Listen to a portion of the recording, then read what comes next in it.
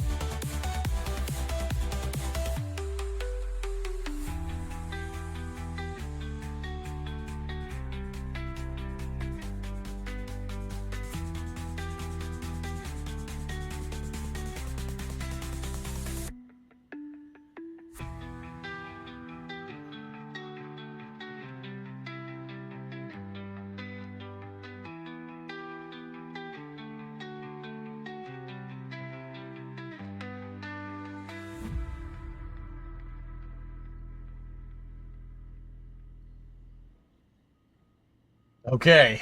Sorry about the late start. I've been down a freaking rabbit hole here about assembly line jigs for late 60s muscle cars.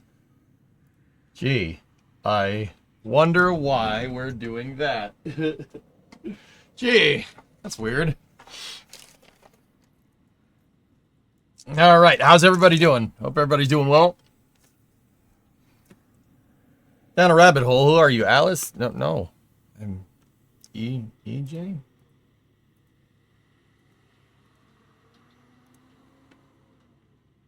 Haven't seen a lift on Ship 35 all day. Looks good for tonight, hopefully. Yeah, they Starship static fired last night. Pretty good, pretty good. You're enjoying your double bacon Sonic burger. Okay. It doesn't sound like anything you'd be interested in at all. Yeah. I mean, we could find some pictures. The reason why I'm looking through pictures, guys, for these cars, there we go. That's the factory. That's Lynch Road. That's where my car was made. That factory. There's a better picture of it. Yep.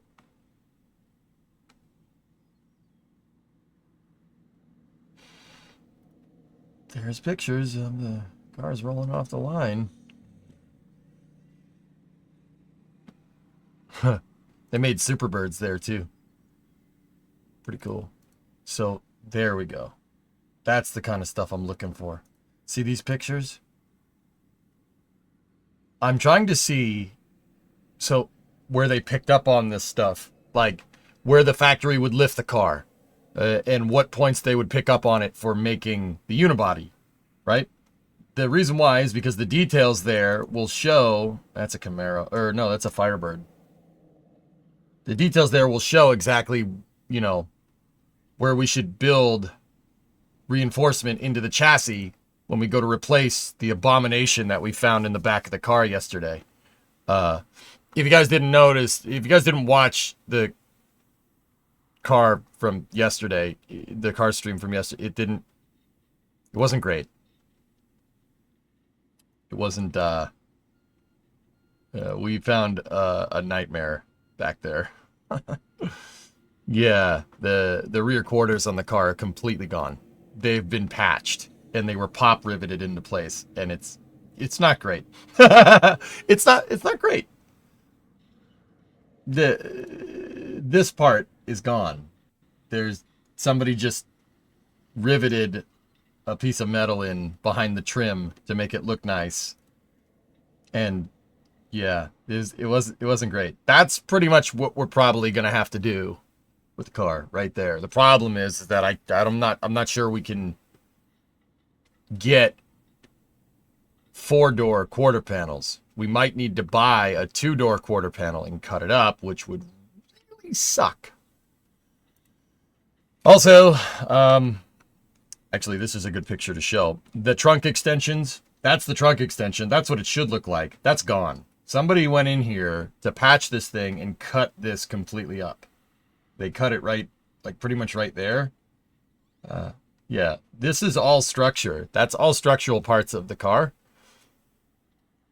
See how the wheelhouse, the outer wheelhouse goes down and it picks up on the trunk extension? This is all gone on ours. Yeah. There's a lot of car on the ground. Yeah. I really like the pin jig idea. Well, that seems to be the way to do it. And that's from what I can tell, that's pretty much what everybody does. Where was that link that I posted a second ago about the assembly line? Yeah, there's a clip from Graveyard Cars here. This is what I want to show you. Built unique Here. racks. We call them frame jigs. That have predetermined locations in them for all of the holes, the alignment holes in the frame rails of these unibodies. So we can't get it wrong. We can't get, as far as the structural part of it, as far as the frame rails, X, Y, and Z, length, width, and height. They're all established. Once you have that frame rail down and into place, you still have a rear body Hey, panel Starlight. and a quarter panel and wheelhouses that have nothing to I do don't know, with the Rare. frame jig. I don't think how so, high Rare. you set So them, how low you set he them. wouldn't do that. That guy had way too nice of cars to do something like that, to do a patch job like that. The cut marks from the tin snips were rusty as hell, and the panels that we did end up pulling off were also extremely rusty. That patch has been there for a long time. Side to side, those are all the areas that you have to be so crucial with all your Nice, measurements. Methane. There you go. Go out and measure an original car. Those Yeah, see, the will jig of the piece, we got to build, long. we got to essentially build a transport stand for this thing. We got to build a transport stand. That's what we got to do. Like the transport stools that they use for Starship. All of your We have to build chances that of doing anything go for away. the car. And metal moves. Everybody knows that metal moves when you weld it. He's right. This thing could move quite a bit. I built unique racks. That thing, we have to make that. I don't know how to. I mean, I know how to. I gotta go find a place to get metal stock. There's a nice Coronet right there. Hey, nice rack. Yep. See the torsion bar cross member? That part is kind of not great on our car. But yeah, We call them frame jigs. that right there. There's the K member. That's what holds the engine and the front suspension together. That goes right here. It basically holds the two front frame rails together.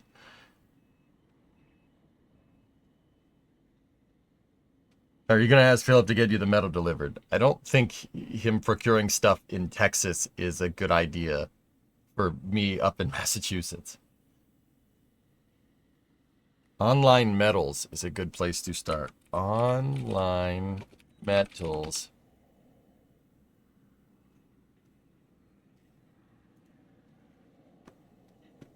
Metals cut fast, ship faster, ordered by 3 p.m. Monday through Friday. Oh.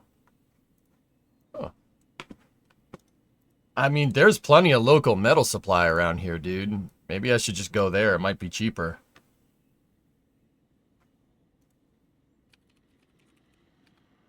McMaster Car has metal? Yeah, that was Graveyard Cars. Yeah, see the jig? That's what we got to... I have to make that. So, where are they picking up on the frame rails? They're picking up on the frame rails at the front, right here. Which, if we go and look at the assembly line pictures that I was looking at a second ago, that seems to be very much what they're doing, what they did from the factory. And knowing Graveyard Cars, that show... That guy is very much, that's Mark Warman, the guy that was talking. He's very much obsessed with mimicking the factory. So we have a front frame rail rear frame rail front perch, rear frame rail rear perch right there. Those are the front frame rails right there, and that essentially is the big structure of the car. Now, if you notice, there's nothing connecting those rear frame rails to the front frame rails. That's what the rockers are for. That's what the outer part is for. The frame kind of goes out and around this way, across that way, and back. That's why I was so obsessed with making sure that the rear pan was fine, because that's a huge structural piece. Now, see these little tabs on the end here and here? We're missing those parts. Those are rusted. They're gone. But the frame rails are still good. We making a frame jig? I mean, if we want to do it right, Goalie, I'm probably going to have to. Two things, though. How the heck am I going to get the car up on the frame jig once we make it?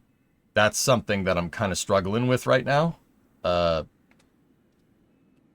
A lift would do it. A lift would be to lift the car up and then set it down on the jig. Yeah.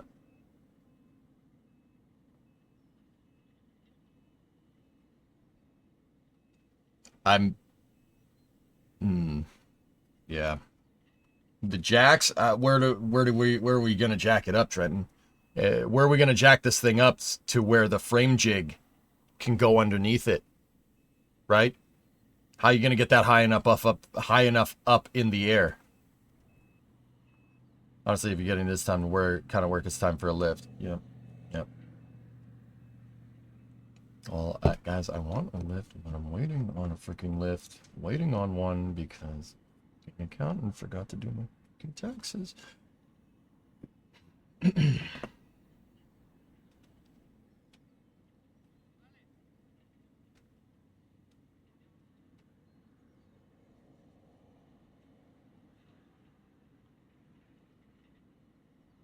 Give me 1 second. I need to see how much cash we have in the bank for allocated for the stream.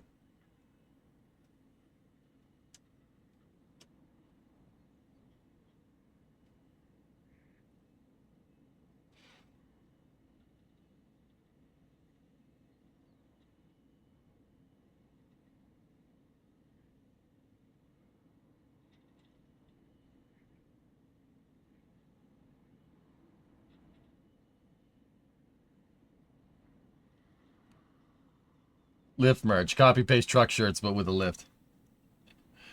Yeah. Okay. Yeah, and McLean had a slit in their glove on the the NASA EVA that's going on right now. It's okay. Everything's fine.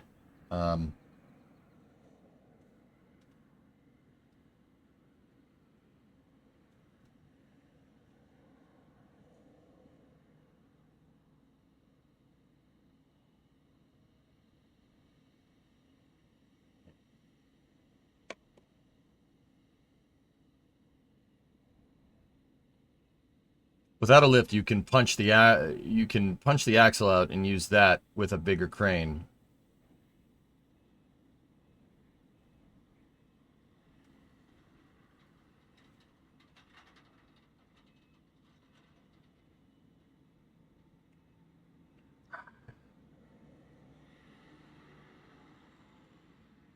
Just guys, like, okay, so here's the thing. I want to get this thing done. I want it done. I'm not. We started taking apart a car. I'm not. This is not like, oh, okay, we'll just leave it. We'll get to it. No, no, no, no, no, no, no, no. I had a bad experience doing that. I'm not doing that again.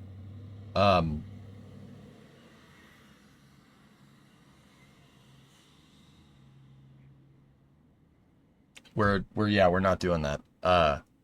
We got it. We already we dug into the project. We have to do it. Oh, hang on. Look. There's a 4-door Coronet. That's the car. It's not our car exactly, but there's a wagon over there. All right, where are they picking up? Front frame rail. They're hoisting from the front frame rail points. See that? And they're probably hoisting from the rear frame rail points as well. That actually is our car. That's the same. It's not the exact car, but it's the same. It's a 69 Coronet sedan.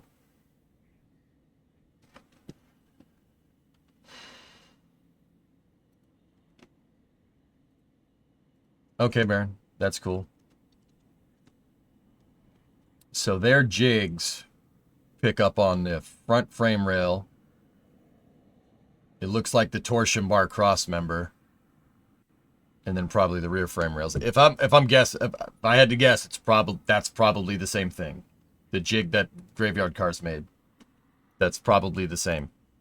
But that's very interesting that I actually found a freaking... Oh, what is this? What's all this then? For the lift fund. Oh, jeez, dude, I already have enough. I already have enough for the dang thing. My problem is that money is frozen right now until I get my stupid taxes back.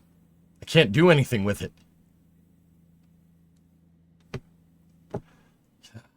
Jeez, you guys are too nice to me. You're too nice to me. You're encouraging my crappy habits. Discovery, go and throttle up. Hey, Nianix. 18-month resub. Thank you. Yeah, dude, the Coronet station wagon. Pretty cool. What is the thickness of the concrete in the garage? Do you know? It's a heavy slab. That's all the guy told me, Geek. It should be enough for a lift. The guy, this was the guy's words when I asked him about it. I asked the seller about it when he came back. They came back a little while ago. I asked him, I go, how thick is the concrete under there? Here's what he said verbatim. He said, that concrete is extremely thick. The reason why it's extremely thick and I wanted a big slab is because I wanted to park my work truck in here and I didn't want to worry about cracking the floor.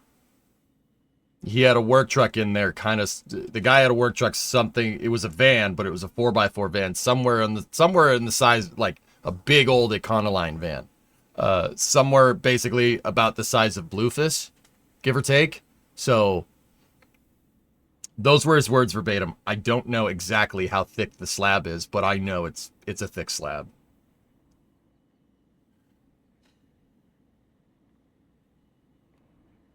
I don't know if he said 6 to 8, but it's thick. It's not like a 4-inch slab. It's a thick slab. I know it's a thick slab just walking on it. You can tell. It's good enough for a lift. That's what I'm getting at. How long does it take for an accountant to submit taxes? Yeah. I don't know. I have to call him and figure it out. What is this? Oh, that's new stuff. I don't care about that. Where was that picture? There we go. See if we can find anything else like that. Oh, here we go. Nah, that's the Rouge. That's Mustangs.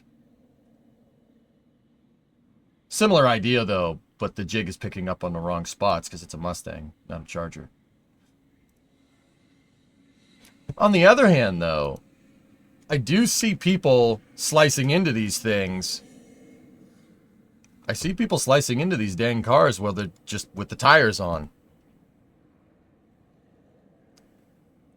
That seems to be a thing. I've seen plenty of YouTubers. I was watching last night for some research. I was watching Chris Birdsong, who's really good at doing this stuff. He did the General Mayhem's trunk pan and extensions and stuff. He did that when the car was on jack stand. So maybe it's just if the car is level, it's all we need. And just he didn't even use structural bracing. How straight are those cars? I don't know. Can you dig in the side of the garage and see how far down it goes? Yeah, probably, but yeah, I can do that. I'll get back to you. I could also just go look at the permits. I could go pull the permits for the building and get the plans for it. That shouldn't be too hard. Look up A-frame hoist. We can connect that to a box beam under the frame. Yeah, I know. We could put a gantry crane in the garage as an interim thing. Actually, between the gantry crane and the lift, that would actually be super useful. What I'm trying to do is see if we can replicate the assembly line. That's what I need we need equipment to do that. You need to drill the bolt holes for the lift anyway, so you're going to have to, so you'll know then, yeah. Like I said, people seem to be doing this on jack stands too. That one's on a frame jig right there. Built from scratch. Oh, that kid do cam racing. I was looking at him. That guy's a hell of a fabricator. Kid's real good.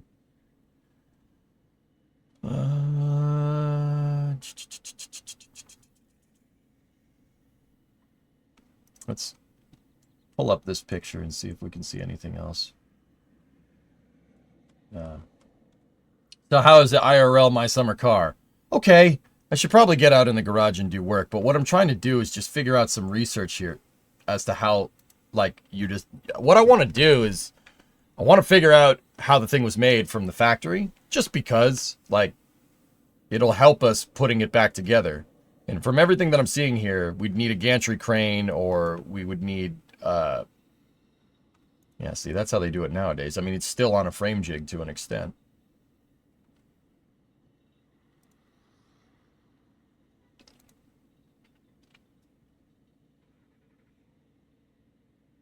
Yeah, Havocs, that's what I'm thinking. Like, we could make the frame jig. I can, like, we can get the metal and I can make this. That's not an issue. How am I going to get the car on it without, like, how are we going to do that?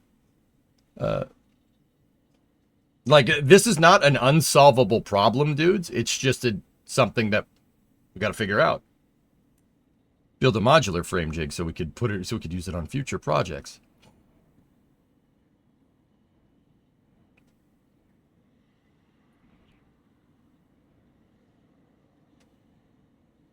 Is the screen flickering for anybody else?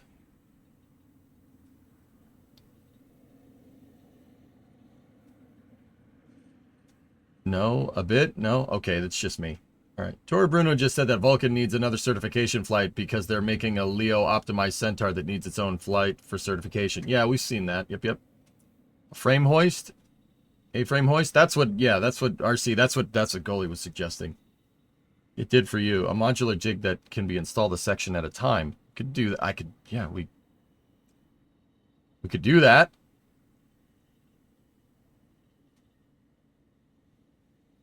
Can you move it when it's on the jig? If so, you can lift the car onto it outside. It's gravel around the shop, Sig. You can't lift on that. Did flicker once or twice. All right, cool. No. All right, cool. All right. It's just my monitors then. Are you faster at car assembly than these Germans? Probably not. But there's more of them than me. You see, everybody seems to be okay with pulling quarters on these things. Well, it's just sitting on the tires.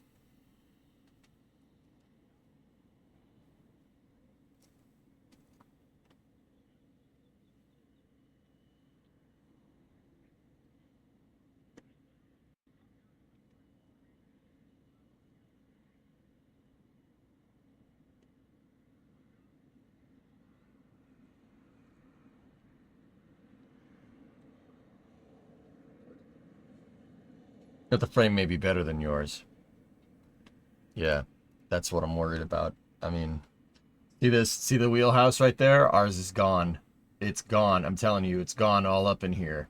I was crunching it yesterday with my hand. That's not what metal should do. You shouldn't be able to crunch, just dissolve metal. The wheelhouse left the chat. It Thanos'd itself over 56 years. That's fine. And the trunk extension was cut out.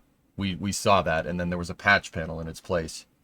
That was bondoed and riveted. Woof!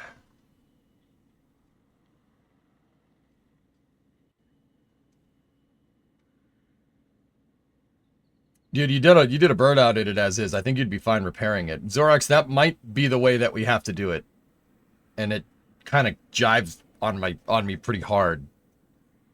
But it's probably gonna have to be the way that we're gonna do this one. This is not me asking for cash. Full stop. Do not do that. I don't have the funds to fix the car and do the lift right now. Here's the thing. I do, but it's, once again, I gotta wait until figure out what's going on with my taxes and stuff. How big is the return gonna be? We're on an extension, so we're gonna get a return, which is good. I gotta figure out how that's all gonna work. And the thing is that I underestimated, not by much, but I definitely underestimated how much we're going to need. I was kind of really hoping that the quarters were okay. Patch quarters are $570 a pop. 2 of them, plus the shipping fee because it's big. You buy 2 quarters, you're going to be out $1,500. That's bad. That's really bad. I was really hoping that the quarters would just need to be patched a little bit and call it a day. Now, the flip side of that is that we can make the parts. We can make them. The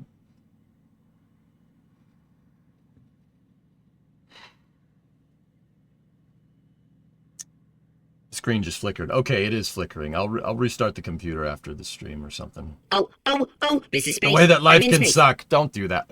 I said don't do that. I just wanted to be disobedient. Whatever.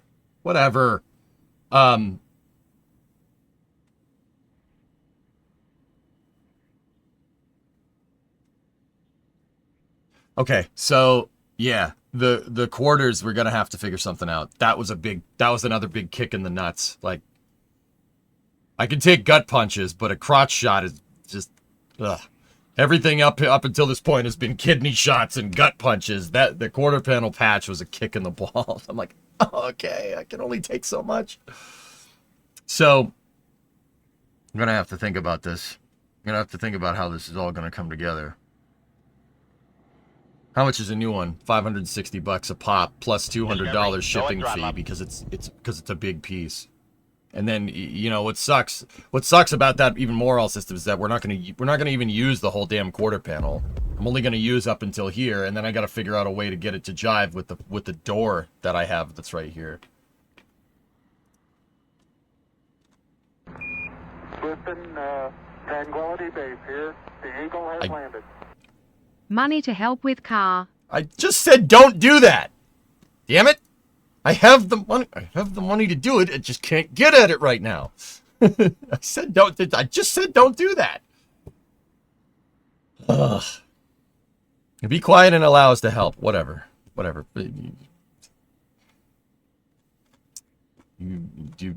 Clearly, I have no say in this, so whatever. I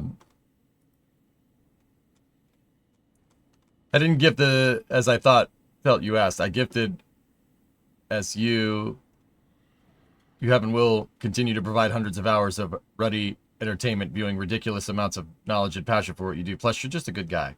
However you feel about it, thank you. Yeah, I got you. Hey, Togalok. Comment ça va? Yeah, très bien. Très bien, merci.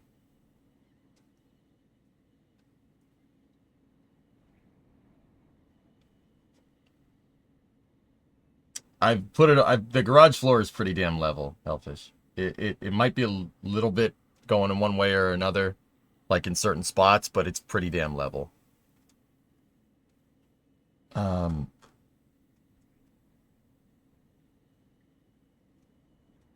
May I dare ask what state you live in? I'm from Massachusetts, Togalok. Here, I'll show you. Why do you ask?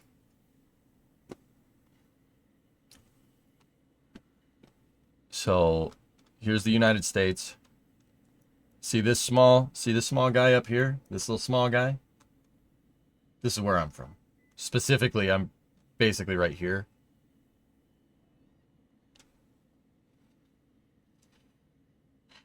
I don't live in the city anymore. I moved down here. I live in the woods now. Like this is pretty damn rural here. This is an area of Massachusetts called the South Shore because it's south of Boston, South Shore. And then up here, guess what? Guess what that's called? That's called the North Shore. I know, that's right. It goes in this square hole. Because I fly almost every week to the U.S. Atlanta last week, Miami on Sunday. Nice. I live in Hingham. You're from Weymouth. Oh, Jimmy, you live down the street from me, which is pretty cool. Bro, do you have any metal suppliers around, dude? Figure I'd straight up ask, man. I need some tube stock to freaking build this. But hey, we'll do it. Like the South Shore, dude. I like down here because it's just a bunch of working class people. Like this is where all the trades are. So like there's electricians, there's plumbers, there's body shops, there's metal supply. There's all kinds of good stuff down here, which is great.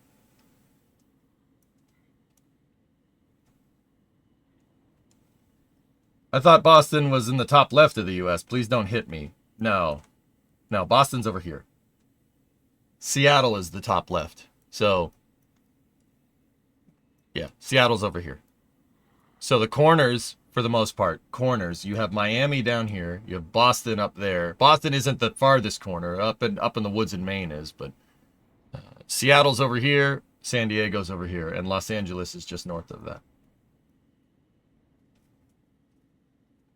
Fun fact, Shrizek, there is a road you can drive on the same road from Boston to Seattle. There's one highway that connects Seattle to Boston, which is pretty sick. Anyway, yeah.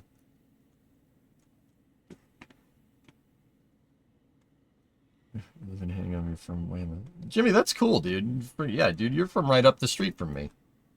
My old man grew up in Quincy. He was a Quincy guy. So the reason why I moved down here is because I know the area. Because I was always down here on the South Shore when I was younger because my dad's from around here. So all Cape metals. Sourcing it was a problem. I got to figure out where I can go and who I can get to. South Shore is king, North Shore is trash. There you go, man. I love the South Shore. South Shore is amazing, dude. This place is great. Do you know why this place is great, Jimmy? Because people that come down here on vacation, they just keep going down Route 3 and they go to Cape Cod. They drive right by. It's great. I love it. Just keep going. Bye-bye.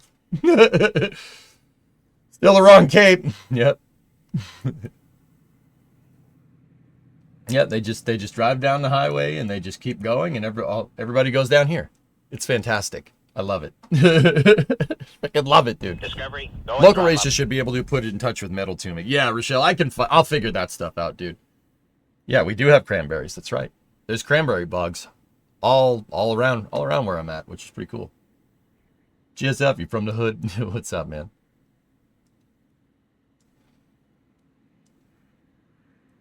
I still think it would be wise and worth it to just wait for a lift to do the heavy lifting stuff. So much simpler and worth it than trying to finagle something with jack stands or a crane or whatever. Yep. Yeah, Boston is probably your favorite city in the U.S. It's a pretty cool place, dude. If you like history, yeah, it's pretty sick. What the frick, dude? Stop doing that. I feel like such a putz when I talk to you guys about money. I hate doing it. I hate doing it. I'm not asking. I'm serious. This isn't one of those reverse psychology things, dude. You guys already paid enough for the damn lift. I'll find one. I gotta find it, but I don't have the money to do it. Pretty much, Peter. Hey, United. I'm doing all right. But anyway, all right. Let's get to work, dudes. Let's get out in the garage.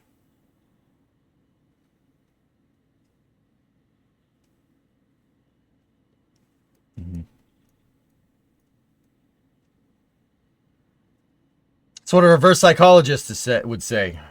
I visited Boston once. The history part was awesome, and I got to get to a Red Sox game as well. It's a cool city, dude. It really is. The history is so cool to me, man. Especially with the 250th anniversary of the United States coming up. It's going to be awesome. It's really good stuff. Is the Ford up and running? Yep. We're working on this thing now. Oh, give it a second. We're working on that now.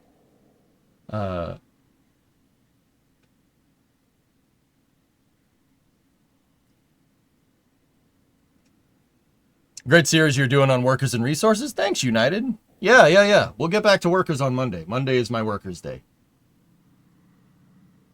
Dual exhaust? I had true duals installed on this car in 2018 or 2017. Somewhere around there.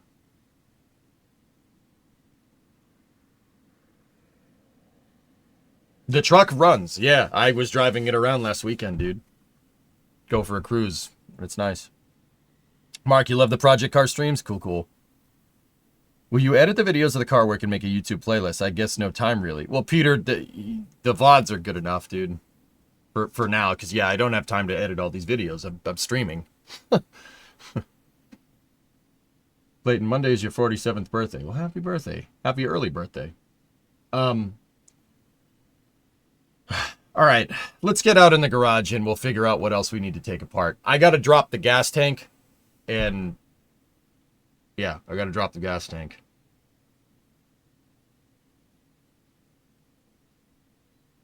Yeah, we got to do that.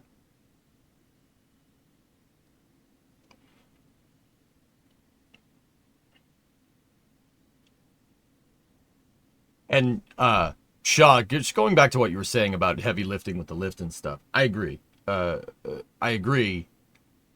But there's more structure in the back of this car than there is at the front. Well, okay. I still think we can do this work. We could do the trunk pan and stuff. The frame rails are fine. Well, we'll have to be absolutely sure, but how's progress with the car? Red, I keep finding more rust on it. This thing has more rust on it than a 1980s British Leyland Mini, which is pretty impressive. I just got to think about how we're going to do it. We're going to do this, but we got to disassemble more to really figure this out. Let's what's the rush to car ratio? I'd say this is about 70%, maybe 60% car, 40% rust. There's still a lot of car here, but yeah, can it still be done? Yeah. Like a short of you reacting to the Bondo yesterday would fly on YouTube. I can tell Drummer to get on that. Oh, that's not good. Hey, BL cars are made of rust. Don't knock BL. Yeah. Don't knock BL. Are you serious? Like, what do you want me to do? Say they made a good car? I don't lie to my friends, Red. I don't do that. We don't lie to each other. Come on, man. Oh yeah, they made a great car. You know, yeah, it's real. It was really well. They're really well made with superior quality. All right, I'm going to the garage. It's ridiculous. I'm going out to the garage. I'll see you guys in a second. Let's get out there.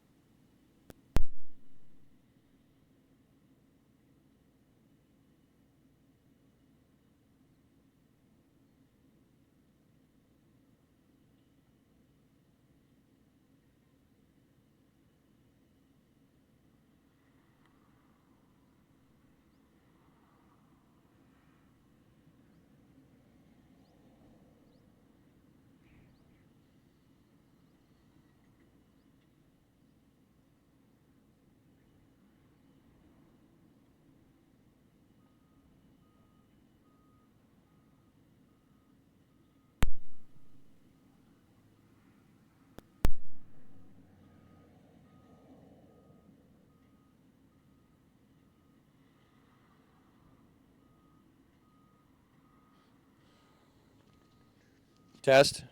Test. Wait, you can mute these things? Hold on. Really? Oh, you can mute them. I didn't know that. Oh, that's sick. I muted it by accident. All right, excellent. How are we? Yeah, you can quick mute them by hitting the button, by just tapping the button once. That's super cool. Hell yeah. All right. Today I learned. These mics are really sweet. Das recommended them, so, you know. Of course it's not going to suck. Hey, where's the camera? Come on now.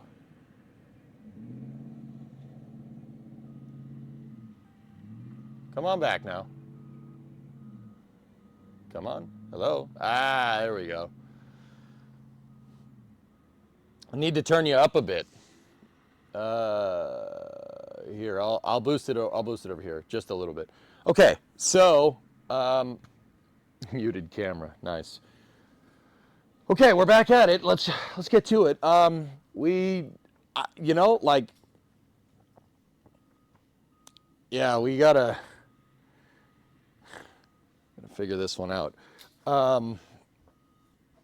What we found in here yesterday was bad, not good. So I thought, like, once again, guys, I was banking on these quarters being okay, and that's more of the quarter panel is that big sweeping back of the car right here. This whole thing, this is a huge piece of metal all the way to the door, right? I was banking on this thing being all right and maybe having to patch just a little bit of it, but the reality of the situation is that somebody pop riveted in probably like the 70s or the 80s. Somebody pop riveted a patch panel like this, and the trim piece was over it to make it look like it's one piece. This, yeah, everything that was supposed to be down here is gone. There's supposed to be a trunk extension that goes down to about here, and then the quarter panel is supposed to pick up on the trunk extension to kind of triangulate everything and make it so it isn't like that. Yeah, this pop riveted piece is not structural. It's not good. So this was supposed to, I mean, the quarter panel is supposed to go all the way down to about here. It's supposed to, like, kind of go inwards, like tuck up underneath. It's yeah. Nope. Both sides are like that. And once again, this is why I kind of was sitting in the office to start this part, like kind of thinking about like assembly lines and how they work and how we're gonna have to do this, et cetera, because I'll be honest, I'm not gonna quit. We're not quitting. I'm not gonna tap out, but I'm starting to get a little overwhelmed. This is a lot. It's a lot. Now, the floorboards, all the stuff that we found up in the floorboards up there, fixable. That's the structural parts that we're talking about. You can buy all those parts. You can buy replacements. That's not a big deal, right? You can buy replacement floors. What I have, because the floors on a 2-door and a 4-door car are the same. And the 2-door cars are really popular. And I have a wedgie, I'm not gonna lie to you. The 2-door cars are really popular, the 4-door cars are not. So the reason why I was really banking on these quarter panels, like, or really hoping that these quarter panels would be okay, is because anything that has to do with this car having 4 doors, so anything that's dissimilar from the 2-door cars, they really don't make those parts because no one cares about 4 doors. They don't give a fuck. This car's worth nothing. Just focus on the areas that can be fixed easily and leave the rest for later. So here's the conundrum that I'm having, Zombie. If I do that, we need to get the car up. I need to get the car up off the ground. Yeah, I know what people are going to say. Well, just jack and jack stands, right? Well, the problem is if I jack the center of the car is what needs to be patched. The front of the car seems to be pretty okay. If we jack up the front of the car and then jack up, well, what's left of the rear of the car, we could have the car do this. It could bend. It could taco itself. We don't want that. We don't want that to happen, but it could. I mean, for what it's worth, guys, we had the car up on jacks before, and I would have noticed if it was bending or something. The reason why I would have noticed, because when I had the car up on jack stands, like when we were messing with the transmission and stuff, the doors could still open and close. That's a really dead giveaway that the chassis is flexing if the doors can't open, or if the doors can't open and can't close, right? So see how this door, it shuts, and it, oh shit. That.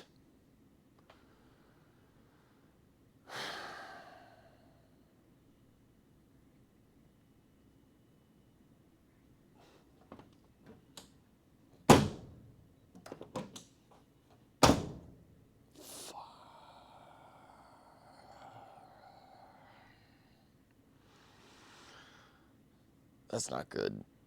That's not good at all.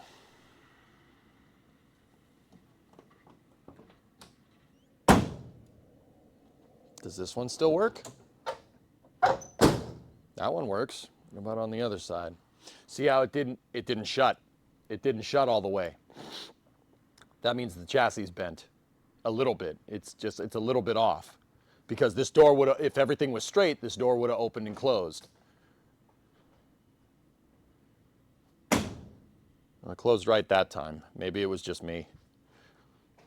I mean, a chassis already didn't flex from fricking me opening and closing the door. That one closes just fine. The driver's side door needs new hinges, so it never closed right. It's never closed right since I've owned the car, so.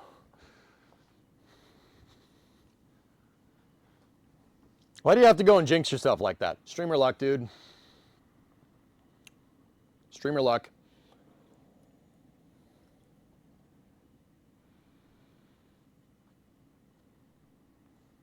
I need to see it again. Hold on. Yep. Yep. Yep. There's no structure over here, guys.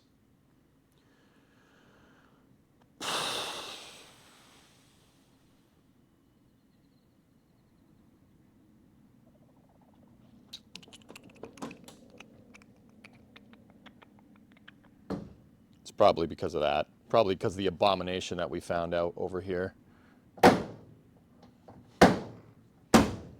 Closed right that time.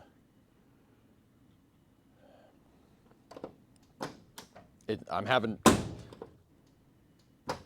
trouble opening and closing it. That might, hold on. Give me 1 second. This is not lubricating oil, but this is a really quick way to check. Spray the jams down with PB, penetrating oil, see if it closes right.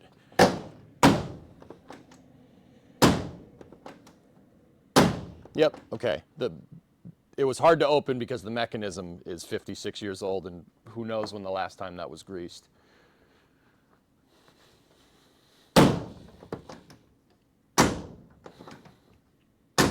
You know what I have, Richard? A freaking car with doors that open up like this.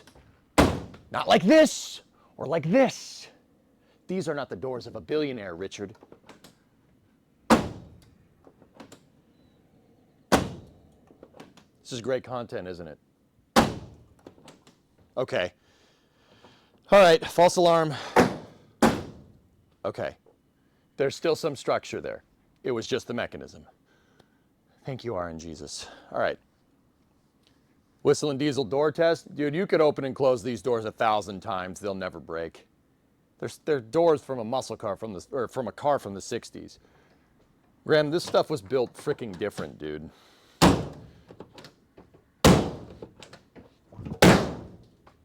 Even with all the rust. Did you see that? No problem.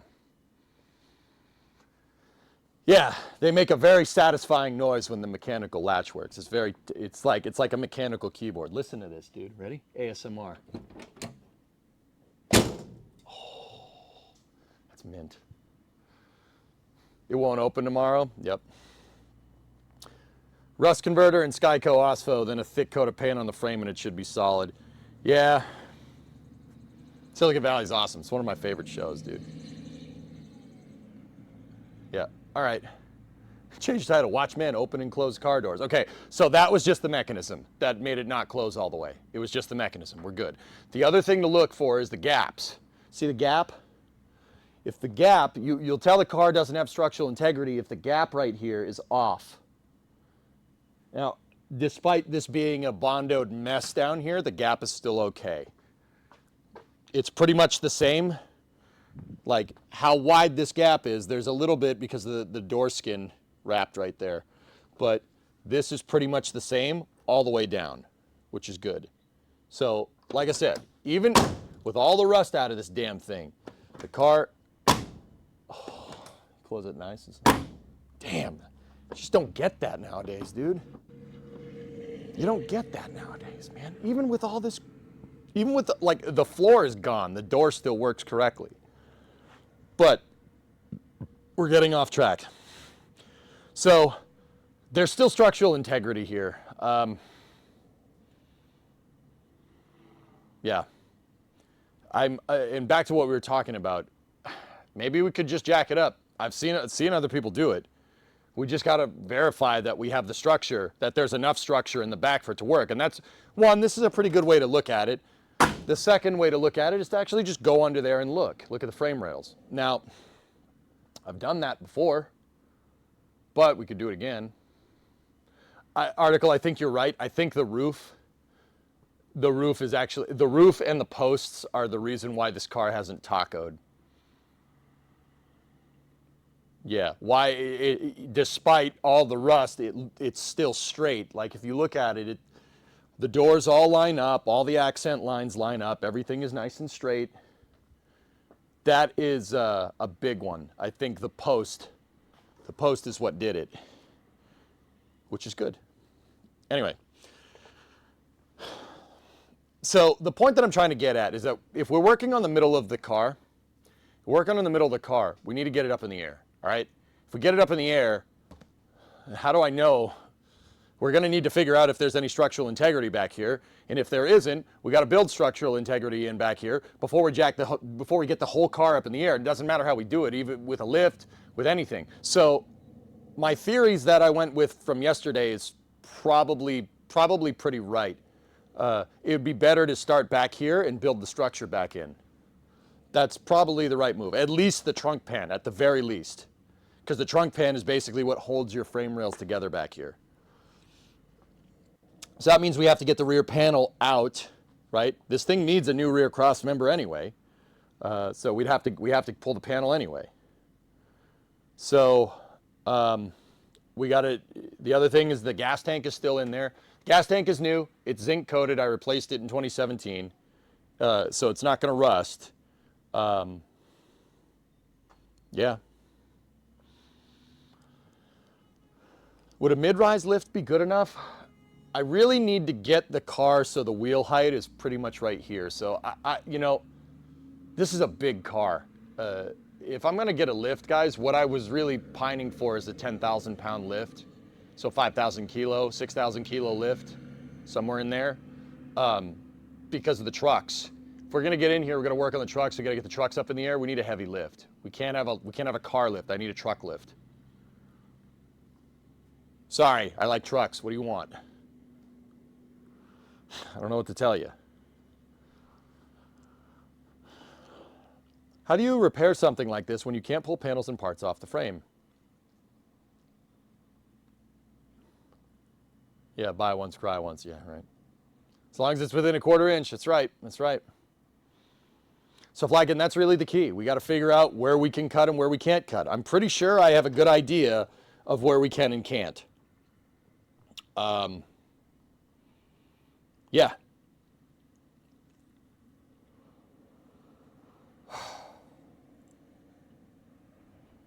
But like the other thing that I'm kind of toying with in my head is like,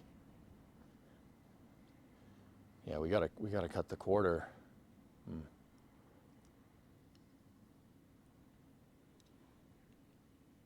I got to get the 1/4. We got to cut the 1/4s. One, because there's no 1/4 left, and we'd have to replace that.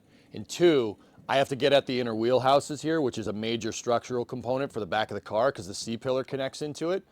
I have to get at it. We have to get behind this panel, and we can't do it from that side. There's parts in the way. We're gonna have to section this. Like, there's no getting around it.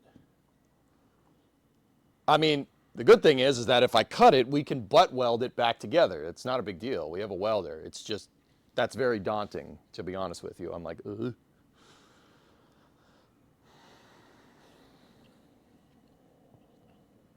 I mean, yeah, we gotta, what I'll do is there's really nothing back here anymore, is there? Still parts falling off the car. Yeah, guys, I'll be honest. I'm confident enough that we could build the back out. We could build out the back of the car without the jig. I'm pretty sure we could do it. I've seen a lot of people do it. As long as your frame rails are good. Your frame rails are carrying the structure of the car. We do have some spots where the frame rails are rusty on the back, but the majority of the frame rail is fine. That's the strongest part. As long as those are okay, I think we should do it. I think I'm going to get this car up in the air from the back. We're going to put the axle up on jack stands. Or, let me check something.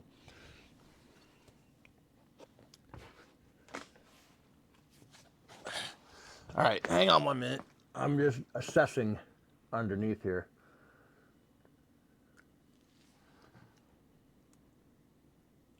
Okay.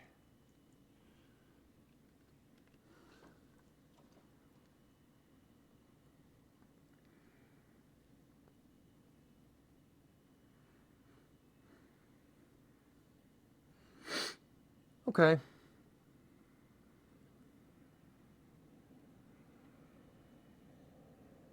So the frame rail, the leaf springs are outside of the frame rails. I actually might be able to put this car. Let me check up here. I just need to see where the front of the frame rail up here.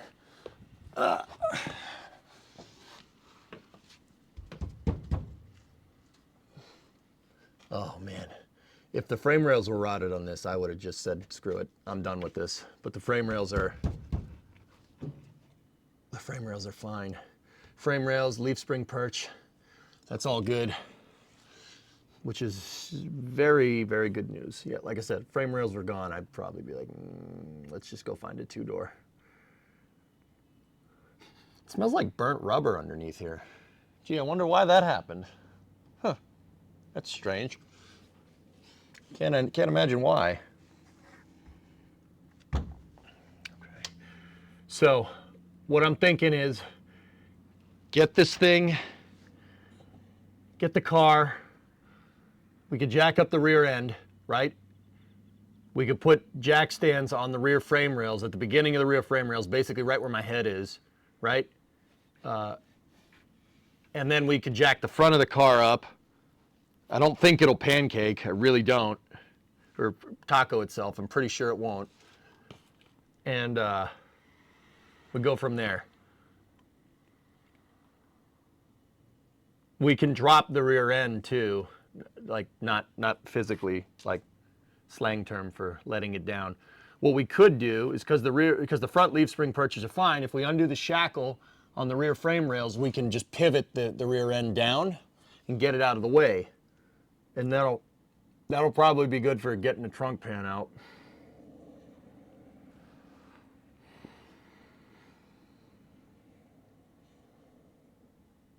Yeah. Yeah, let's do that. I'm in. Let's do it. If you jack it upside to side, it could be okay. One dedicated garage lift. Give me a second. I'm working on it. Now, the whole car, for whatever reason, is kind of crooked. It's kind of facing that way a little bit. Once again, I don't know how the car, you know, when I pulled it into the garage yesterday, it was nice and straight. It was, you know, perfectly straight, but it's tilted that way for some reason. The whole car is, well, not tilted. The whole car is turned that way a little bit. It's totally not because I was doing burnouts in here. Just ignore that. Ignore that rubber.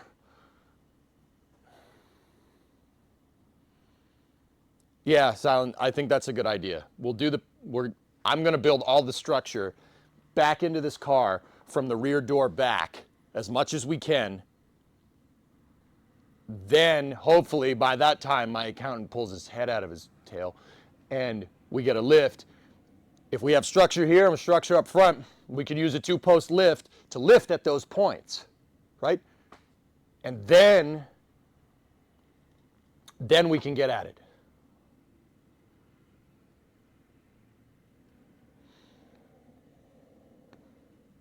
All right, we have a plan of attack. I'm going with it. We'll do the back old school. Old school. No, we'll do some backyard stuff back here, but we'll measure it and it'll be right. I'm good with that. So, what's our plan of attack? Let's get this car straight. Like, I don't want to jack it up sideways, because if we jack it up sideways and I undo the leaf springs, it's staying sideways for a little while. I'd like to get the car straight on so I have a good amount of space to work. It shouldn't be too hard. Just get in it and move it. Straighten the car out. Jack up the rear end. Rear tires off. Jack stands under the frame rails. Not rear tires off. Jack up the rear end. Get the back of the car up in the air.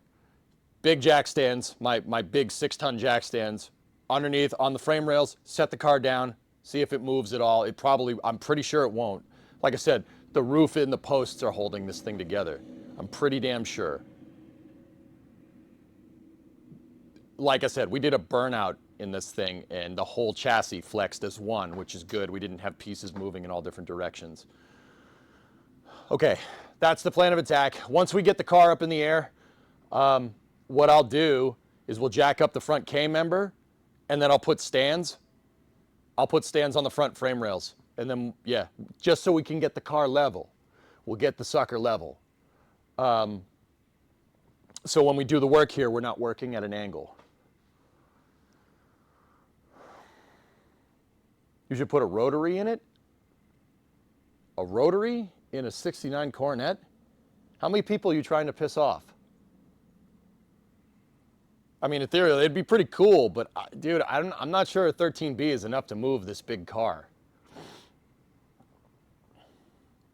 So it's in better shape than Lumberjack? It's about the same as Lumberjack, dude. A 4-rotor. If you give me 10 grand, I'll do that. Don't. I got a motor lined up, okay? Ethereal, I was thinking a 5.7 Hemi in this thing. Would be pretty cool. Like, this is a lot of car to move. 300-400 horse in this car is pretty much nice, and that's good. How about a 12-rotor? How about we do the work, Dick?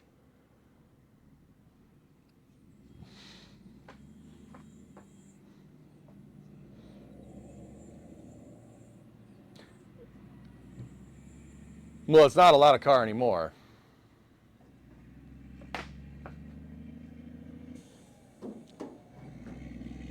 I'm moving the car now.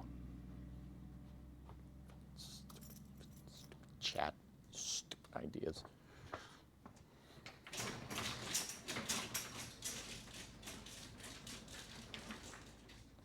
Ethereal, I don't think this is the right car for a 4-rotor. It is kind of cool. You know what the right car for a 4-rotor is? Like a Corvette, in my opinion. Yeah.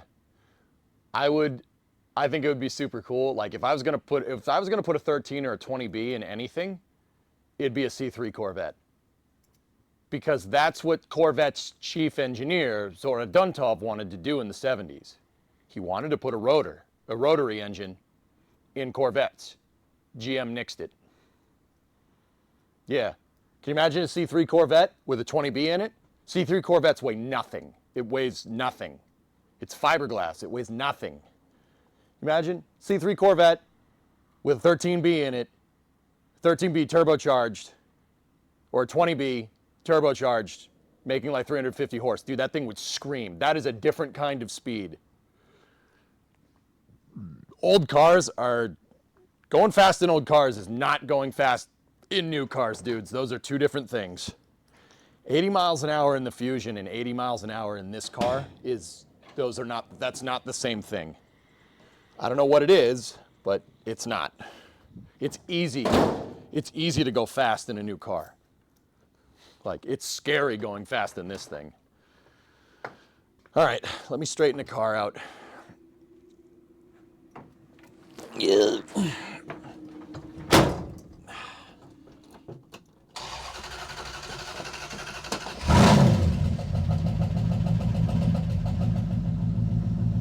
It had lifter tick, and then it went away. I'm sure that's fine.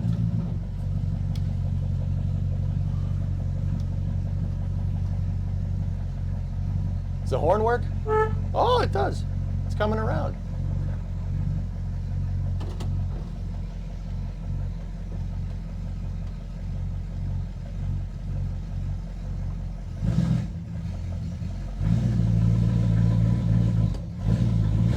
Come on, get up there.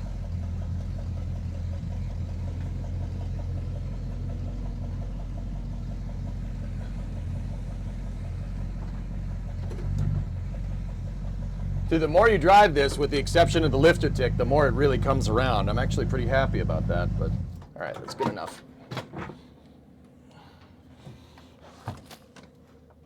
You know, getting out of this really sucks when there's no seat in it. Do we have enough room, and is the car straight? Good enough? Good enough? Good enough. All right, cool.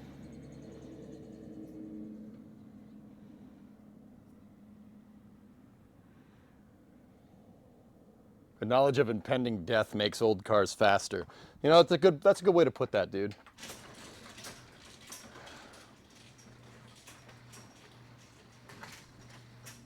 Okay, we're gonna jack the back of the car up.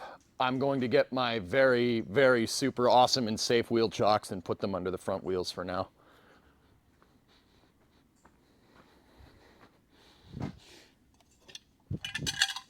Now, I know these wheel chocks, they look a lot like motor mounts, like clamshell mounts for a small block Chevy.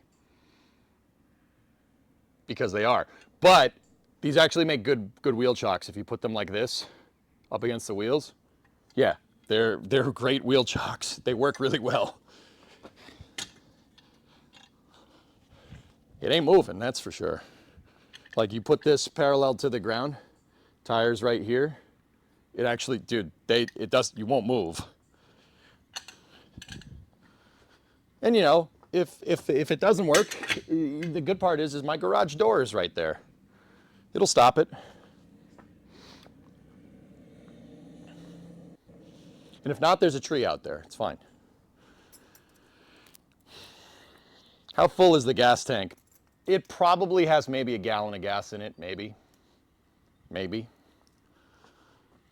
It's just enough. Once again, I just filled it up with enough to yard drive. That's about it. All right. We should pull the deck lid too. Yeah.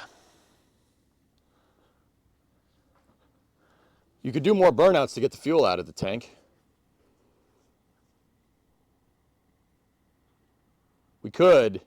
Dude, I had to get the fan out and put the fan on the front of the car, like my big, well, not big. It's it's a decent sized industrial fan, to get all the smoke out. The smoke was here basically.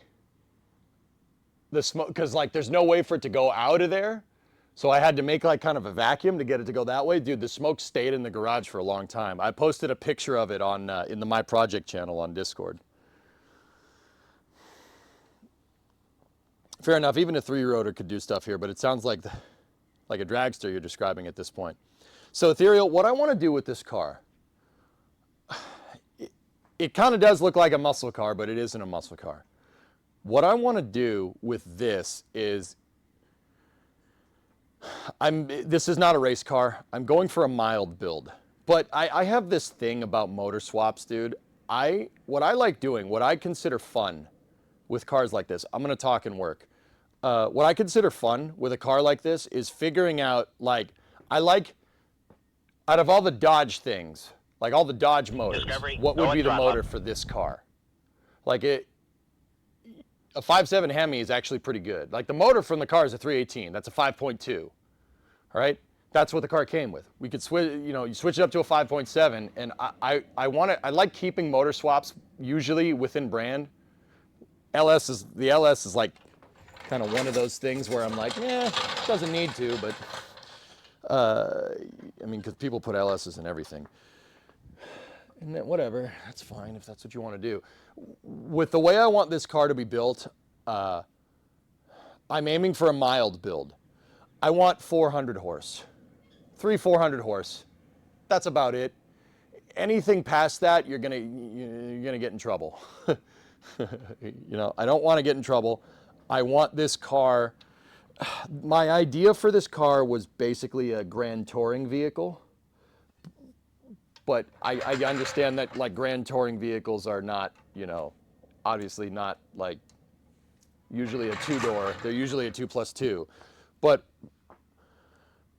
what I want to do with this car is put in a reliable enough engine and modern stuff in it to make it super, super drivable. I want a highway cruiser. That's what I'm aiming for. Enough to have fun on the street if you really want to, but get decent enough fuel economy, right? Decent enough fuel economy if you're driving on the highways, and just good enough utility that you could really go on a road trip with it. We could do a Route 154 with this, and it's not really a big deal. That's what I want to do. I want it modernized, but I want it tastefully done. Like, we'll put front discs in it. We want all the modern upgrades, right? We want, disc brakes, right? We have a collapsible steering column in it already, which is good. Put disc brakes up front, modern braking, stuff like that. Fuel injected engine. You don't need to worry about tuning a carb on the road, even though you can. I showed you could, but we'll do an old school build. Like maybe we'll take that 318 out and find another car to put it in. I want a modern transmission, well, a modern-ish transmission in this thing. It's got a 3-speed in it, and the 3-speed will bolt to the 5.7. It will work, but it's a 3-speed. Not good for fuel economy. This car was basically built. A 4-door car like this was in the 60s was basically built to be a nice, smooth ride for highway cruising. I mean, the U.S. in the 60s was superbly car-centric. I mean, we still are to an extent. Not to an extent, we still are, period. But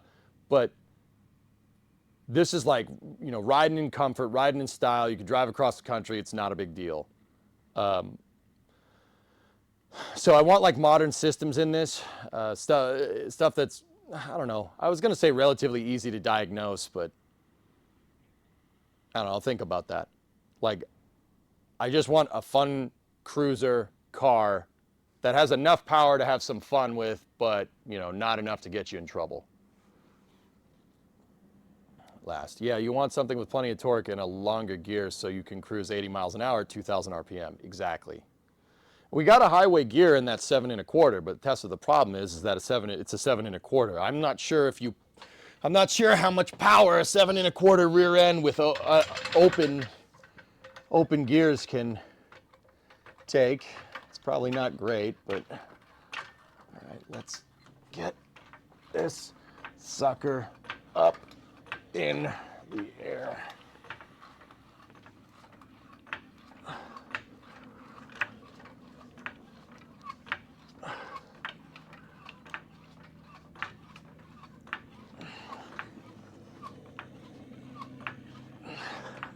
I also want to get this thing high up enough in the air so you guys can get, so I can get the camera underneath so you guys can see what I see.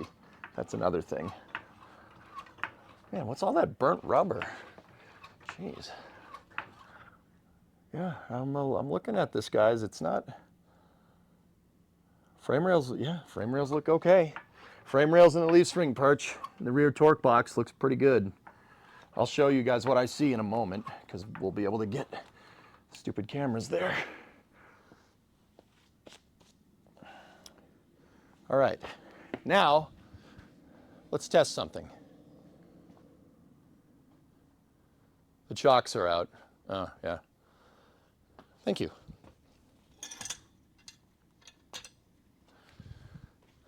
Let me test something.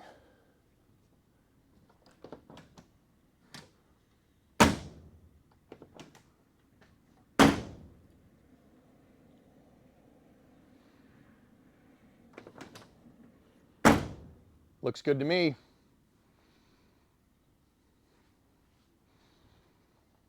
Yeah, once again, a really easy way to see if your chassis is structurally compromised is if the door doesn't open and close right. Now, this is a very good way to induce flex. We definitely are flexing this damn chassis to an extent, and it looks like it still has structural integrity because the doors open and close. Now, that's not an end-all be-all. In this scenario, it is. How you doing? Oh, yeah. Yeah, all right, that seals the deal. We're good. We're okay. We can build the back of this car. I've seen enough. Do you? You guys seen enough? How the heck is that chassis that strong while the rear is rotted out? It's the roof and it's the roof. The roof and the post, Tessa, are holding this thing together. If we cut that now, this thing would just pfft.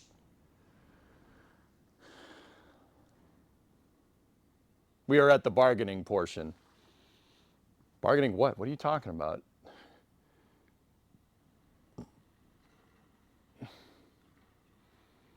Dude, it's what else do you want to see? Like, that's not copium right there. That's the door. This moves. If this wasn't working, you wouldn't be able to do that. Right there. You wouldn't be able to do that. Like, I already know this car needs a lot of work. I get it.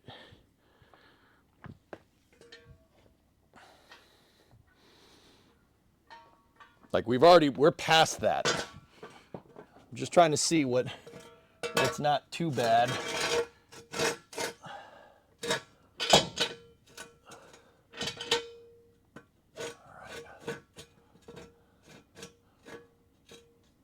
Trying to get that perfectly aligned. Yeah, we got to go up a little bit more.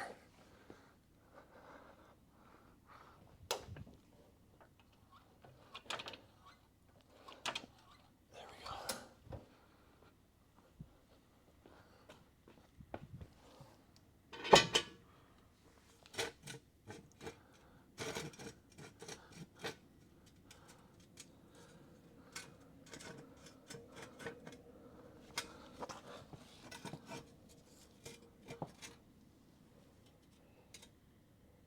So I have the jack stand on one of those dowel points that they would have used from the factory to lift the car.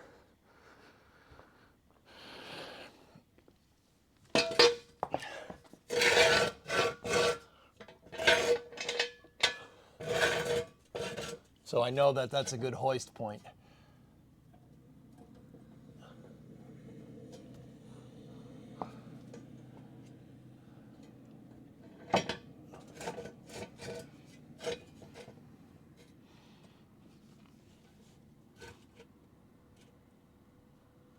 Okay.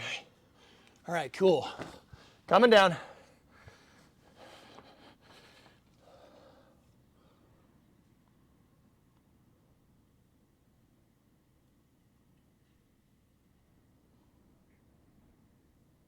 I'm going very, very slowly.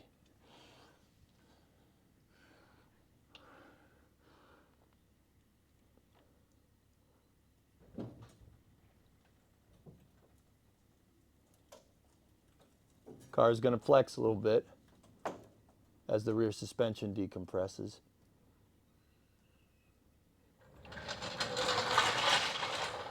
Okay.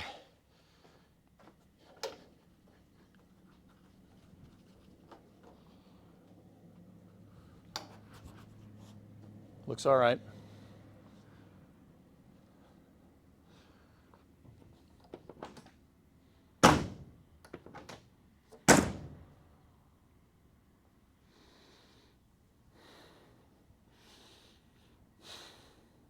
Okay. Could tack some box section onto the frame rails as reinforcement during the project. I'm gonna do that, Silent. Yeah, we're gonna do that. I can get some small bits of metal from a local hardware store around here. We get small bits of metal.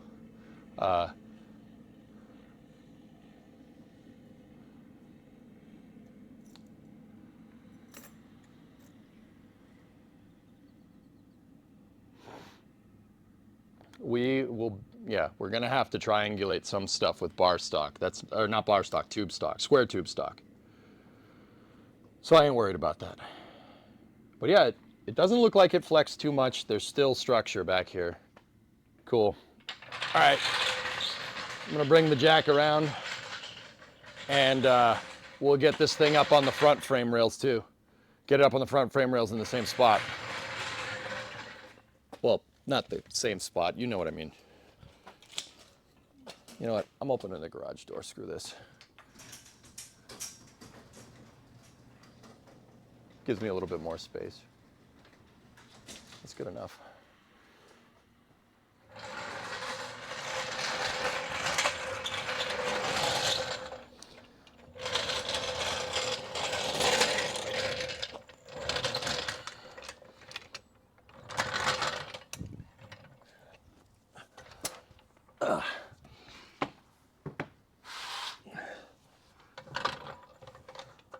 Okay, let's get the front of this sucker up in the air.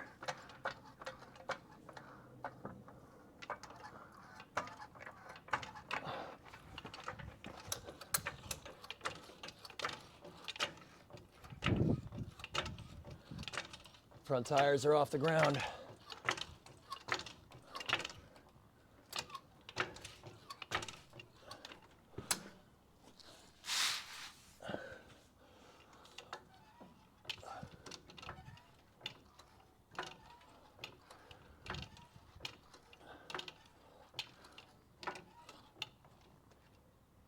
You guys tell me, is she level? That's actually pretty damn close.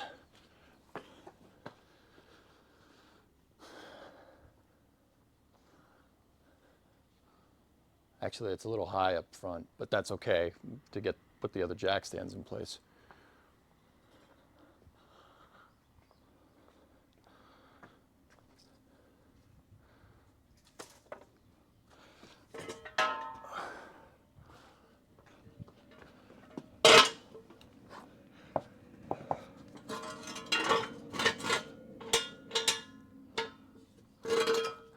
I'm gonna make sure that the jack stands are set to the same height. The front and rears are set to the same. And there's a spot on the front frame rail where there was a piece for alignment here. There. Just like on the back.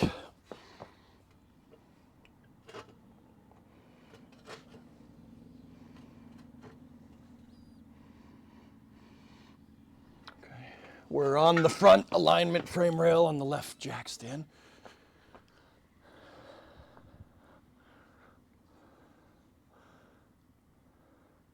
Someone in my area, Western Pennsylvania, has a 2-post lift for $2,500. That's actually pretty much the running price for what they're going for around here.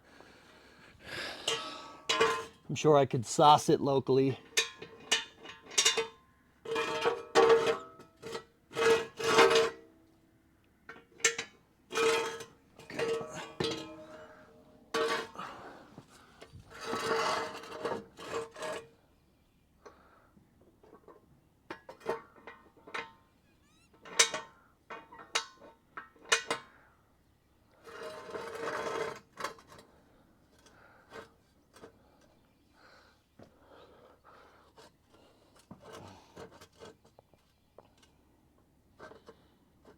Okay.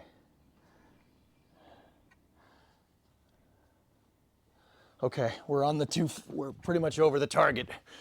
Coming down on the front. Ready? Coming down. Slowly.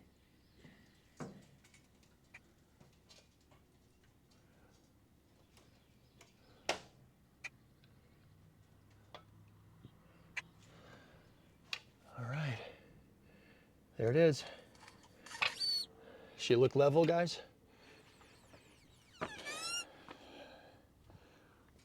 Actually, yeah, pretty good, pretty good.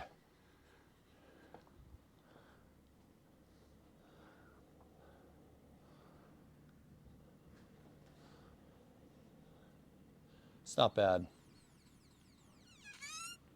Looks high in the front. Yeah, yeah, I see it. Let me get a level. I'll put it on the roof.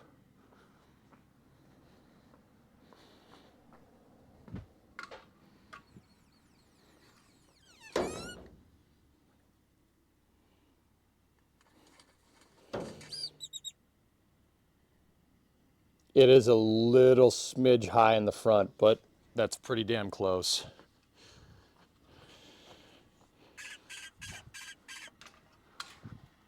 It's just a smidge high in the front, but I don't know. I mean, how am I going to adjust those jack stands?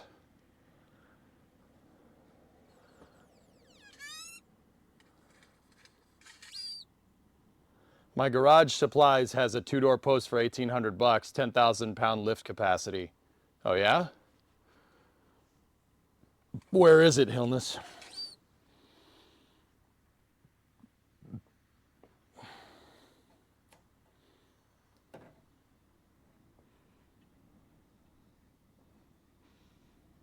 Birds on the NSF stream. Oh, do I have Starbase still open? Hold on, let me shut it.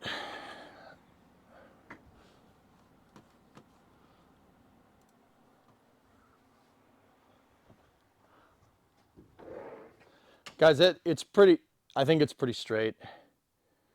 It might be the suspension droop that's throwing it off. The rear suspension has, I think it has a little bit more travel than the front.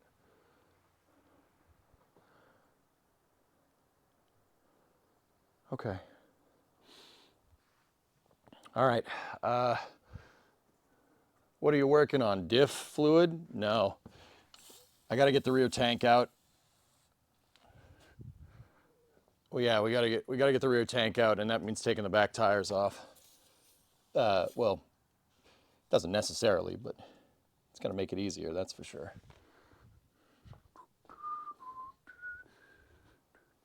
Do you have any spare hockey pucks? No, but once again, it's, yeah, I see it. It's just a smidge up in the front. Yeah, how would we do that? How would we do that?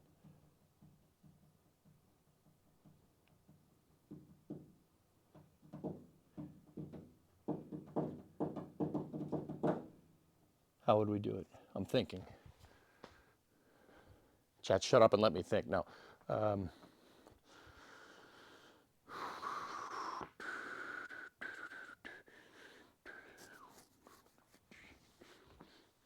pinged you the warehouse list in the Discord Cars and Motorsports channel. And Hillness, what is this now?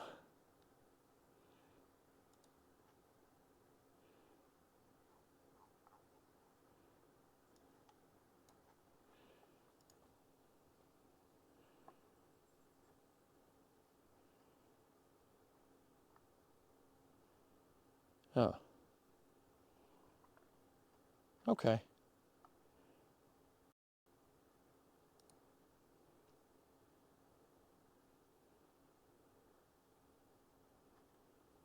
Oh, that's a long... Dude, there's no warehouses near me, man. I'll find one locally, dude.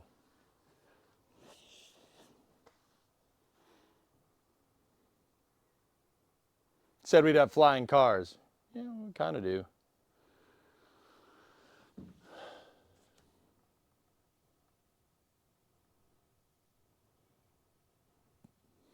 Okay. I'm satisfied. It's... yeah.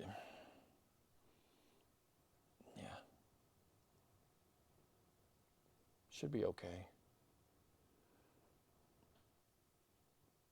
Oh man, there's a nasty dent in the freaking passenger side door. Whatever, well, we can pop that out. I'm not worried.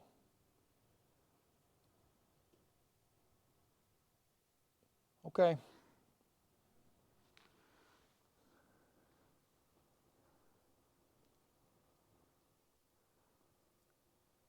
You have angled perspective. Dude, I put a level on the roof. The roof's pretty dang flat. I put it in the center, and the level was reading level. So I think that's just something about the accent lines of the car. It's just, yeah, I think it's something about the, I have a smaller level here. I think it's just something with the accents on the car. I'm pretty sure it's good. Let me put a level on the sill.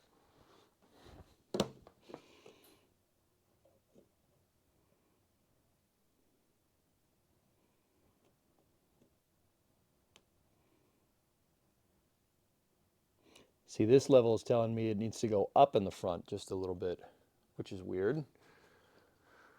What about here? I'm trying to find the flattest point on the car.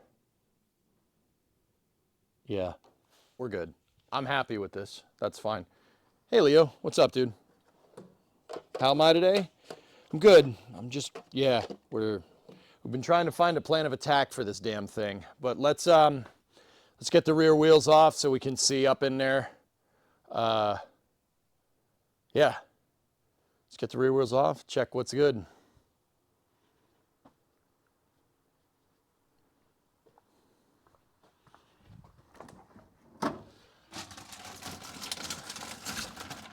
Sorry, I need a water. Hydrate time.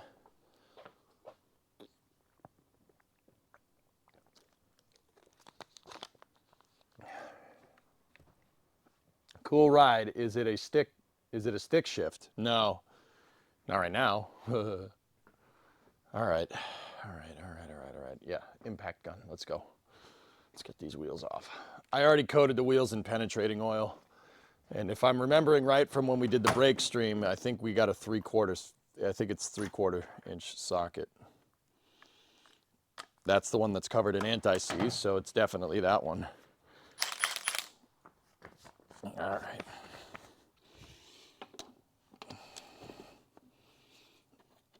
Now, I think, what does it say on the studs? Right. Yep. Yep. These are right-handed threads. Okay, so this is lefty-loosey. The other side is righty-loosey, lefty-tighty, because the Mopar engineers were worried about the lug nuts coming undone when you were going down the road.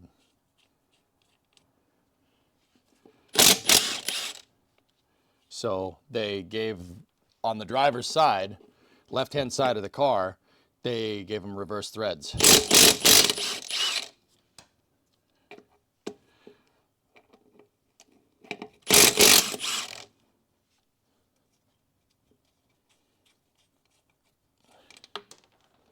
Don't roll away. Jeez.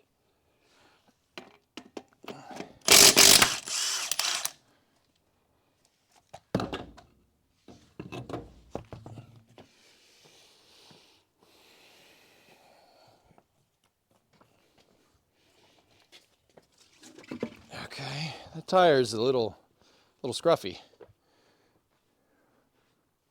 I can understand their point. Yeah, Juicy, it does make sense. That's actually a thing. The reason why manufacturers don't do it is just because it adds cost nowadays. That, and if you put some Loctite and anti-seize on these things, you should be fine.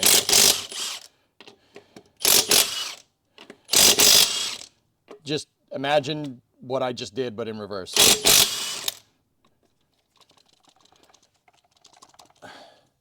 The lug nut's stuck.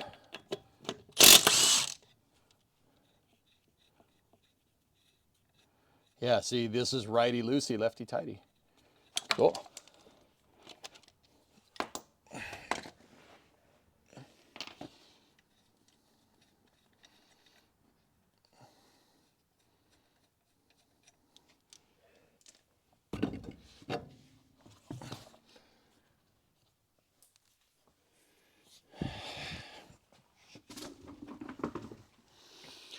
Okay.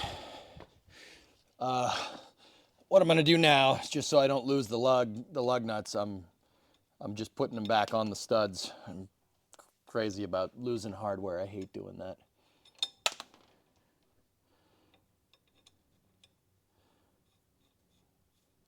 Just imagine. You'll see me do this in a second. Just imagine I'm doing it right now, okay?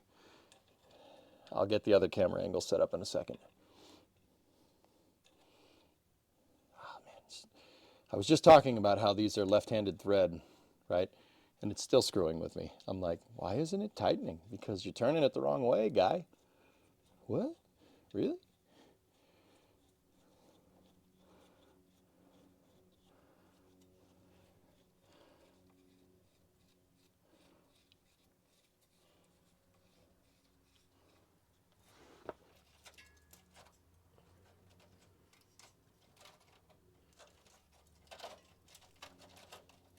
Oh no, the frame rail.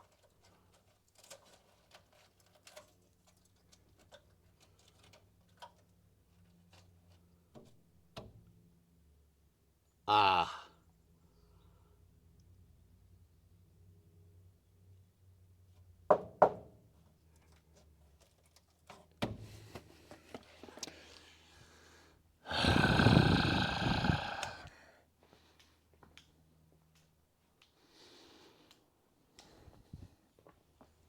I'll show you in a second.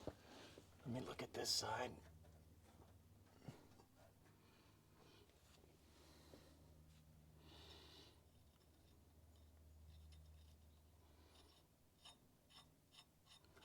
Frame rail's got a hole in it on that side, dudes.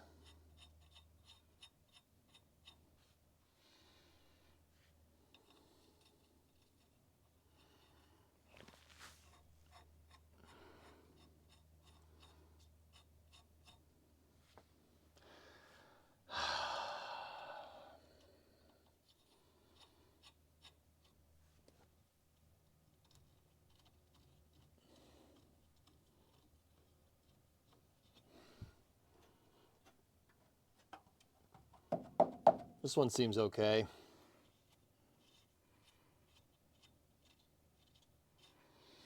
They look pretty good, dude. There's just it's a small hole.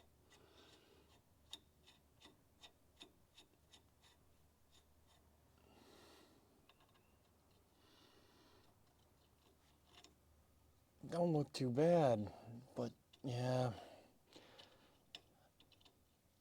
It's just a small, I don't know, small hole coming on the down right there. It's definitely where a bunch of dirt and road grime and crap just... Hey, you gonna go on the thread, please? Thank you.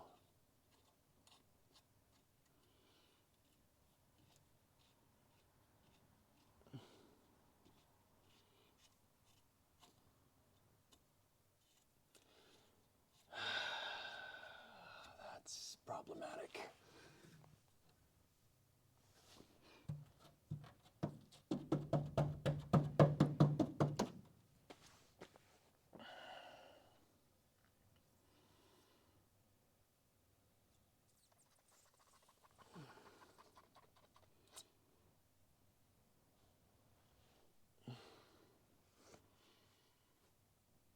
I'm looking around if there's any more, but guys, it's got frame rail rot.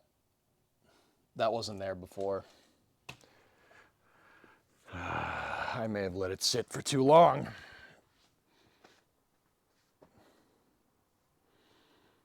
What is the current thing you're doing? I'll show you. We're doing further inspection of the rear of the car.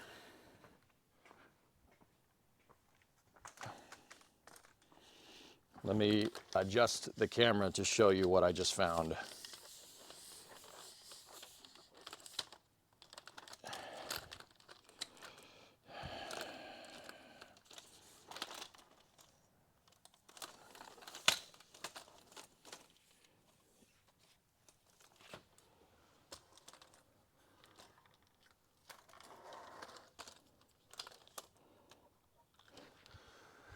Let me get one of the work lights.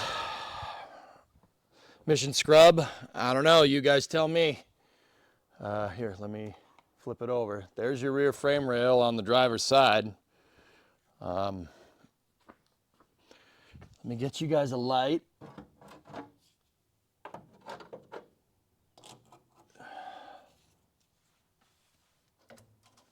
I'm trying to just find a good spot for it.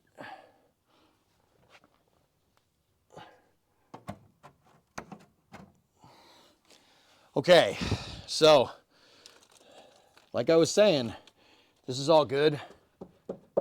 There's nothing weird here. This is fine. The leaf spring perch, like I was saying, is fine. This is all good. Even the inner wheelhouse here is pretty good. The outer wheelhouse, like I said, not doing well. But I saw this when I took the tire off. Hold on one second.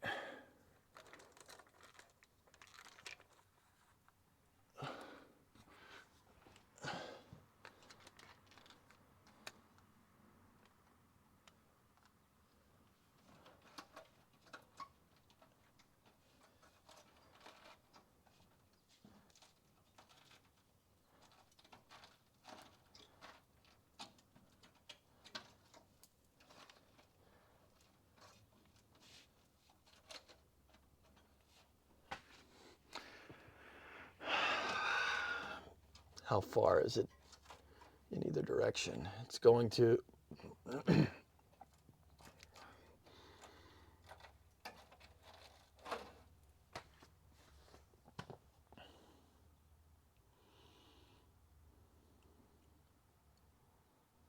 That's a lot of frame rail missing.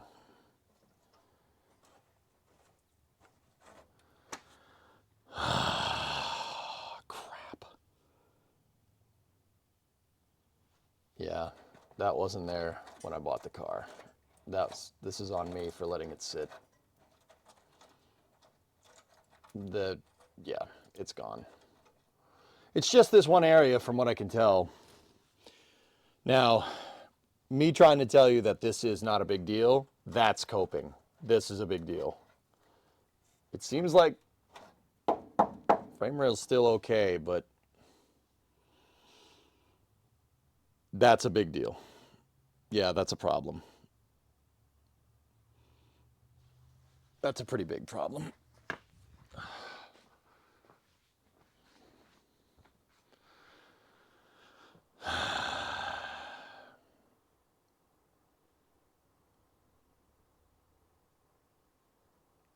Yeah, it's just there from what I can tell, article. Like I said, this is absolutely a big deal. This isn't like, oh, it'll be fine. It'll be fine. It's okay. No, that's a problem. Now, once again, the rest of the rail looks okay.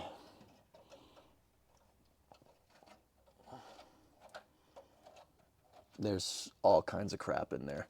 The rest of the rail looks fine. Yeah. It's just that one spot. How's the pinch on the wheelhouse? Here, look up in here for me, guys. See what you can see. Anything kooky going on up here? No, not the menu.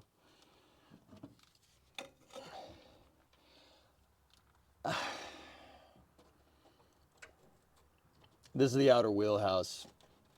Not good.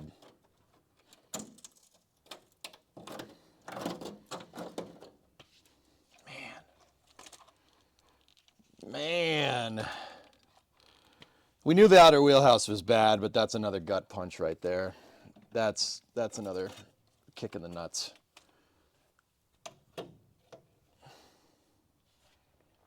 Ugh.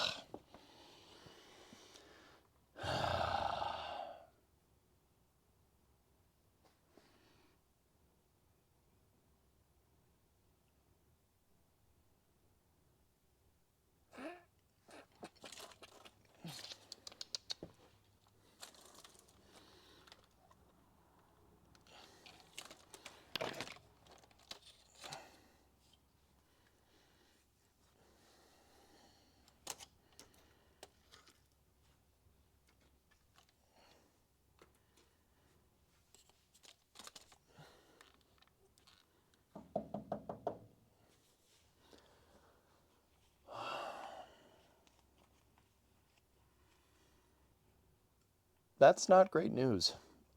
We should probably drop the tank. I mean, we're going to do it anyway, but we should probably get the tank down.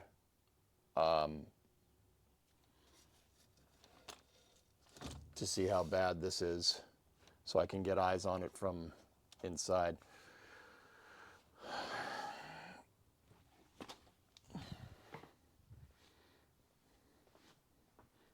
Stop here and reassess. What am I reassessing exactly?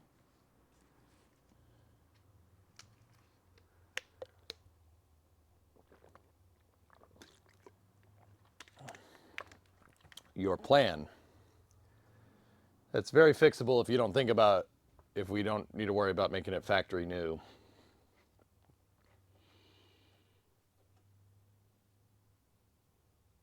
Yeah.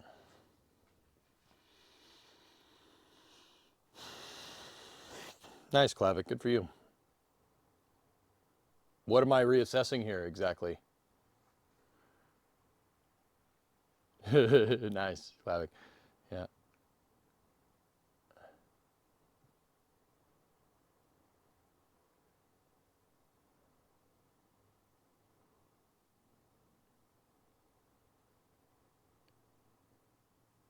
Here, one vote for Mad Max aesthetics. If we box it with some steel, it'll be okay. Yeah. Yeah, my next thing would be to cut the trunk pan. Cut the trunk pan. Get the fuel tank down, and then cut out all the rusty bits of the trunk pan so we can actually like get in the car and actually look at that thing up close. It's not how, dude, two things just popped in my head. So one, we'll cut the trunk pan out. There ain't much pan left anyway, so it's not a big deal. Second part of that is, how is this car still structurally sound? How is this thing still structurally sound? I'm genuinely wondering at this point. How is that even possible? Like, how is this thing still straight? Is it? It is. It's still straight, man. How? How is that possible? Like, the doors open and close. I'll say again, how is it still straight? I close the door and parts of the car fall off. How is this thing still working? Like, how is this still together? I'm really confused. How is it still, I mean, we have major structural integrity compromises in different spots, and it's still straight. The only thing I can really default to is that this thing is over-engineered to hell. It's way over-engineered. Maybe they weren't sure about the unibody, and they're like, okay, if we're going to go with no body on chassis, we got to build this thing strong or something. Car's like, I didn't hear no bell. She wants to live. Yep. Yeah. Just, fellas, we're extending the timeline of things to do here. Like, I want to get this done. Okay, all right, real talk. I don't like taking apart cars sitting in my garage doing nothing. If it's taken apart, we got to do work on it, all right? I learned this rule the hard way, okay? So, as long as you guys are good with doing auto streams almost every day, you know, we'll do some gaming. As long as you guys are cool with that, I'm in. Let's do it. This is going to take a lot of work and a lot of time and a lot of money to fix. I'm in. We can do it. I want to get the skills. And like I said, this is a good car. This would be a good car to learn because it needs everything. There's like 1 or 2 fully intact panels on this car. You have 4 options: make it good, run and drive, be safe, make it factory, lots of dollars, make it custom, similar to make it good, but without reversible. 4, cut your losses, sell this to someone who wants to put the money in. I'm eliminating option 4. I'm eliminating option 1. It's between 2 and 3, Tessa. Friends to help, or you like working solo? I might call in some backup from time to time, dude. But like I said, the point of doing this, the whole point of the car is that it's not worth saving. I want to do it because I want to learn how to save one of these things. So when a car comes around that is worth saving, we know how to fix it.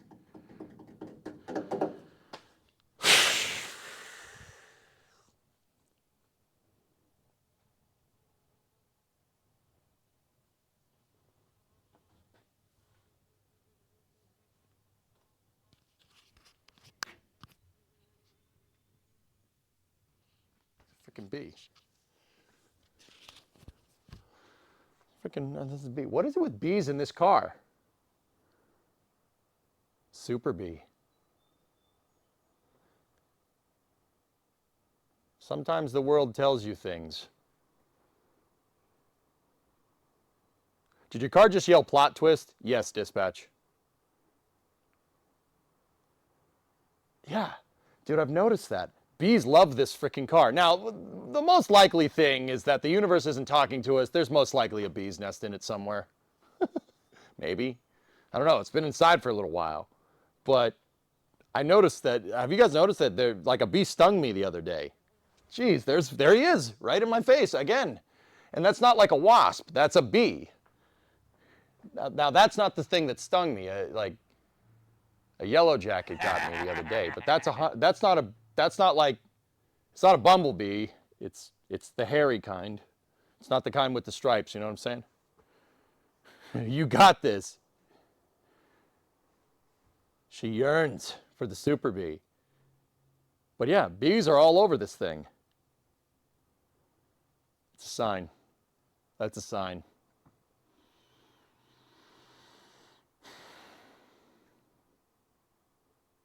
You have a nest nearby. I live in the woods, ARJ. That's most likely what's going on. Now, once again, most likely is there was a bee's nest in this, and they're like, wait, where's the bee's nest? Right? But also, the highest trim level for a Coronet in 1969 was the Super Bee. Yeah, Coronet Super Bee.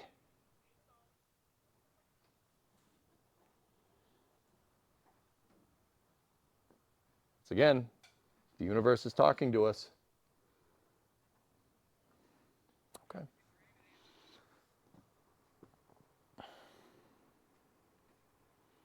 Where's the bee's nest? That's none of your business.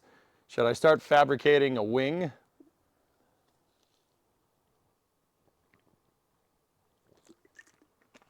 Yeah. Let's keep going. All right. Yeah.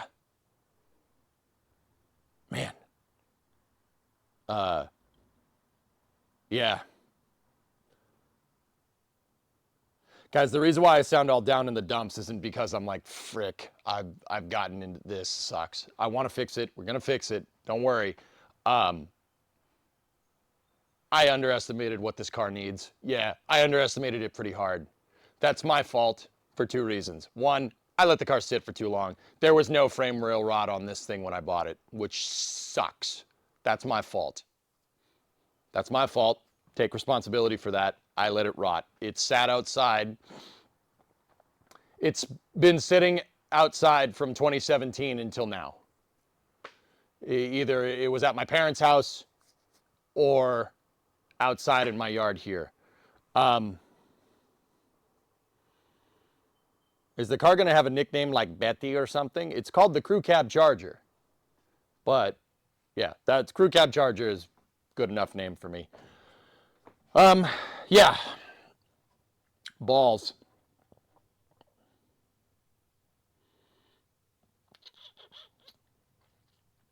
Yeah, the reason why I sound down in the dumps is because I'm thinking about what I need to do. Yeah. It's a lot. This is like mission mode tier of craziness. This is a lot. It's a lot of work. It's okay. It's all right. It's fine.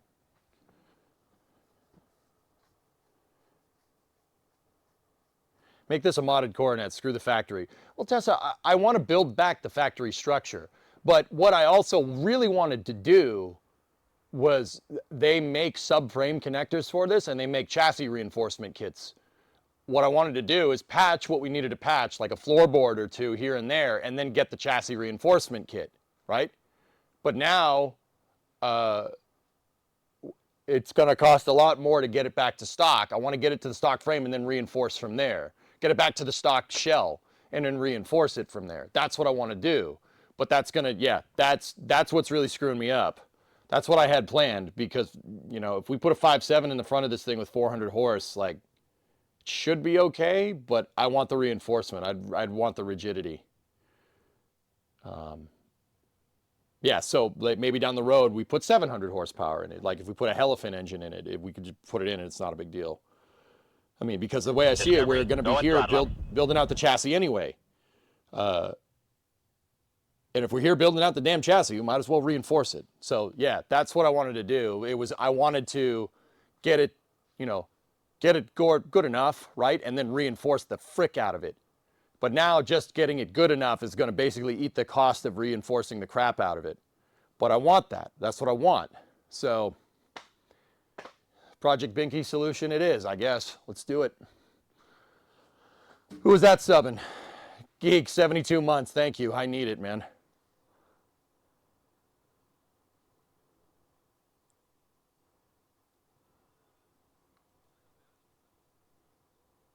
C3, crew cab charger. That's a, dude, I like it. C3, crew cab charger, man. Yeah. So yeah, Project Binky solution it is. I mean, we're not going to put it, I don't really think we need to put in any crazy drivetrains into this, but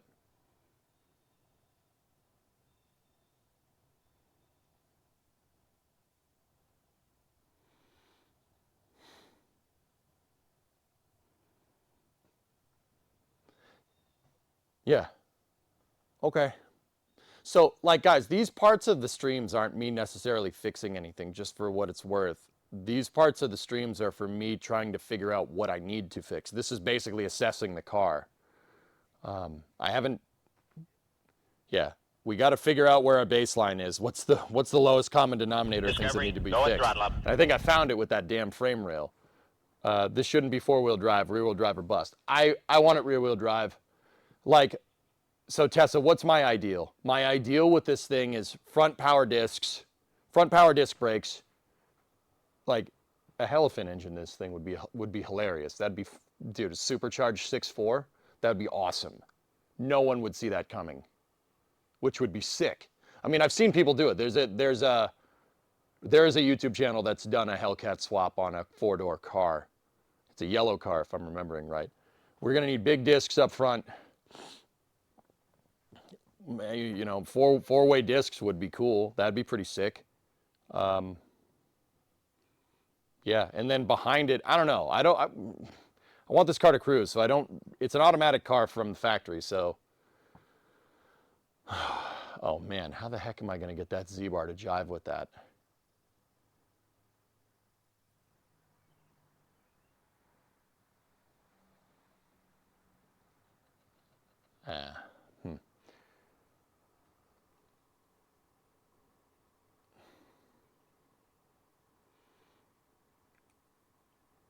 Would it be possible to cut out the frame and turn it into a body on frame? Either build it. No, Flacken. You're. Nah, dude. That's not. That's the chassis was engineered to not be body on frame. Putting this body on frame is basically screwing any. That's a good way to kiss your any handling characteristics that you benefit from the unibody. It's a good way of kissing that goodbye. Yeah, I mean, with that being said, people put I've seen people put unibodies on truck chassis and stuff and make like a monster truck version of this, but we're not doing that. There are spindles for the cars with disc brake mounts cast into them. Yeah, Hellfish. The Cordobas. So Chrysler already engineered disc brakes for this because the Cordoba is what my brain's trying to say. The Cordoba, in the 70s, had discs. Yeah. So disc. I'm not worried about swapping the discs. That's not. That's going to be easy to do. I mean, it kind of blows because I did put stainless steel lines for drums up in there. But maybe the stainless steel will carry over to the discs. Who knows? We'll have to see. Cordoba. Fine Corinthian frickin' leather, dude. Was there a B-body front end that was front-wheel drive? No. No. The B-body was made from 1960 to 1979, I think. I think it's 79. And yeah, I don't believe there was a... It's front-engine rear-wheel drive chassis. All right. Let's get the tank down.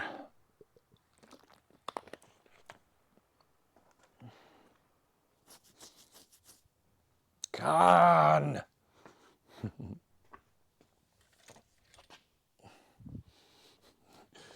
guys don't have to worry about getting a bad view of this, to be honest, because there's no car left between us and the fuel tank. That's right, it goes in the fuel tank hole. So the fuel tank doesn't have a lot in it, dude, so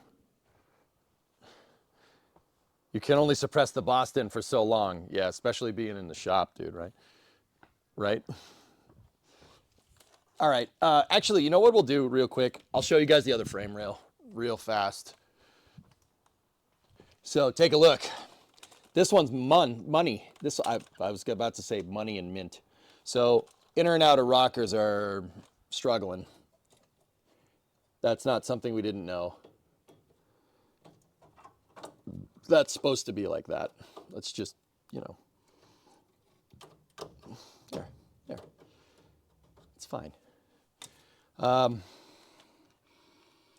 Yeah, this actually all seems good. It seems like the factory undercoating saved most of this. You got to be careful about these frame rails, though. Just because it looks right on this doesn't mean it's not rotting from the inside out. That's what got us over there on the other frame rail. Maybe, you know what? We might be able to see that from here. Hold up.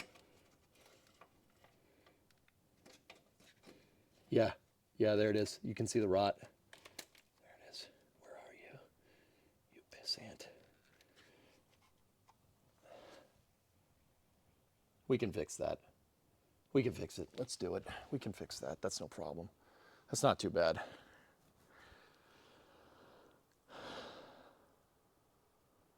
Dude, the frame rails are 16 gauge steel. We'll buy 16 gauge steel and I'll plug weld the butt out of that. So that, Tessa, the frame rail, dudes, I don't care about it being factory right.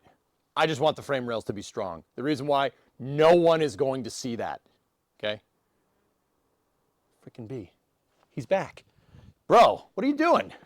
I know you like the car, but Jesus, okay, all right. We sure there ain't a bee's nest in this thing? Oh crap, he went into one of the holes in the trunk. Okay, he came out. Don't make your nest in there, dude. Don't do that. I know it's I know you want it to be a super bee, but just don't. Here, what do you have to say?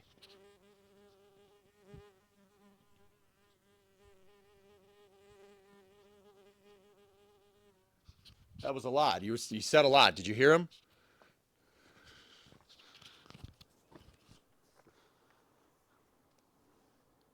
You heard him? He was like, all right, fine, but this car is really cool. He was calling you out. He was, Muppet. He was calling me out for not doing work. So, Rusco with the beehive, living the dream. Oh, God, don't remind me of that crap box. I hate that thing. I hate the Rusco. That thing sucks. All right.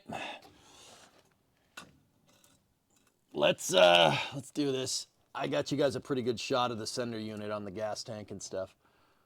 That should be good. It should be easy to take out. You get some angle iron and patch it. Yeah, guys, that particular thing, I don't mind patching as long as it's structural because no one's going to see that. All right? No one's going to see it. And frankly, replacing an entire rear frame rail on this because of a small golf ball sized hole so, Tessa, let me put it this way. That's option 2. repair it and make it strong. That's all I care about. And then just undercoat the snot out of it. Nobody's going to see the inner frame rails. I don't care about that. I don't care about that looking good. I really don't. It's not a big deal. All right, let's get to it. Let's see what we need in here. What we do need is a limited slip rear end. Okay, you know, I'm thinking down the road here. These single tire fires are not doing it for me.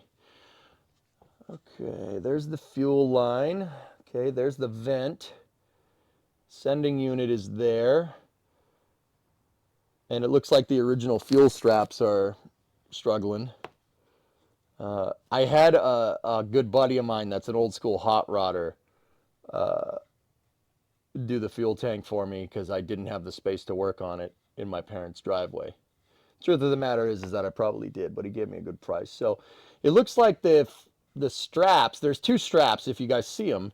One of them is here and the other one's on the opposite side. The straps are what hold this thing in place. It looks like the original studs have bolts welded to them. So, yeah, that's okay. That's okay, that's fine. Easy peasy. Now, this is the first time I'm really kind of looking up in here in a while.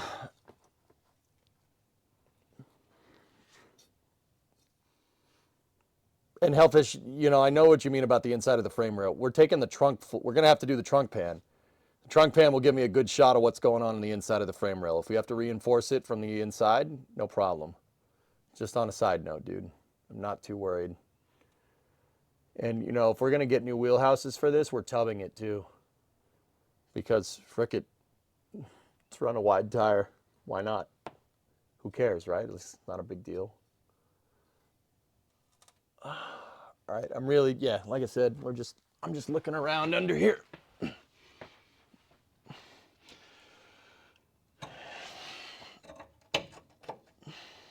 Brake line is shot. Parking brake lines still look okay.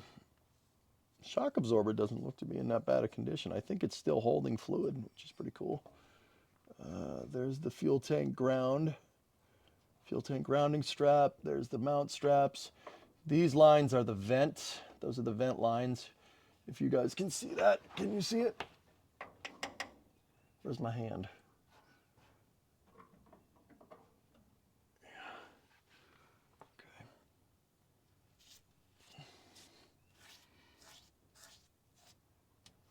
Okay. The diff actually isn't leaking for what it's worth. That's actually super cool.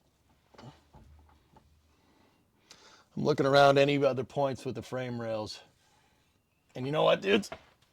The camera's going to get shaky for a second. Give me a moment. You're coming down here with me. I'll show you what I see.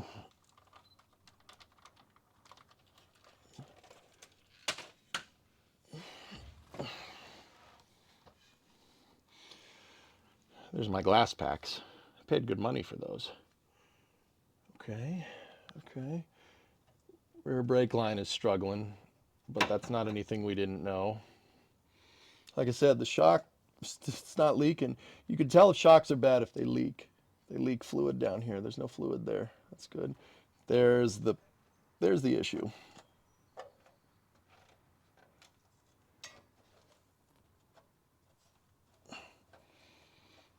Okay, anywhere else on the frame rail? Have any weirdness going on? Nope. Nope, she looks pretty damn solid. See, Hellfish, there's the holes that I was telling you about. There's the pins. That's what they would have used from the factory. They would have put a pin in here to hold this thing in place. Footwell pins actually look okay.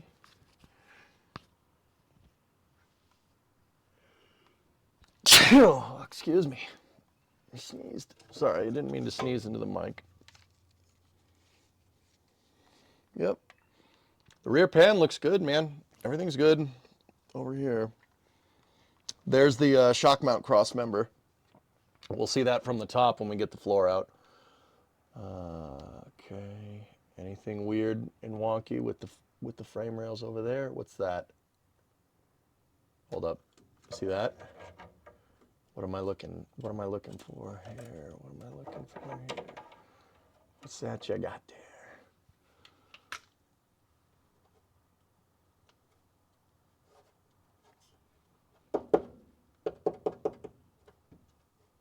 Nope, that's all right.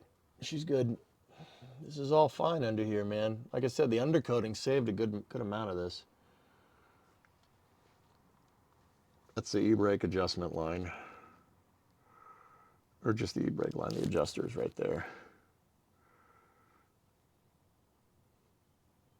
Okay. Yeah, dude, you know, yeah, okay, all right. This is giving me hope. That's the only real bad thing we found. Yeah. How's the other frame rail over there? Like I said, everything looks good under here. Oh, what kind of shocks do we got? Monroe's. All right. Got splurging a little bit. What about the leaf spring perch over there? How's that look? I'm keep in mind you guys are looking at it upside down. That looks okay.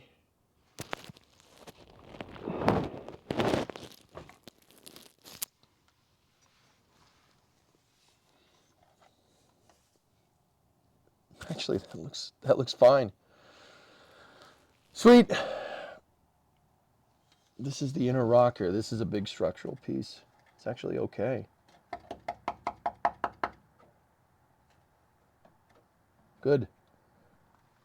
How's the other one look? Yeah, the inner rocker is struggling over there. But how's it look back there? Yeah, see that? We're going to have to fix that too. Okay.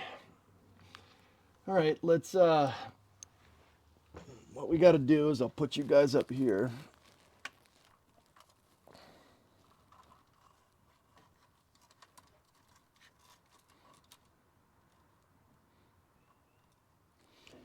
There's the strap.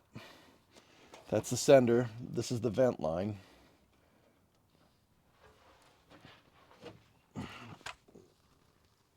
You guys all right? You fell. There's the other strap, and there's your fuel line right there. Okay. So we got to get the vent lines off. We got to get that off, and then the straps, and then the grounding strap too. What the hell's wrong with that thing? Oh, it's struggling. Yeah, I'm not seeing any other wonkiness with the frame rails here. Hold up, what's that up there? Are those factory holes? Yep.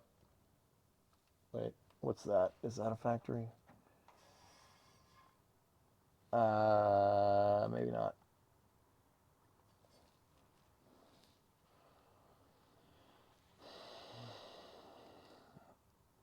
I mean, we got a patch all back there anyway, so I'm not too worried.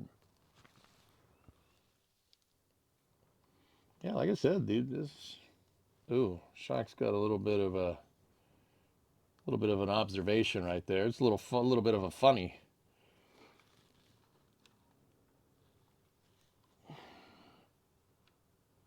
All right, let me figure out a way to put you guys down so you can see what I'm doing.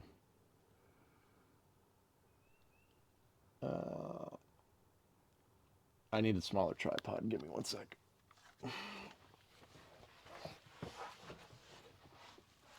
Ugh.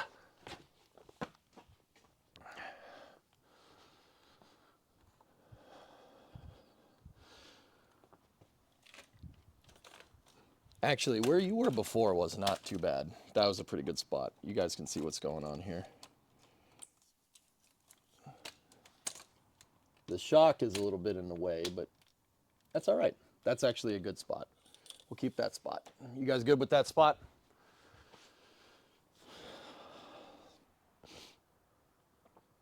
Poke around with a Sharpie or a pen to know where you check. Yeah.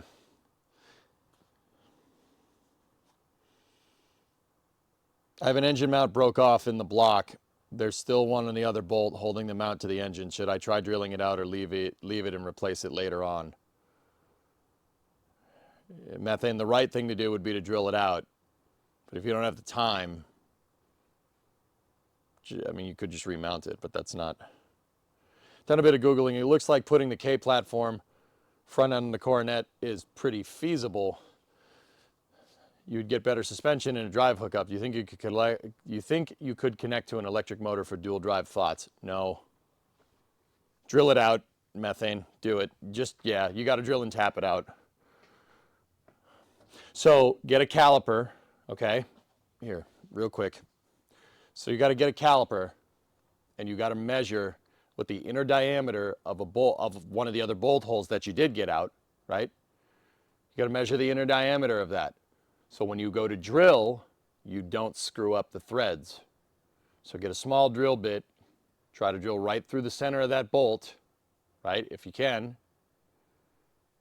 and then just go to a slightly bigger one and a slightly bigger one until you get to the inner diameter of the threads. From there, get a tap and try to chase the threads out from there. FYI, X-Wing dispatches my wife, and today is your birthday. Hey, happy birthday. May the first be with you. Good enough. All right, let me get a screwdriver. We'll start undoing those fuel lines.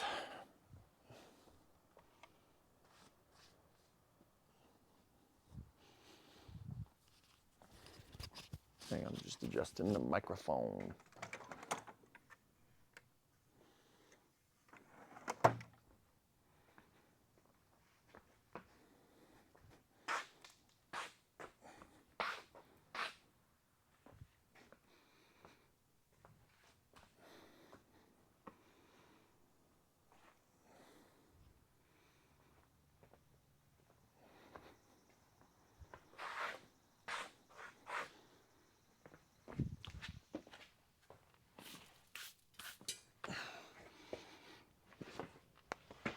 Okay.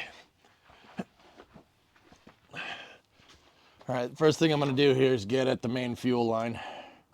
And I'm probably about to get drenched in gasoline, but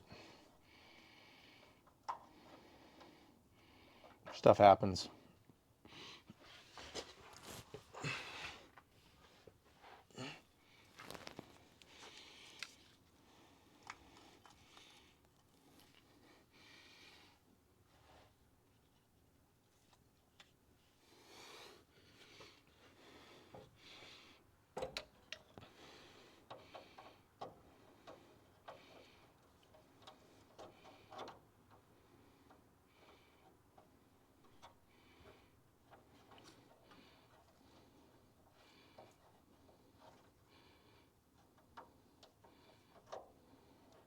Discovery, go and throttle up.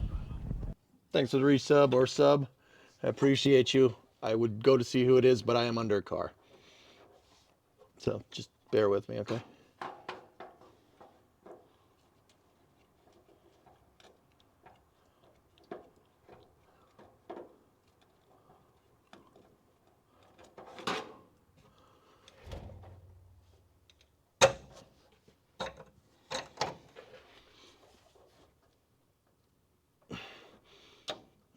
Okay, I got one of them to go.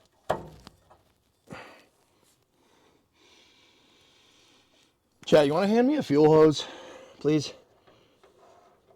No? All right, cool. You're busy? That's fine. All right, so what I got to do is get the other hose off because I just got gasoline all over me. And I'm going to get more over me in a second because the line is draining. There we go. Oh, that smells terrific.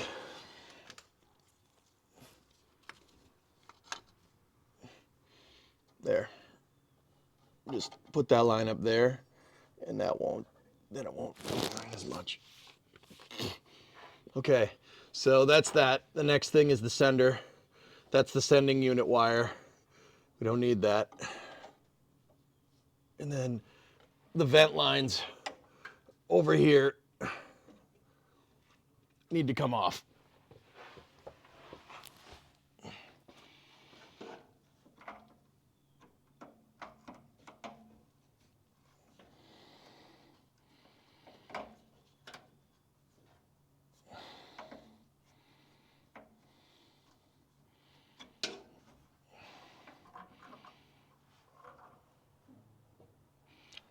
Why did the vent line have gasoline in it? And why is it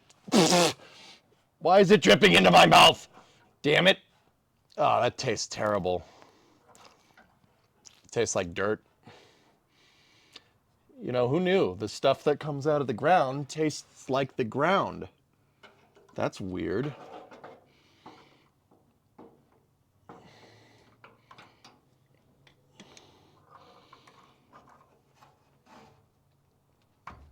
Okay, the vent line is out.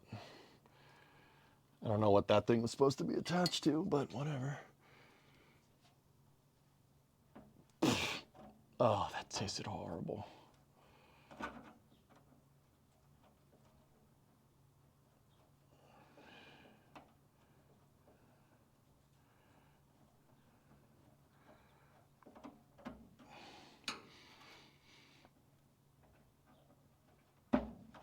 Okay, so this is the vent line that goes up into the car. I don't know why you have two vents here, but yeah, I'm not 100% sure why it's like that, but that's okay. Swifton, What is that? here. The Eagle has landed. Dude, what? Is the battery still connected? No, I undid it. I undid it because I anticipated that we'd be doing this, dudes. Well, you know what? I'm stopping. I just want to be absolutely sure. You scared me. You scared me sufficiently. I really hope not. That would suck. Yeah, because I'm covered in gasoline. Yeah, it's off.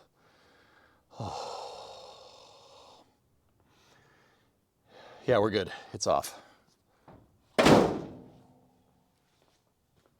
Thank you, past DJ. That would have sucked. I mean, not really. It probably would have been fine, but probably would have been fine doesn't work very well.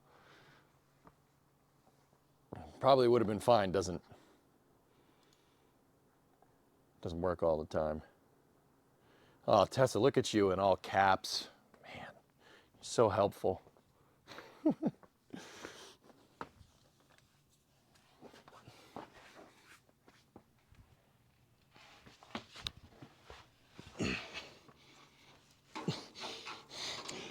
Why all caps, man? If I'm just genuinely curious, why all caps? Because you know, I don't think that the TTS does exclamation. I'm sorry, it's funny to me. You're right, but also it's funny to me. Okay.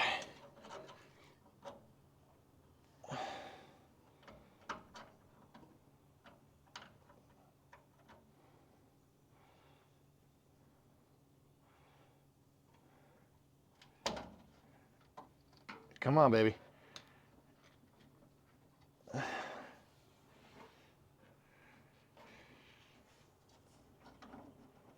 So the vent line, this one's going to be a little bit more difficult to get at because it goes up into the car. You could see it on the top of the trunk, but I just want to make sure that, okay, all right, lines are out. We're disconnected.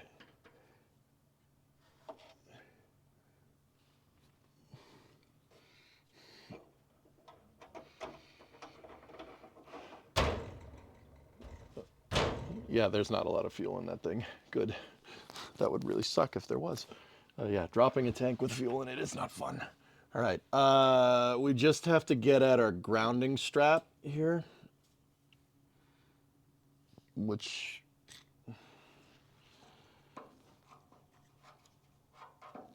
I don't know. This was somebody siliconed over the hell out of this thing.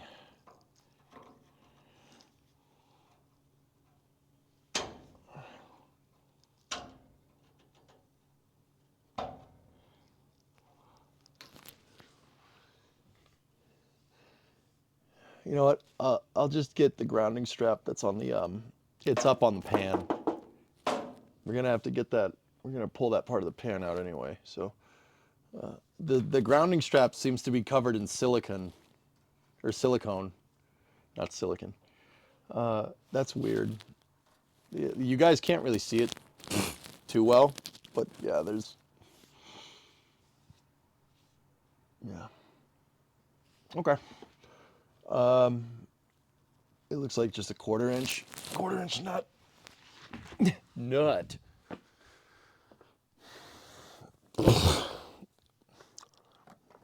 Gasoline is a great palate cleanser. Just thought I'd let you know. Did you just taste fuel? Yeah, it really wasn't, really didn't want to, but yeah. Oh, okay, that's good. You guys can see that grounding strap okay. Nice. That's actually a really good camera angle. Killer. And you guys can see the sweet freaking exhaust that I made, that I didn't make it. I paid somebody to do it. An exhaust shop in Boston, and they did a freaking sick job. I think the exhaust is actually one of the components on this car that I might, like, actually, not might, we'll probably keep that. Okay, grounding strap is out. The reason why the grounding strap needs to be there is because the fuel sender unit. The sender unit needs to make a circuit for it to work correctly. If you actually are interested, reading like how a fuel sending unit in an old car works is actually super interesting. It uses a float on an arm, and the arm, when it actuates, it actually makes more resistance. It's connected to a what is it called, dudes? What's the name of that? Is it a bimetallic strip? I don't think it's bimetallic. I think it increases resistance with more actuation, and that the distance in resistance, or the difference in resistance, is what makes the fuel gauge work. It's very trick for what it is. It's a very, very, very interesting way of doing it. But like I said, there's no computer that's going to tell you that. It's on a resistive wiper. That's what it's called. Thank you, article. Yeah, that's it, dude. Yeah, that's actually super cool. I think that's really neat. I don't know, just, yeah. I think that's neat because I'm weird. It's really, like, once again, for, like, how else are you going to get the, like, how do you get mechanical logic to give you a signal, right? You know, what's easy to change with electrical? Well, you can change voltage easily, but that's going to use a lot of power, so they use resistance. The more resistance, the more resistance that your resistive wiper has, the higher the fuel gauge goes. Once again, super interesting for what it is. The bee is back. That bee is back on the escalator again. What do you want to say this time? Yeah, he ran away that time. Oh, wait, no, he's back.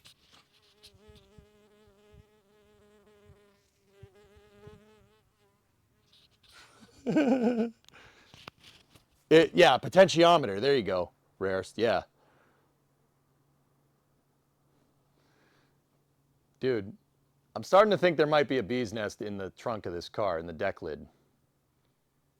But the car's been inside for like 2 weeks now. I don't know how, what did they remember? Would they remember where it is? Or this dude is scouting. He's scouting out on a place to put it. Well, I mean, I'm flattered that you want to put your bee's nest in my Coronet, but that's not happening, guy. He's trying to, where are you going? He went into the trunk stopper hole.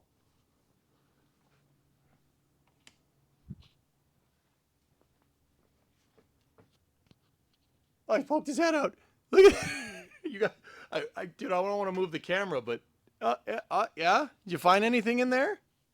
What do you have to say? Now he's like trying to. Oh.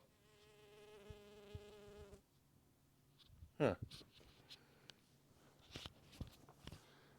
Scouting season. Hey, no bee's nest. Get out of here. Get out of here.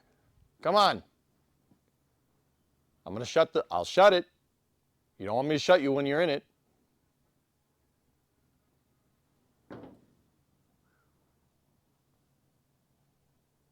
Don't go into my office. What are you doing?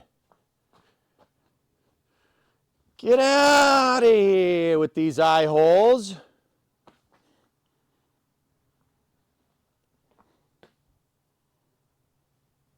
Riveting content. That's a screwdriver. Come on. Come on. Get out. Get out of the shop. I'm going to shut the damn door.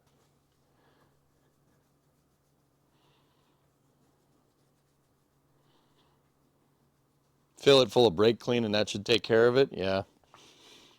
All right, let's I'm actually going to shut the garage. I don't need them coming in here and making a nest. They tried to do that last year on the sill of my damn garage door. Don't worry, some carb cleaner fixed that real quick. The bee goes in the square hole. Yep. All right. Okay, so the grounding strap is off. Now we just got to get the main strap bolts off. And then the tank will come down. The main strap bolts are straight ahead. One of them is behind the shock for you guys, but I don't know. Let's take a look. Let's see what size we think those things are. 9/16 maybe. Yeah, I'm gonna say 9/16.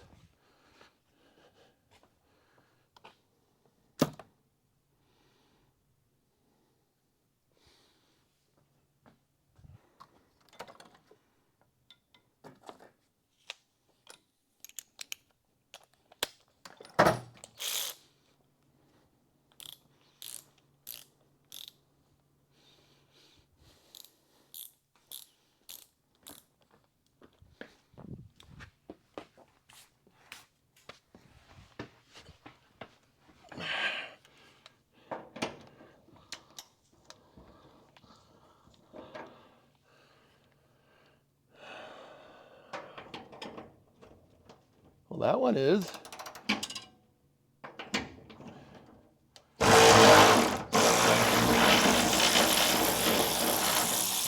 Well, I got one.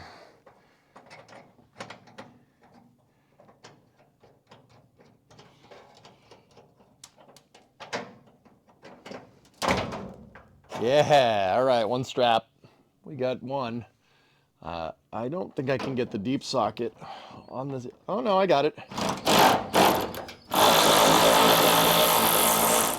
Actually, before I do this, the filler neck on the back of the car, the filler neck, we got to get that off. Or else it'll, well, I was going to say it'll pull the rear cross member.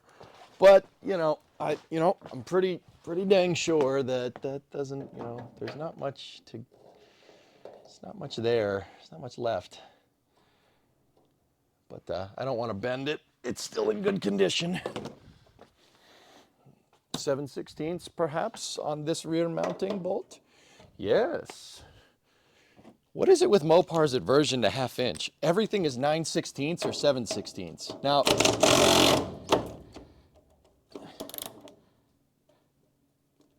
B is back.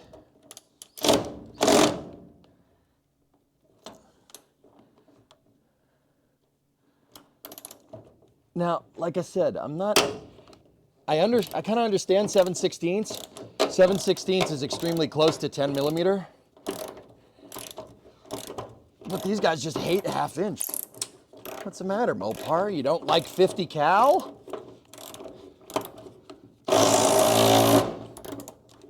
Really doesn't want to come out.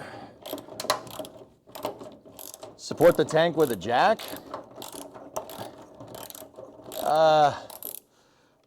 There's not much in it, dude. I ain't worried.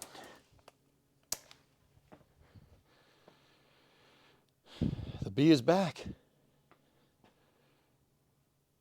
Dude, it's just like summer car, man. It's crazy. All right.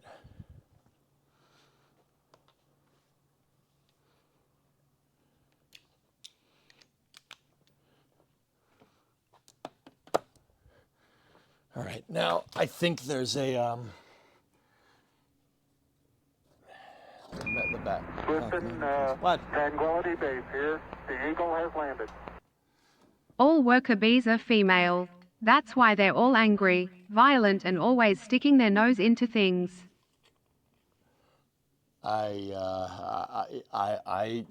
know, I have no idea what you're talking about. No,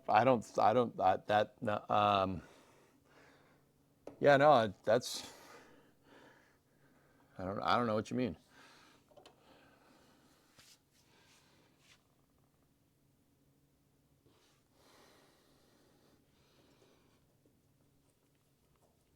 Okay, there's the strap. Done. Cool. Yeah, no, I don't know what you're talking about. That's totally not a thing. Or something.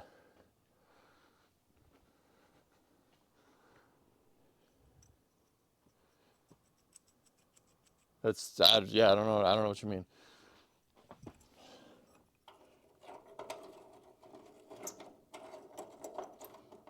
Okay. I got the back strap off, or the back mount off. Put the filler cap back on. Okay. All right, let's get at that last strap. And you guys can watch the tank fall on me.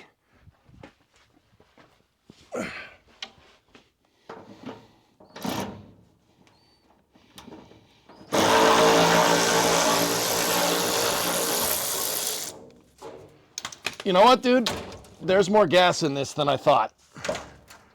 Either that or there's something in there that's not gas.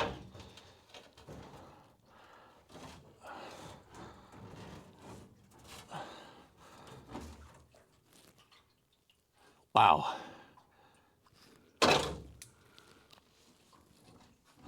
Yeah, you guys are right. That was a good call.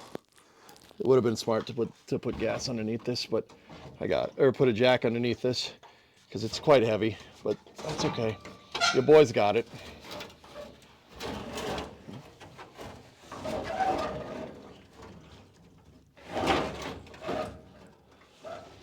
It's okay, I only spilled a little. Okay. Tranquility Base here. The Eagle has landed. A bee walks into a bar and says, "Hey bartender, got any pollen tinnies?" The bartender squints and replies, "This is a sports bar." The bee says, "Perfect. I'm here to watch the basketball game." Why are you like this, man?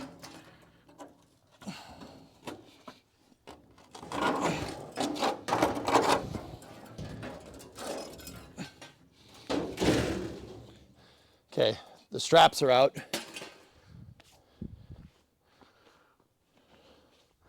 Why are you like this? Why are you like this, man? What the heck? Oh, some gas splashed around. He splashed around.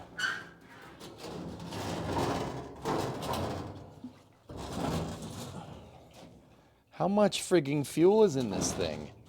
Dude, I couldn't have put that much in.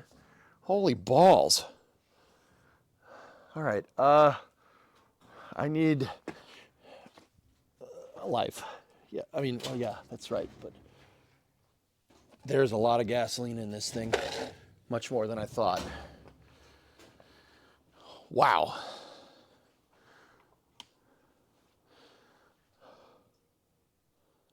And it is sloshing around like a melon farmer. All right, how are we gonna do this?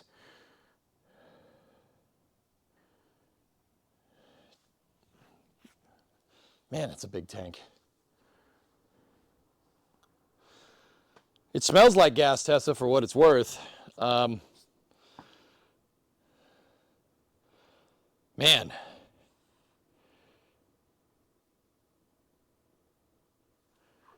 It only leaked a little bit. You should pour the gas into a container. I have a bucket right here. We have a 5-gallon bucket. Actually, you know what? I'll use the one that I had in the car, as I'm not using that. All right, let's, first thing I'm gonna do, just to make sure you guys can see, just for a trial, like I'll show you that this bucket's pretty damn clean. There's not a lot of gunk in there, okay? So whatever we pour out of this damn tank, you're gonna see the fun. All right. Let me set up the camera over here.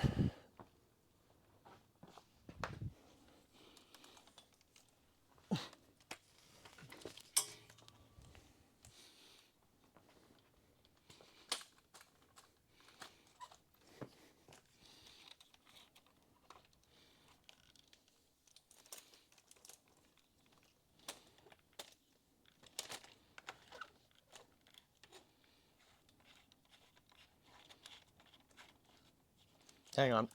Setting up the camera.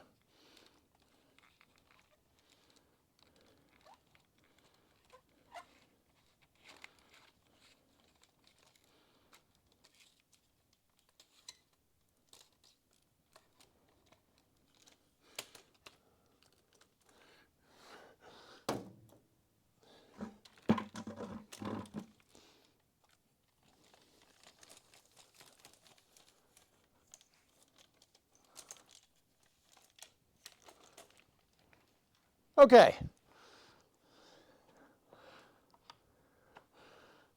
Let's see what's in here.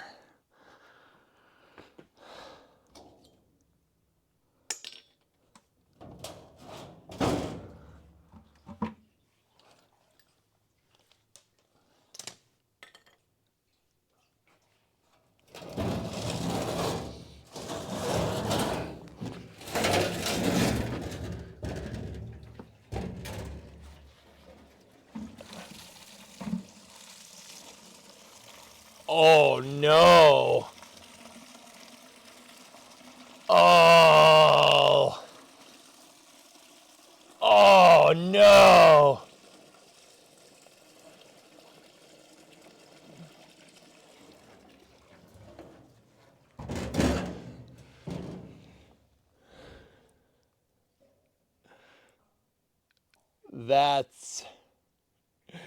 That's not what that's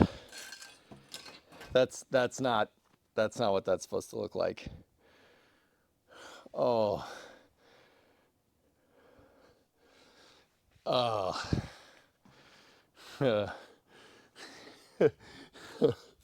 Gasoline is supposed to be clear, guys. It's supposed to kind of look like water, maybe with a slight tinge to it. It's not supposed to look like piss.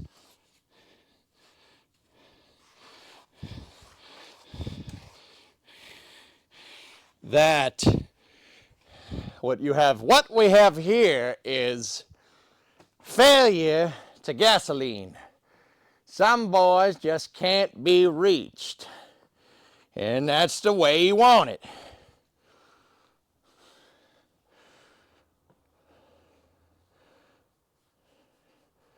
Yeah, I gotta open the door so I don't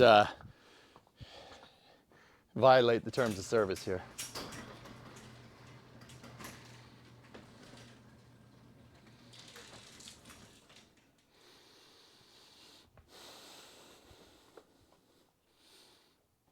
Great, now you got to dispose of it? Nah, I'm not worried about that. It's fine. I'm wondering I mean, that gas tank is zinc coated, so I'm not worried about it rusting in the gas tank, but we should clean it. We have to get all the crap and all the sediment out. There was more than a couple gallons of gas in there, fellas. I'm not gonna lie to you. There was a lot more than a couple gallons. Yeah, it doesn't hurt being Ricky Bobby. I'm not gonna lie to you. I'm really happy I didn't pour that back into a gas tank, because that is caca. That's not good gas. I mean, you could probably run it in a lawnmower or something. It probably wouldn't be a big deal, but that's no good. Is there still more? Yep. Doesn't gas break down plastics? Not polyethylene. I learned that. I saw that. I learned that somewhere.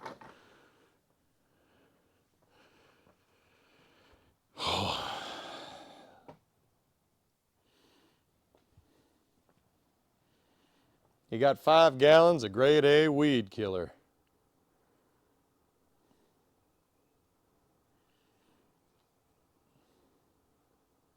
Yeah, that fuel should be fine for lawnmowers. I just gotta figure out a way to get it to get that not in that. Damn.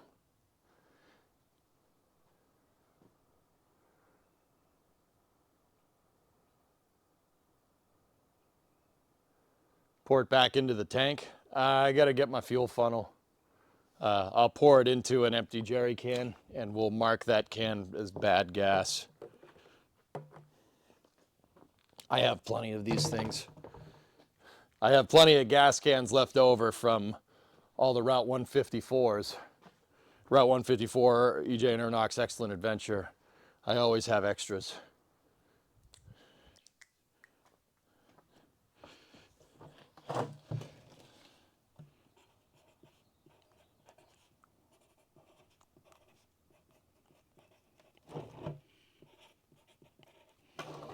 Lawnmower gas. There we go. Would still work in a flamethrower to kill wasps' nests. Oh man, dude, that stuff smells. We're starting to headache. I opened up the door, don't worry. Where's my gas funnel? There we go, here's the gas funnel. Actually, no, that's, that'll work. That is a gas funnel. I have another one over here. I have lots of funnels thanks to chat. Lots of funnels.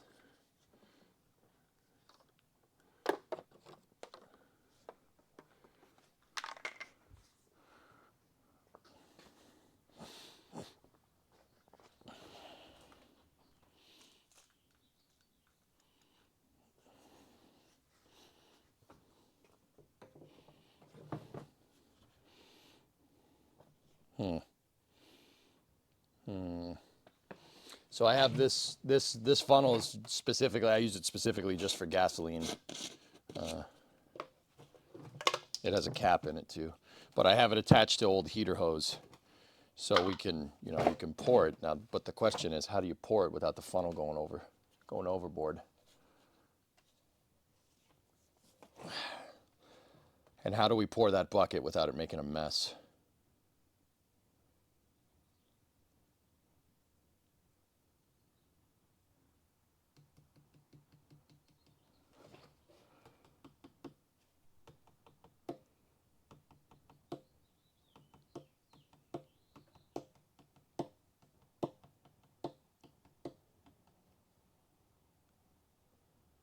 Siphon?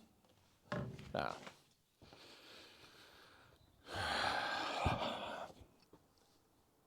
We could siphon it, sure. But,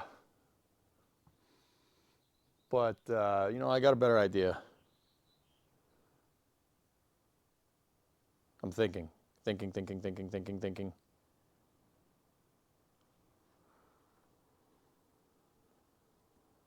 Got a hand pump? No, I got an electric one though.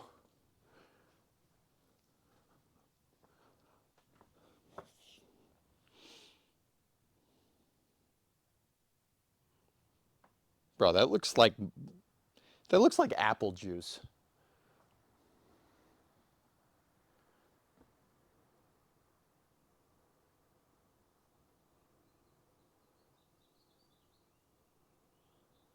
No, electric fuel pump, don't do that because you get spark near a source of ignition. Do it outside. You guys have no faith.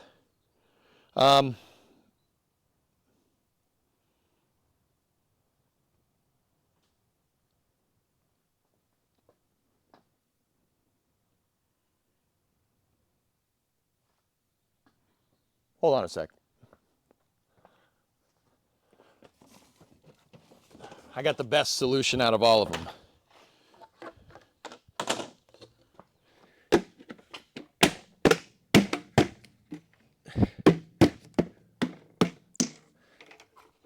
There we go.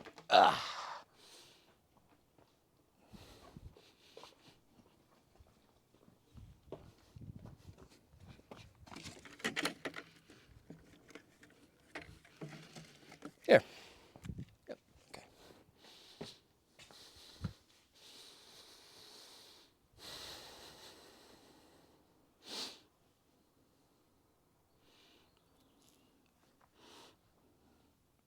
I got it.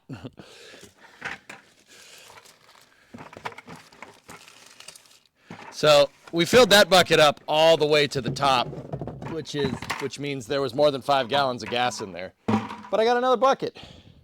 We got another bucket. Here, let me put the gas funnel away for now. Let's put the gas apparatus away.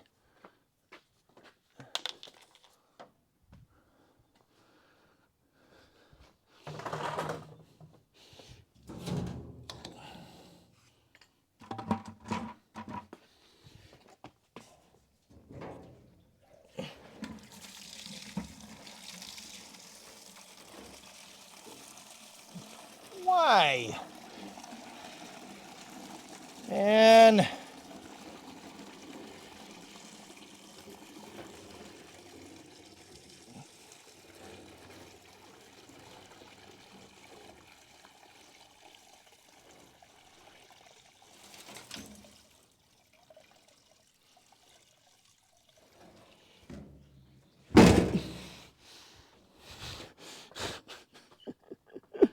there was a lot of there's a lot of gas in there. Dude, guys, I don't know where all this gas came from. I'm not even kidding. I don't remember ever putting 10 gallons in this thing. I did the fuel system the other day, and I got the fuel system working, and I put a gallon of gas in. I measured. I actually measured it because I was like worried. I was like, I know we're going to have to drop that tank eventually. And the fuel gauge was reading empty. So I was like, oh, I'll just put a gallon of gas in. It's not a big deal. Yep. In reality, the fuel gauge is probably broken because the sending unit got obliterated by this gas. Oh, this is space. I'm in space. Tape gifted a sub. Thanks to Ride Tech. Right on. I wonder why it runs rough. Yeah.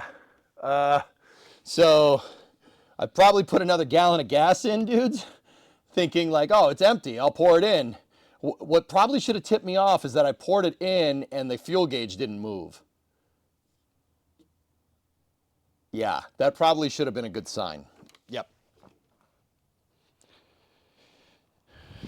That probably was a pretty damn good indicator that the gauge was, that sending unit is destroyed, which it is.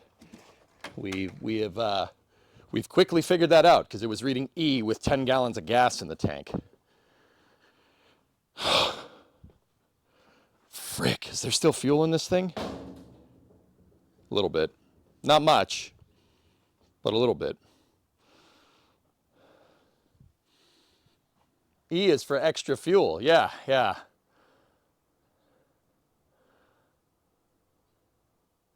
Sealed gas container in the sun. Classic.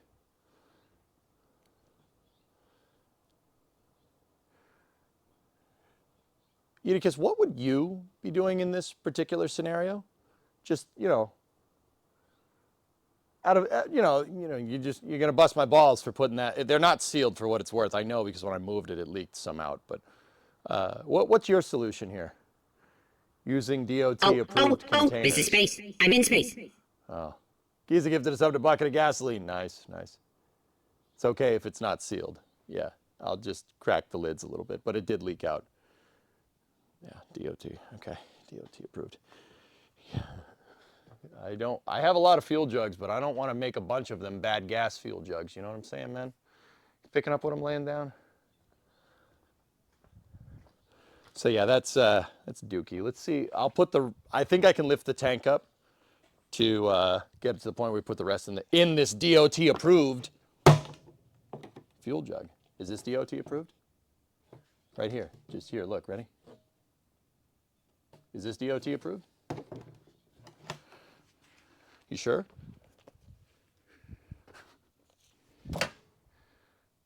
No,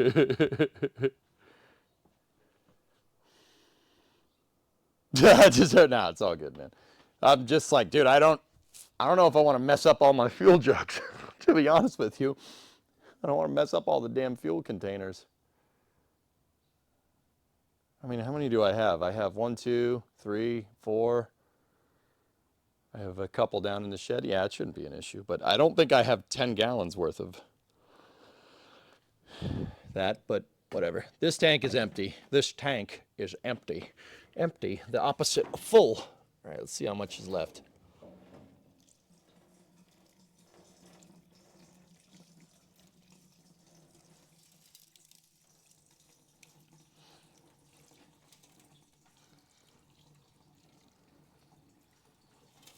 Oh, yeah, the rust. Oh, all that extra rust coming off the top of the tank, and that's really good for it.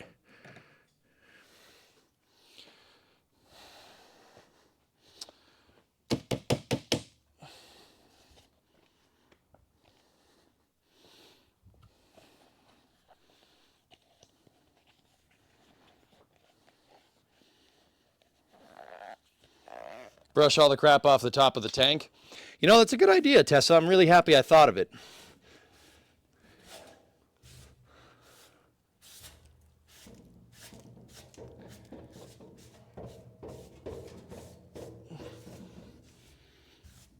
Thank you for complimenting me on my genius.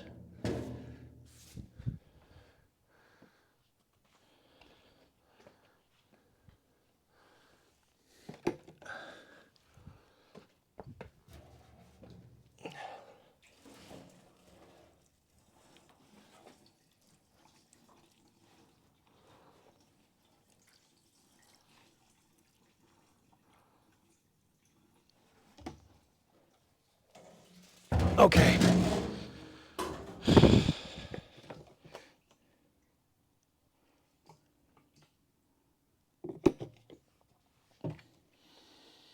There's some of the rust. Some rust got into that damn thing. I can see it swirling around in that damn tank. That's not...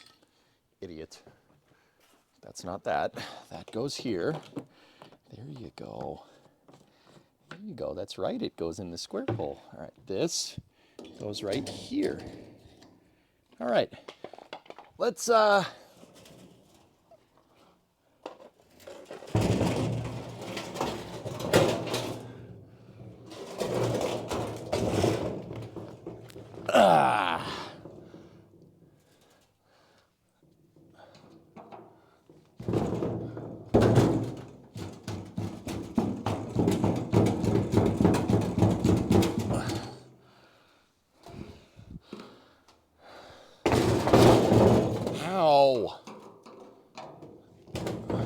Oh, this is space. I'm in space. Yeah, they gifted a sub to the square hole. My guy. This is not the right tool for the job. Be quiet. Here we go. Just getting the sending. I'm going to open up the sending unit. We're going to take a look.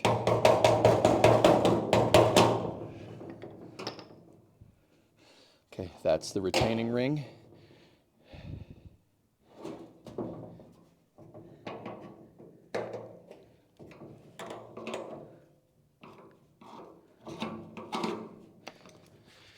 I'm going to clean that before we go any further.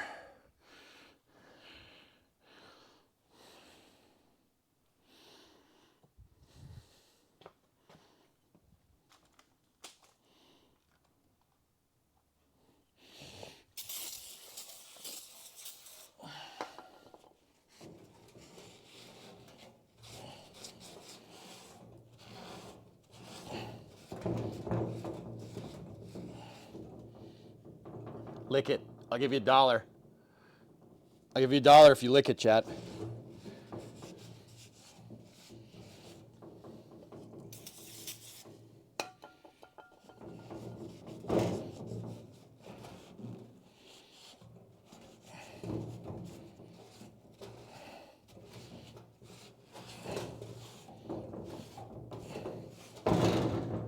$20 or no? Nah, not worth it.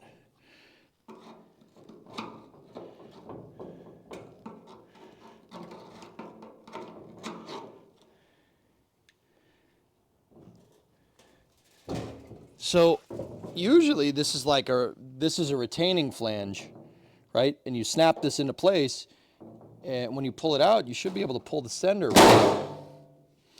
Okay.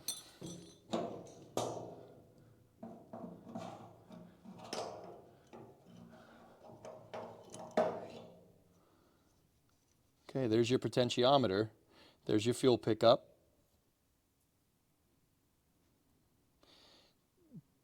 Oh.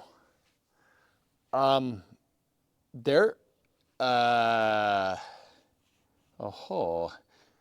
there should be something, there should be a sock filter on the end of this. And that's, yeah, it's not there. So how this thing works, right, is as the fuel fills up, it moves the float, and the float moves the potentiometer in here, and the potentiometer will increase the resistance on the signal, right? This, guys, I'll be honest, this potentiometer and the float looks fine.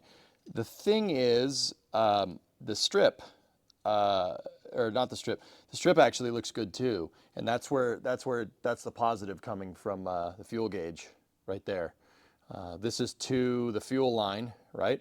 There should be a pickup on the end of this that with a sock, like a filter. The gasoline has decided to reduce that to nothing. Yeah. So, you know, that's good.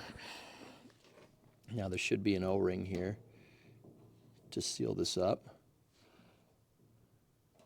Good. There's still so much fuel in there. Oh my goodness.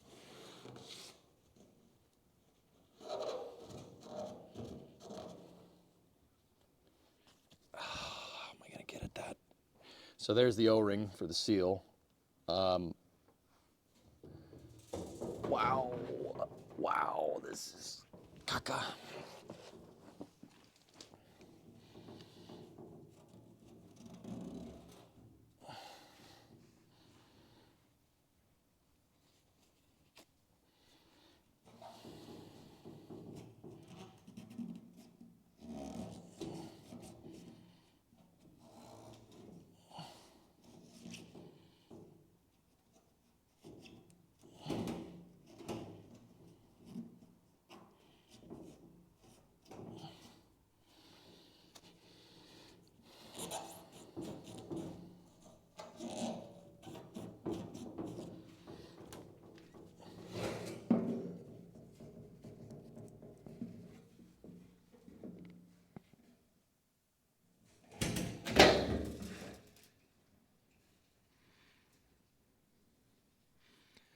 What the hell is that? Are those bird seeds? Oh God, don't store cars outside. There's poo-poo in there. It looks like a dead bug as well. And bird seeds. Yep, okay. Yeah, they look like sunflower seeds, actually. That's good. Cool. Well, this tank already has rust in it, so that's where I left my seeds. Yeah. The sending unit and everything looks okay. There should be a sock on the end of this. I mean, there usually is. Maybe on the Mopars there isn't. These are your vent lines for when you fill up gas. The air needs to go somewhere. Okay. Let's try to pour the rest of this out this hole here.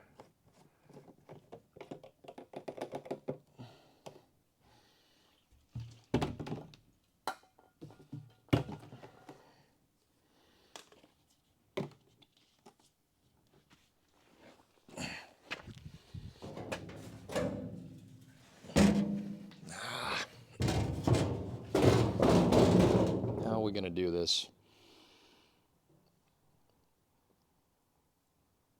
Flip the tank over, huh? Yeah.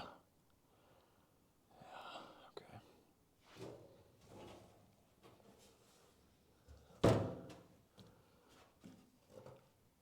I mean, overall, I'm looking in the tank, it's definitely not rusty. There's just crap in the gas.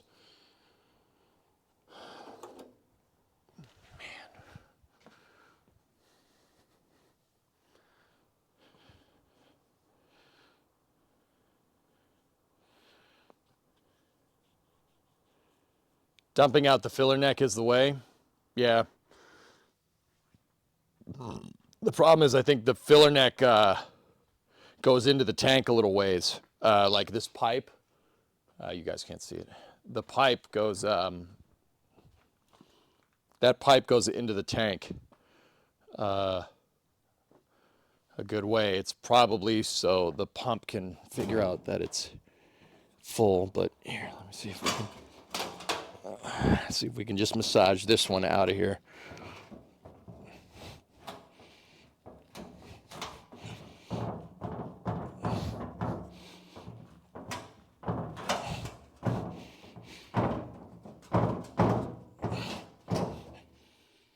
Yep, see what I mean? It went a little ways in. Okay, pouring out here now should be fine. How's that look? Looks okay.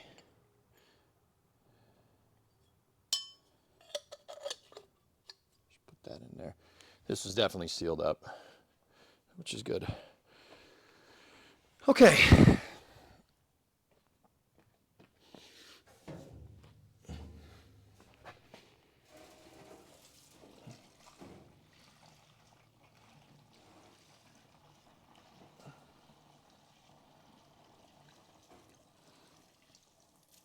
If you said put rags down before you do this pour, man, good for you.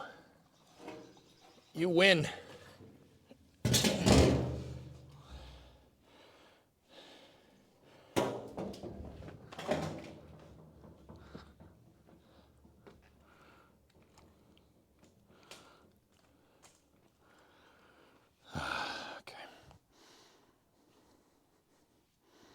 You win. It's okay, it's just cleaning my floor.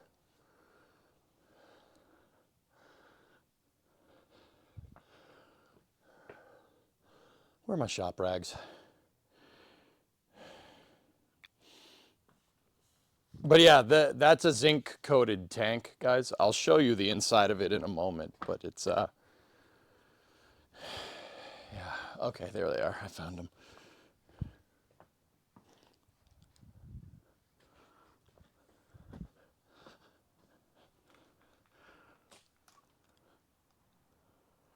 It's a zinc coated tank. The inside of the tank actually seems all right. But yeah, this will clean up the floor. All that rubber that we put down on the floor, I'm sure this will you know, clean it right up, get it right off the floor.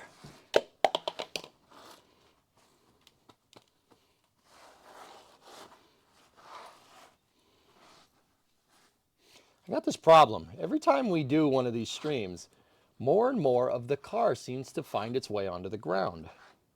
It's weird.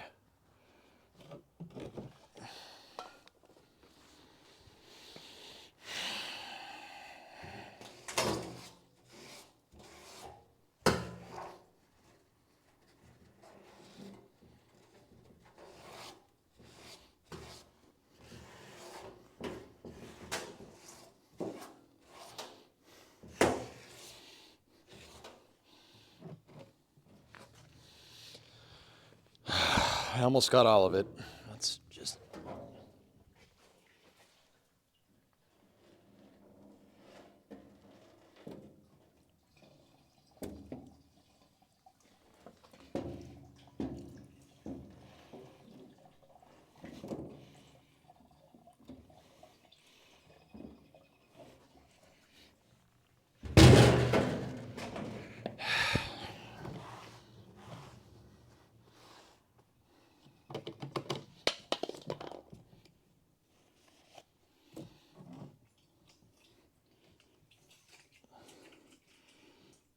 There's a lot of crap in there.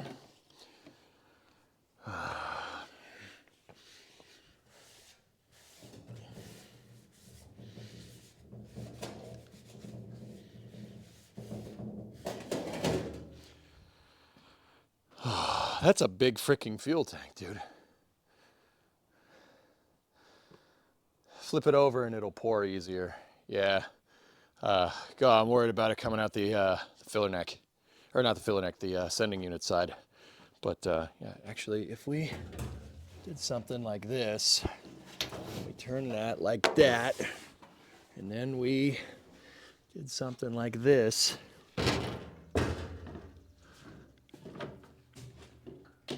Oh, why you gotta do me like that? Come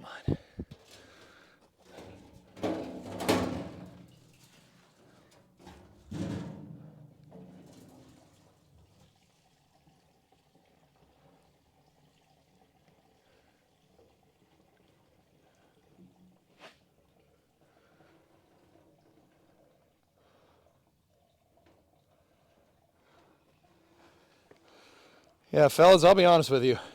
I have no freaking clue where all this gas came from. I don't ever remember putting this much fuel in this thing. But our tank is empty now, so how much gas is in there? Dude, there had to be 11, 12 gallons of gas in this thing. I don't know where that came from. I'm not even kidding. Unless somebody, like maybe when it was at my parents' house, my dad like topped it off or something, which means that would have been at least 5 years ago, which is, you know, good.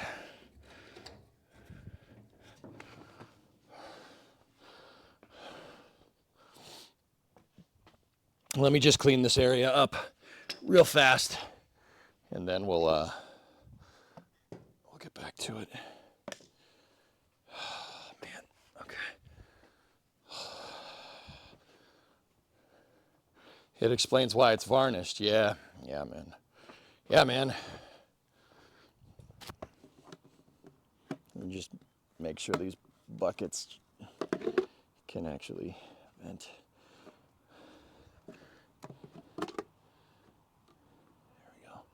Cool.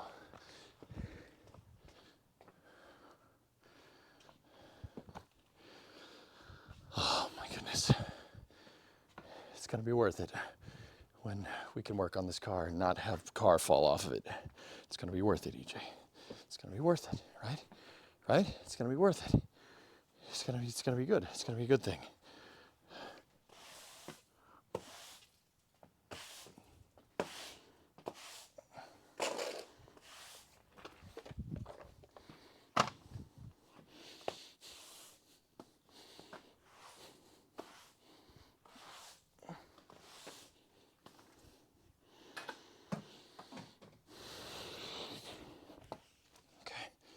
All right. Now we're good.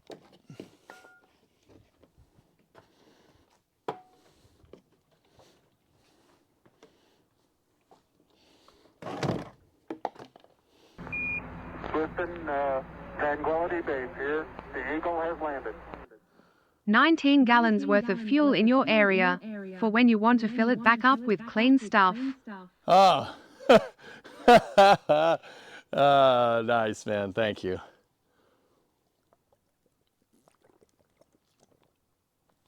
I'm turning the fan on. The fumes are getting a little fumy.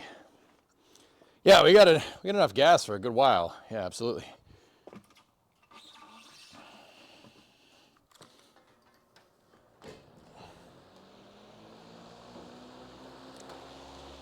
There we go. Turning the fan on. Holy balls, that sucked. That wasn't cool at all. Dude, I swear, like, there was not that much gas in that thing. Oh my goodness. All right, well, I got all the crap out of the tank.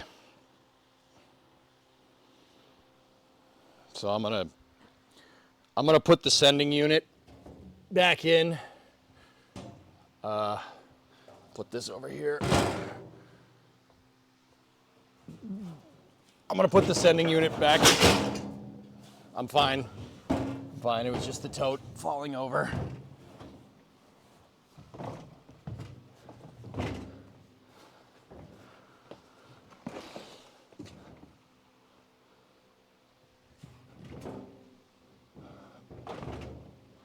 Okay. I'm going to put the sending unit back in, just for now, so no crap gets in the tank. It's already pretty caca. We don't need it getting any more caca.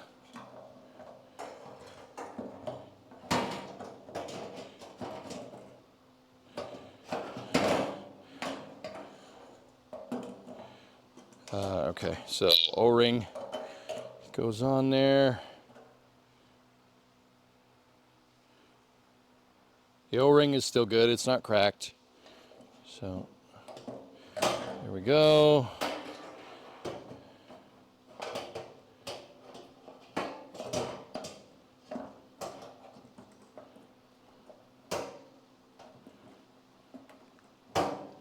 And then the snap ring just loosely on there. Okay.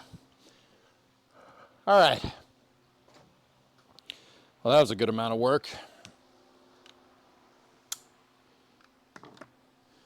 ChatGPT says 5 gallons could evaporate in a few days. You've been working out, your arms are looking kind of thick. Only with lifting stuff here, dude. Let me adjust this so you guys can see.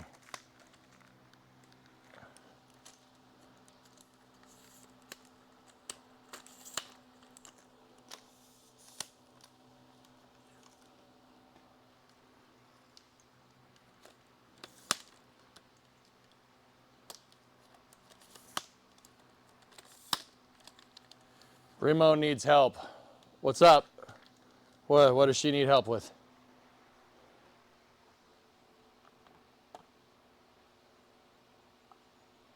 Need help? What? What's up? Are you okay? Yeah, I can't get underneath the oven closed. Can you just come look at it? Yeah.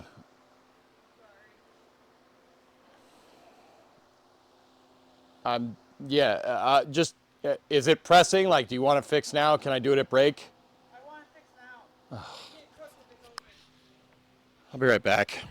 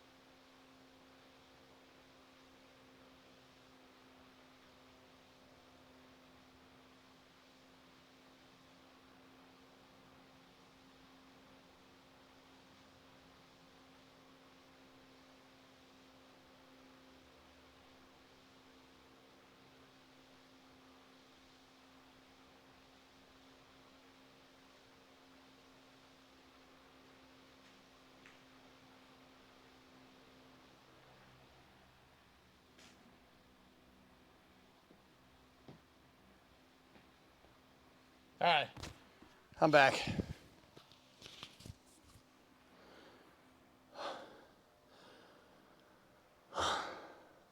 Look.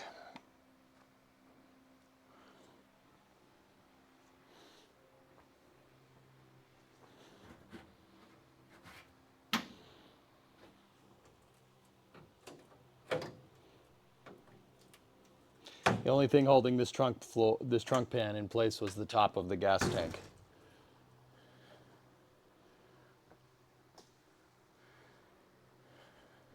Wow.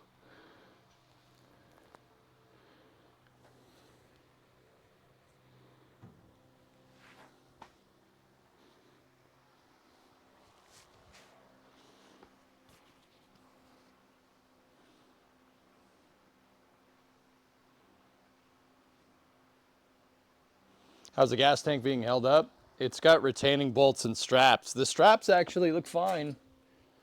They're a little grimy, but we can clean them up. Ah, that's a little pitted. I mean, I'll clean it up. We'll clean it up and give them a paint. Yeah, see, the straps pick up on the back end of the car, and then on the front, you have a hole with bolts. And the bolts go through it, and those are the bolts that I undid. I'll put the straps with the tank. Okay.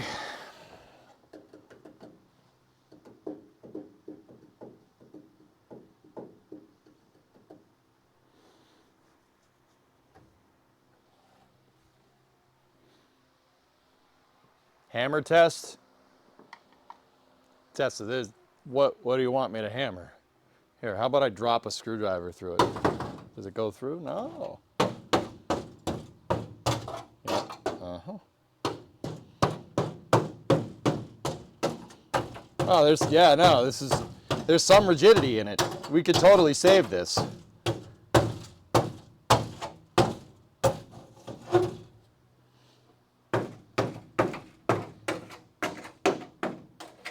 Oh yeah, this is totally fixable. Oh yeah. Yeah, I know. Oh yeah. Ah, look at that. It's great.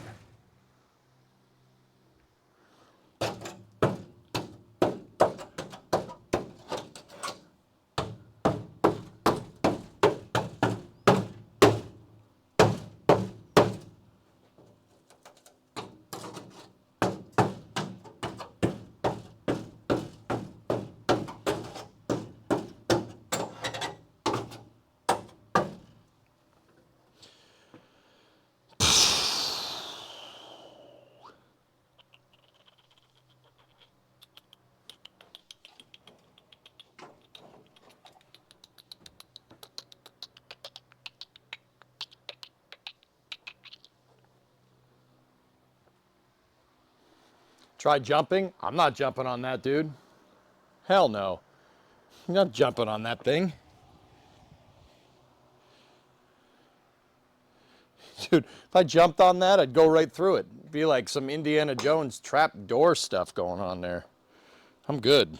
We don't need to do that.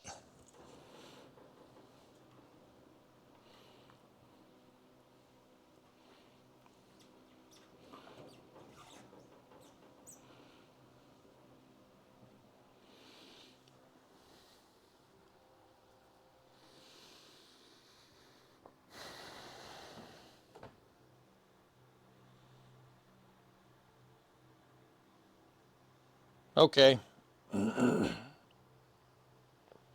I gotta wait for all these fumes on the floor for the gasoline to dry up if we're gonna cut at this thing. Because if we're gonna shoot sparks, we've got to make sure there's no gas around. Because the fumes will get. Maybe put it in rice. I think it's already dry. That might help.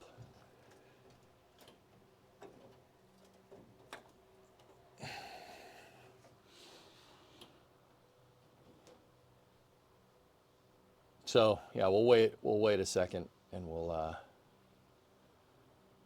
wait for all the fumes to go away.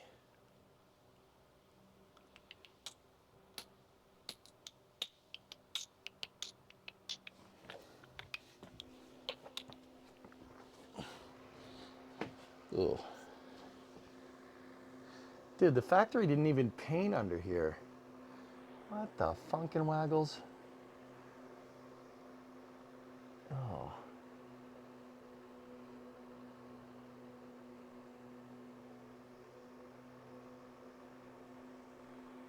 All right, let's fellas, let's get at the let's go take a look at the frame rail underneath here. Oh my goodness. It looks like the Titanic under here. Not on the frame rails, not on the frame rails. But there, it does look like the Titanic.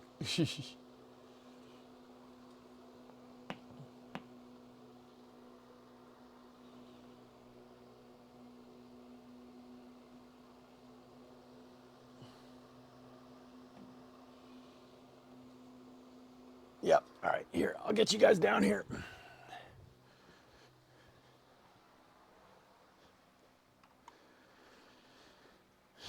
Drawing the car like one of the French girls, yes. Yeah, the tank straps will clean up. I'm I'm not too worried about those. Yeah, we'll clean it up, give them a good coat of paint. Shouldn't be too big of a deal. Totally unrelated note, for no reason at all. When was your last tetanus shot? Dispatch, I've had one relatively recently. I'm okay. Thank you for asking.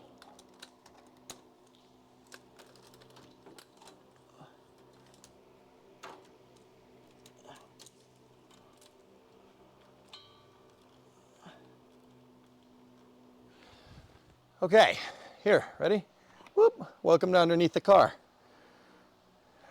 Shocks, I told you, man, those shock absorbers look real good. But you know what's not good? That's not great.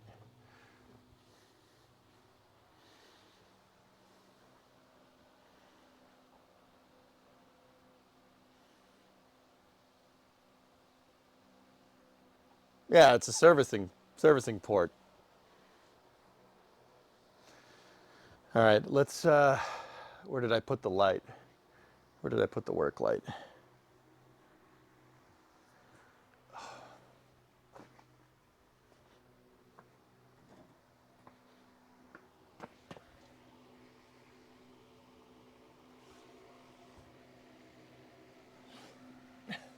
Dude, you know what I just realized?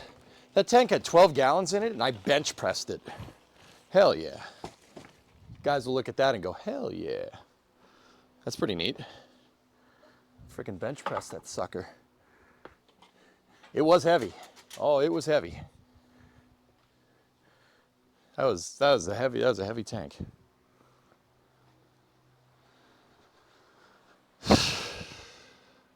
Dude, look at all the God rays.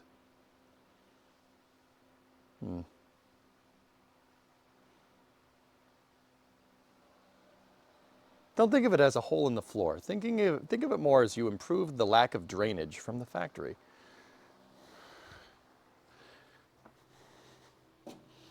Yeah. All right.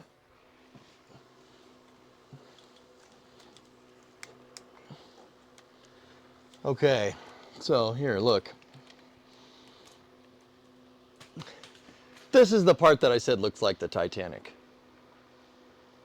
Because it does. Let's take a peek.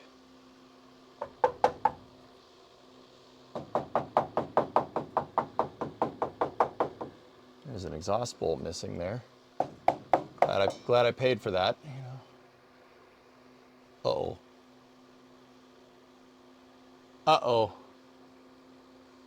Really? Where is there not a mouse nest in this thing? Damn.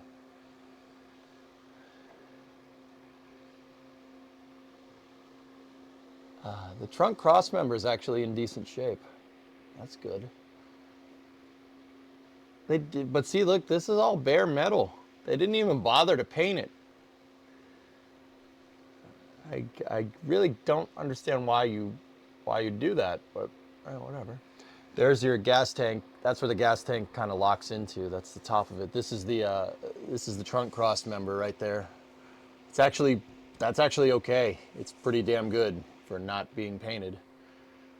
There's your Shaw, in case you were wondering. There's the bolts that were holding the straps. See them right there? They were welded. It was a bolt that was welded to the strap because, yeah, that right there, this piece of electronics right here is your sender. That's the sending unit wire.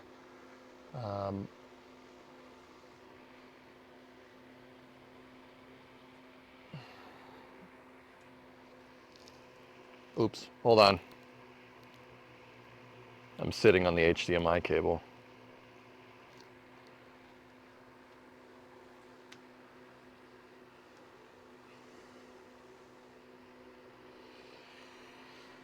Okay.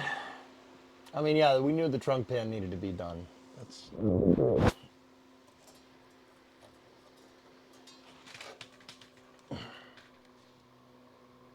And we knew the end of the frame rail wasn't too good.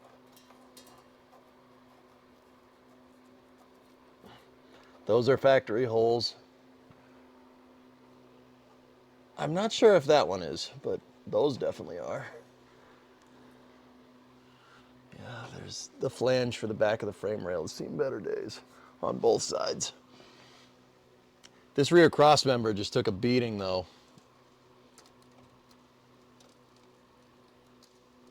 Yeah, and then there's where the straps pick up, the gas straps pick up on the back, and then the fill hole goes through there. You fill the filler holes behind the license plate. It's super cool, actually. Yeah, well, dude, what kind of speakers we got back there?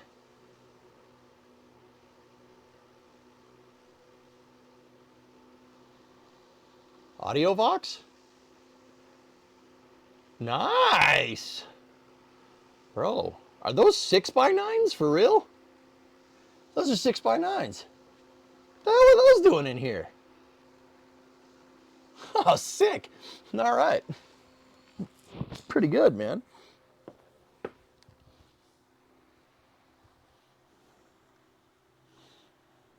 Freaking 6x9s. That's pretty cool.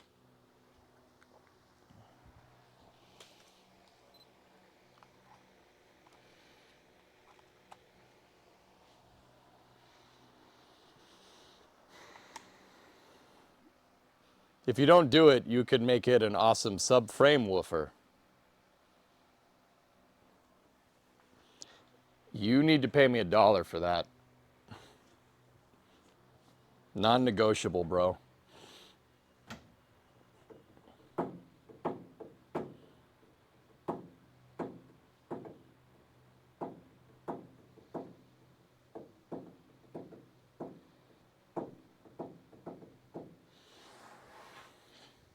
That was bad, even for you.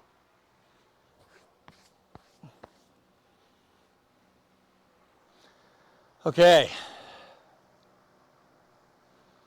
Okay.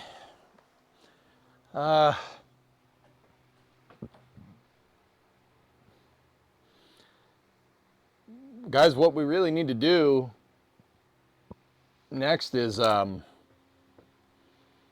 think the fumes are pretty much gone. Let me just sweep from underneath the dang thing, because we're gonna need to get down under there. Fortunately, less and less car is, you know, coming out every time. Listen, Tranquility Base here. The Eagle has landed. Fine, but I demand beavers tomorrow. No, this is not a negotiation. You're not getting beavers tomorrow. Screw you. Wait until you take the front apart. Yeah, when did you take the front apart? The front's not bad, dude, I'm telling you. Like, front's okay. I don't know how, but it's okay.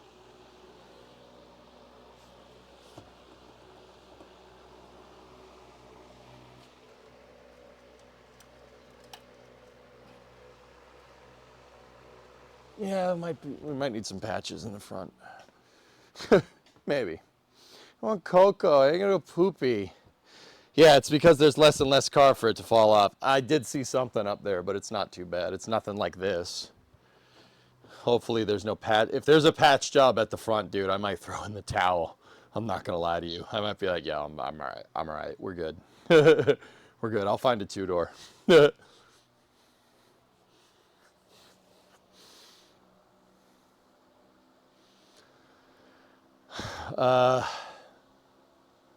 Okay, where do we want to go with this for now? I don't know, man.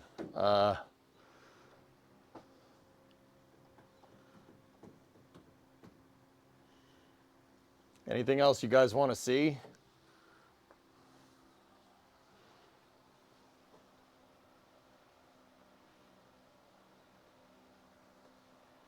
What's going on today? Hey, Thick, how you doing?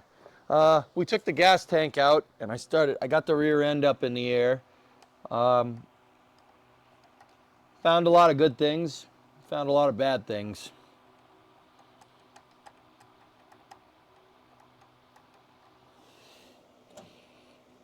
Whether it's more bad than good at this point, I'm not 100% sure. Angle grinder and some Iron Maiden. I think, yeah, if we want to further inspect this, I think cutting the center of the trunk pan out is probably a good idea. Once again, I was waiting on the, I spilled some gasoline over here when we dropped the tank out. I don't need sparks shooting onto gas fumes. That gets you atomization. Take all the trim off to see if there's any more hidden patches. Yeah.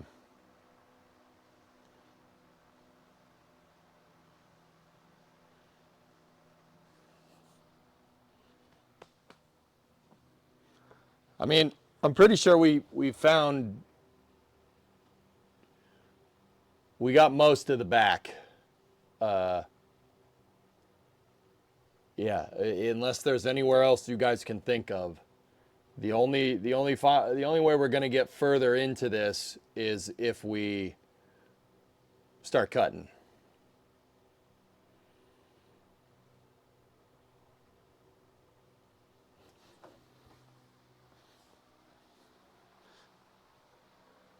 I wouldn't cut anything out till you have a replacement so you know how to cut. Yeah. Yeah. Yeah, it's probably, I mean, I was thinking about that. It's not the worst idea. Man.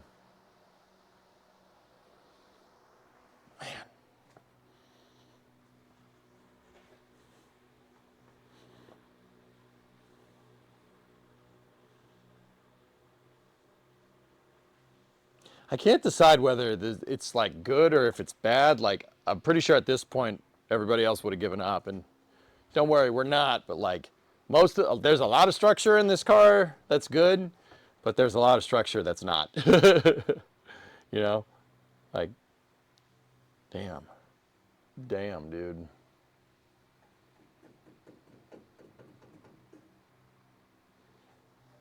Crazy. You can always cut an access square hole in the quarter to see how bad the outer wheelhouse is. Yeah.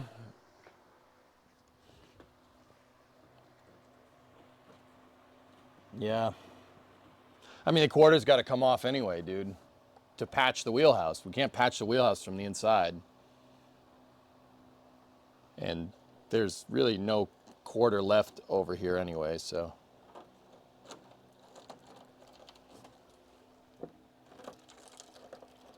We need new wheelhouses.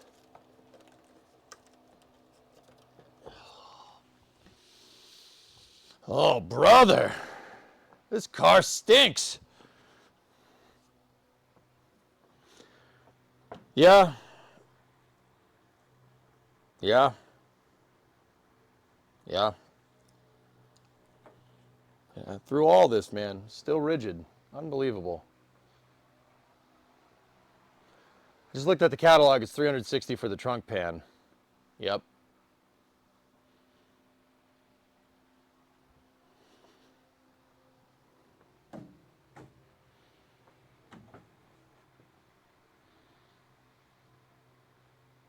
Yep.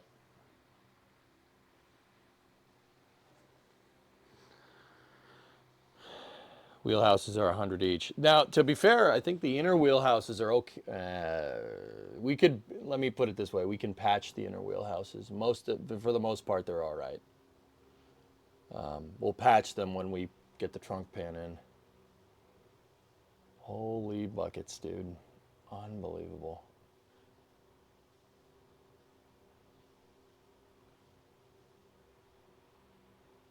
There's like, I can't believe this thing can, like, yeah, I'm going to stop talking. Just leave me alone.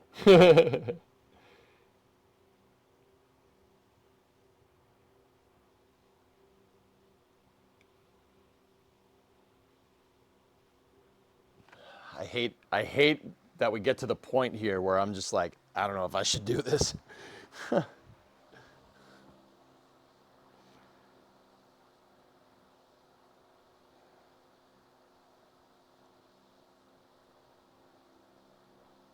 But, you know,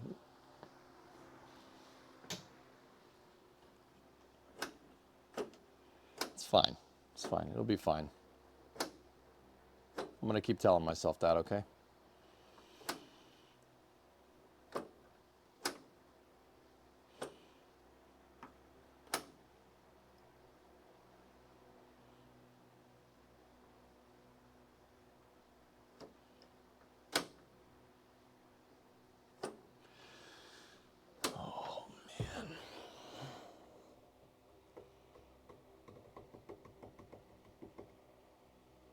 Sorry, I'm in thinking mode again.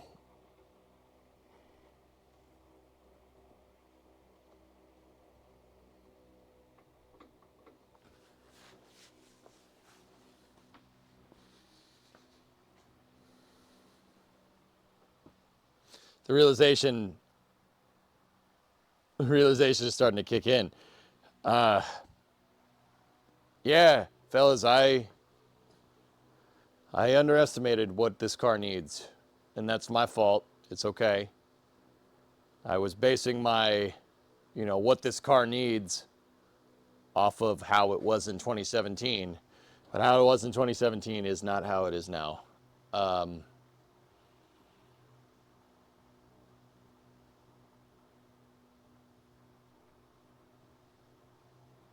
Okay. I mean, whatever. Like, it's fine. It's fine. I'm just... Thanks to this stream, I now have a phantom gasoline smell in your house. It'll be fine. Just take it slow. Could take a bit longer than you expected. That's what I'm worried about, dude. Yeah, that's what I'm really worried. It's okay. It's okay. We've done big projects before.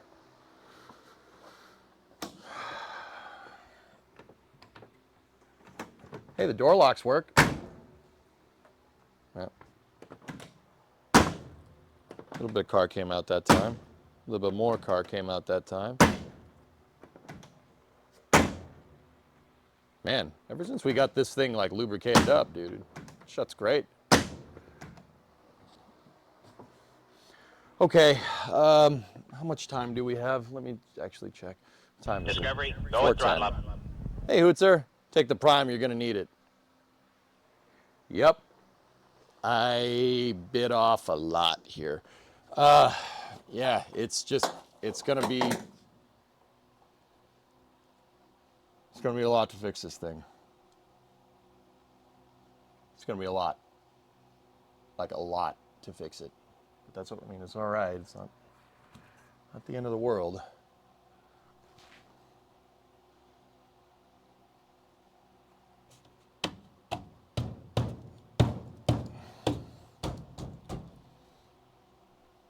A lot of spot weld drilling is going to happen in our future here. A lot of spot weld drilling. So, all right. All right, let's take inventory. What do we need for the back here?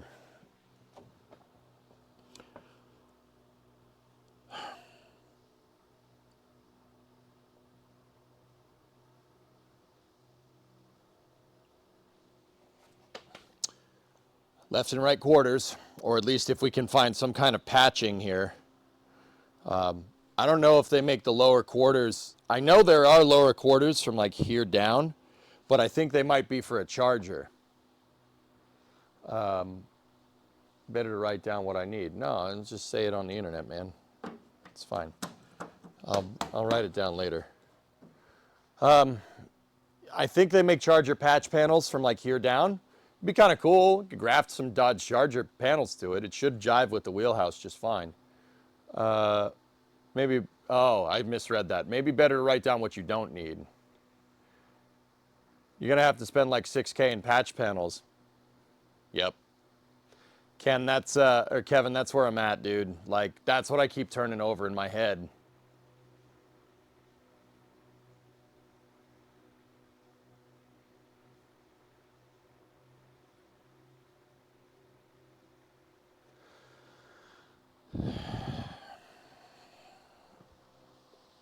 I keep turning it over.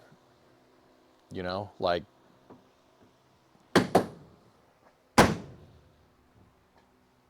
6K in patch panels is approaching the price of a shell, of a two-door shell. That's approaching that price.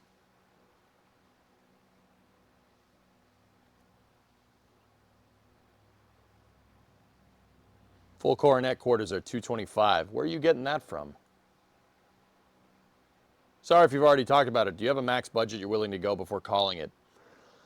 MR, yeah, we're near it. We're near the max budget. I don't want to give up on the damn car, dude, but this is... So, okay, all right. Could we do it? Yes. Can we afford it? Yes. We don't have to worry about labor charges. It's just straight parts. Do I have enough to buy the parts? Yes. Do I have enough to buy everything that this car needs right now? No. Do we need a lift? Most likely. Yes. We got to figure that into account. Do I need enough? I need to buy all the metal stock for the frame jig that we need to put this thing on to fix it. Yes. Will that be good? Yes. It's good to have the frame jig. So if a two-door comes along, we can use the frame jig to fix it. That's good. But I can't help but think in the back of my mind,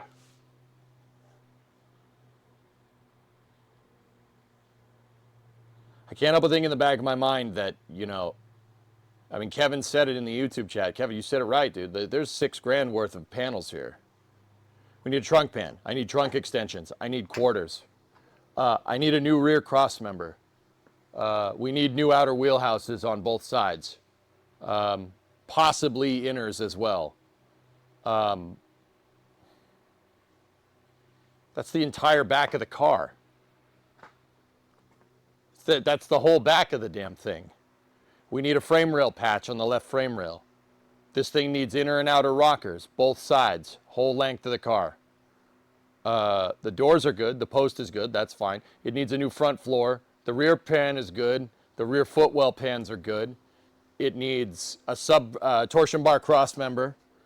And yeah, that's it, dude. That's the whole bottom. Well, it's not almost the whole bottom of the car, but it's close.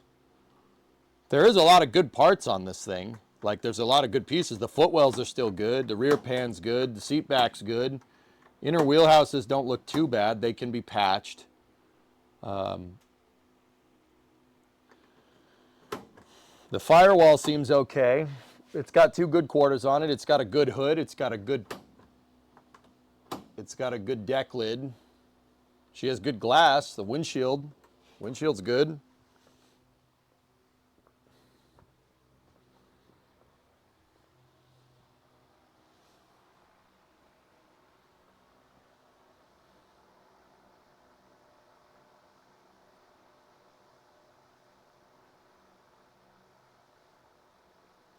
Guys, like, I'll be honest, I want to do it, and I keep saying, well, you know, we'll commit to it. I know the car isn't worth saving. Like, I get it, and I want to learn, etc., etc. Like, but damn, dude, this is going to take a while. This is going to be a long one. Even if we work on this a lot, it's still going to be a long one.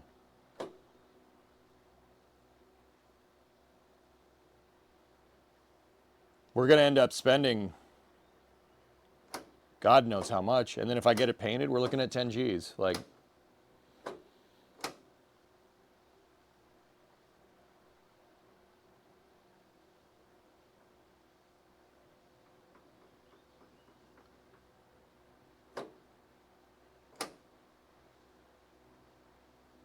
I got to weigh my options, dudes.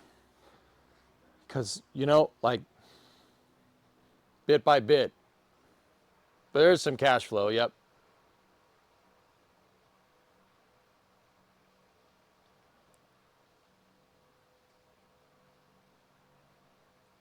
Well, look at it this way. If you leave the car outside for 5 years, is it going to get in any worse state? Yeah, of course it is. What else will the driveline and engine go in?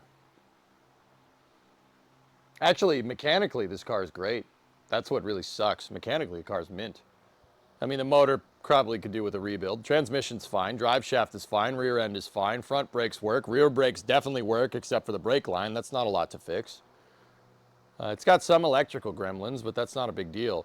It's the structure that's killing me, dudes. That's what's killing me.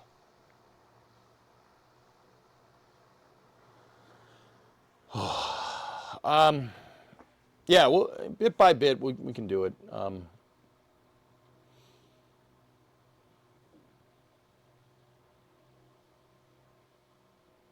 I have a question, and I'll leave this up to you guys, okay? I have a question.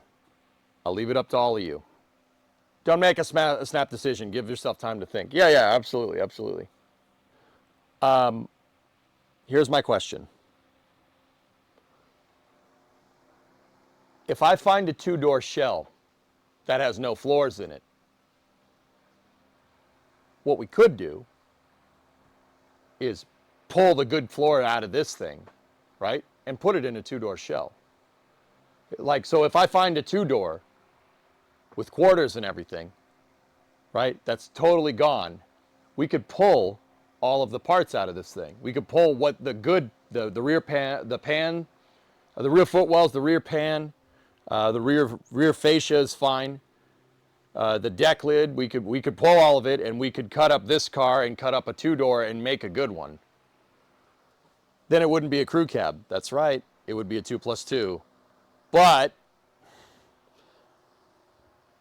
would you guys be cool with that? We might be able to get a two-door that's really far gone. And we might be able to take the good parts out of this thing and parts it together with a two-door. And it wouldn't be the crew cab Charger anymore, which kind of sucks, but fix the one area that's the worst and go from there. Sounds like way more work. Or just keep going and fixing this. Keep going and fixing this is fine. What parts are easier to source for the lowest cost? Two-door. So Kyron, like,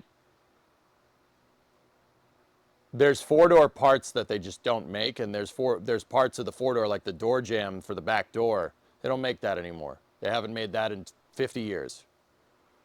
How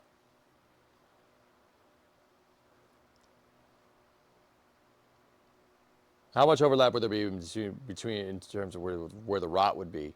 About the same. This thing has normal rust in the normal spots, but some of it is abnormal too, like the inside of the frame rail. That's weird. Do the Franken Dodge. If they make a Charger quarter, I'll put a Charger quarter on the back. Screw it. Why not? Right? That would be cool. I would be okay with that.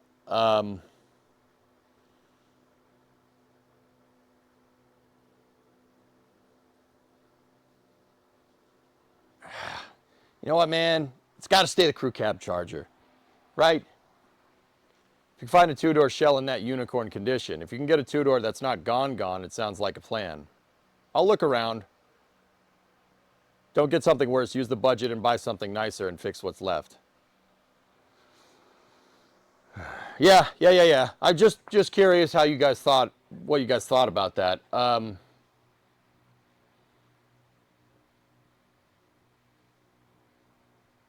No.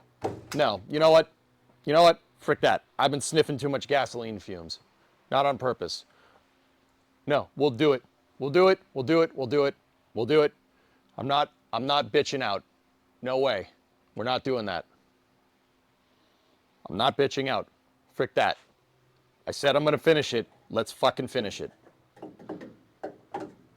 Okay.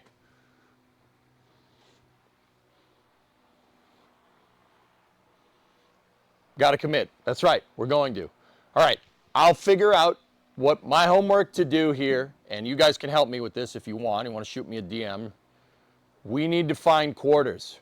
They don't make a four-door quarter, and I don't want to spend $600 on a two-door quarter panel that we're going to cut in half anyway. So we got to find patches. If they make a patch piece here, we're going to be in business. That'll really help us out. If it has to be from a Charger, I'm pretty sure it's similar. Fine. We need both quarters. Full stop. We need both quarters. The rear fascia panel is not bad. The rear fascia panel is not bad. It's got a little bit of a hole in it. I can patch that with metal from the hardware store. It's not a big deal. The headlight bezel mounts are good. The trunk mount is good. All that goes on the rear fascia panel. That's fine. I'm cool with that. We need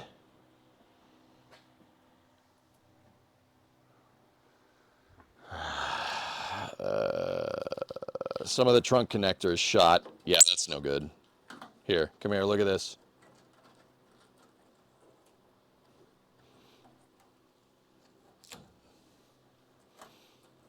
We need trunk gutter rails at the corners. They make those. I know they make them. Not an issue.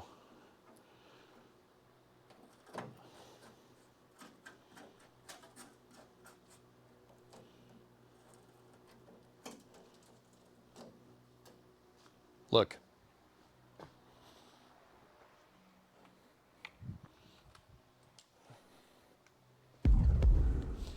The drip rail. See that? We need this.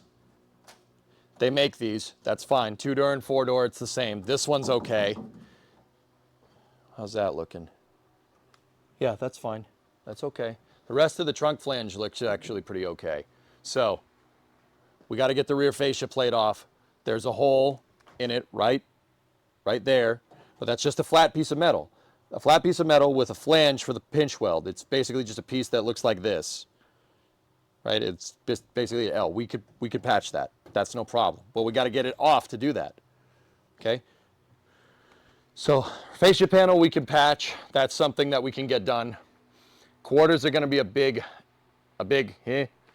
yeah, if we can find the right patch, I got to cut this panel out so we can get at the wheelhouses.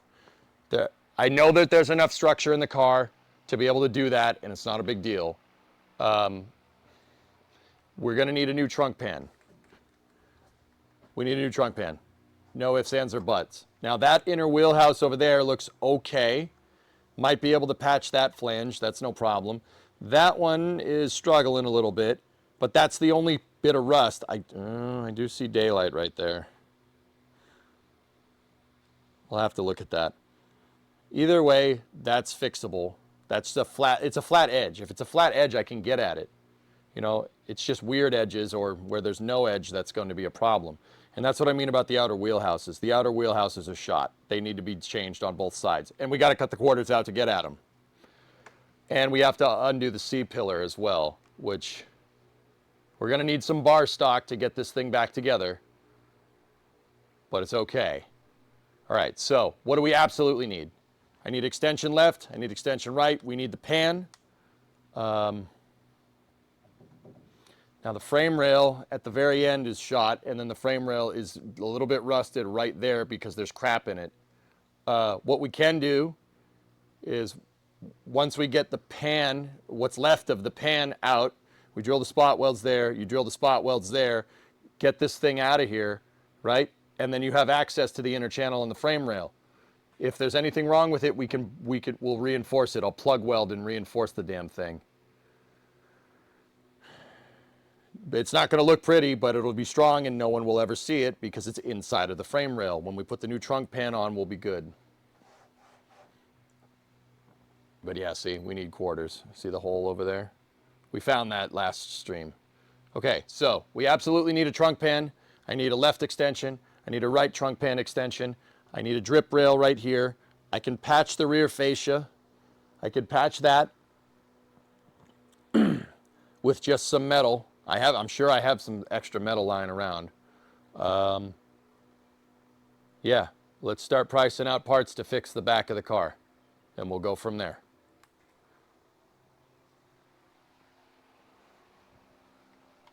Are you gonna dip the shell? No. What? Dude, I don't have the money to do that. Well, not the money. Like, what am I gonna dip it?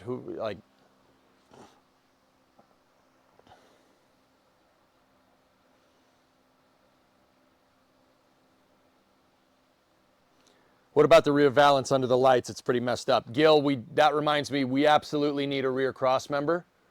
It's called the rear cross member. We need that holds the ends of the frame rails together, and the fascia mounts on the cross member. You need that. The pinch weld at the rear fascia picks up on the cross member. We have to do that. When we pulled the rear bumper off, most of what was left of the rear cross member came with it. Don't worry, there's still some attached right here, but I'm pretty sure that that's not structural anymore if it's making that noise. So we need a rear cross member, pan, extensions left and right, quarters.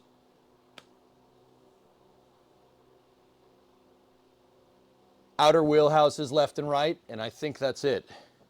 I think that's everything. I mean, that's, and, oh, and the drip rail. Okay, cool.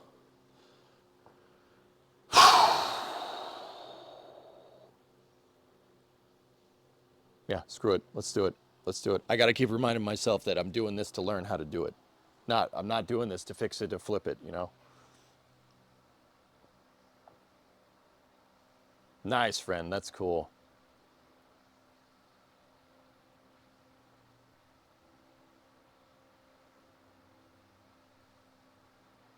EJ rebuilding his whole car body well. I changed my brake pads a couple of times. Yep.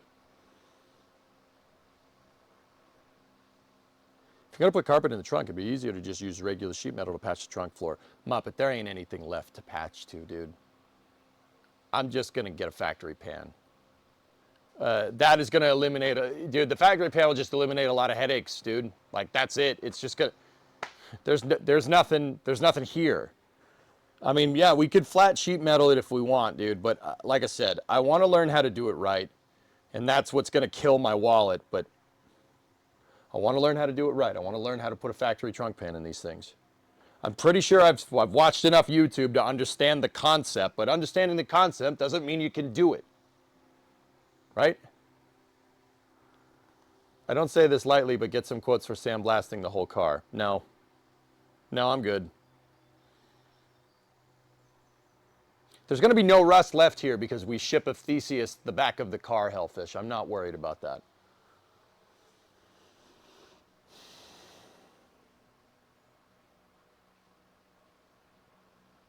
It'll also be a wealth of information to others. I know I'll be coming to you when I get around to the Bel Air. Yep. Found its twin in Kansas. Inspiration, let me see. Oh, yeah. Car looks great when it's cleaned up, dude.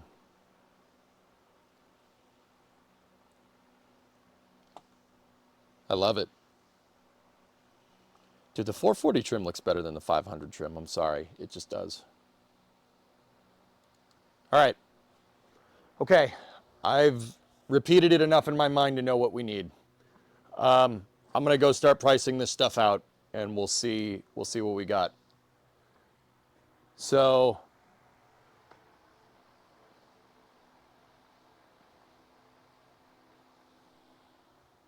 yeah.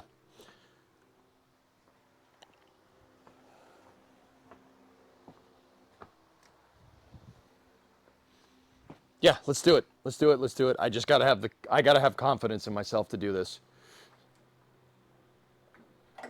Wait, but remember, William Bradford, speaking in 1640, on the founding of the Plymouth Bay Colony, said all difficult actions are overcome with answerable courage. Yeah, we'll do it, Coltec. We'll do it. Can I paint the car? Hell no. Well, I don't know, Geeson. That depends. Are you a painter?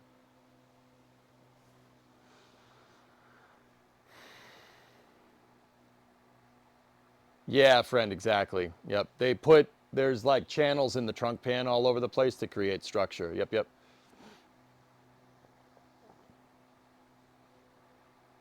If this capsule decade of progress teaches us anything, the exploration of space will continue.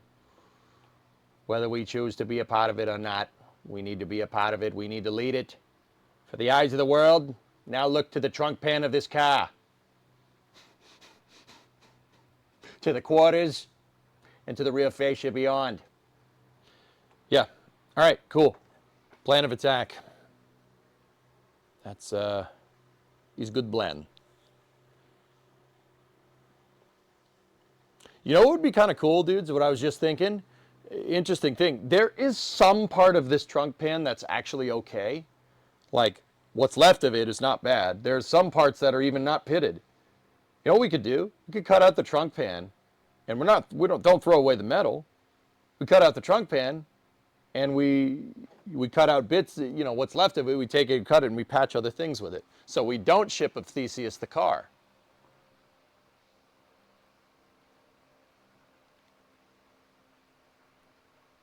I like that. That's a good idea. I'm doing that. We do this and the other things. Yeah, I'm pretty sure that's what he was talking about, friend all. You know, we choose to go to the moon and do the other things, like restore a 56-year-old car.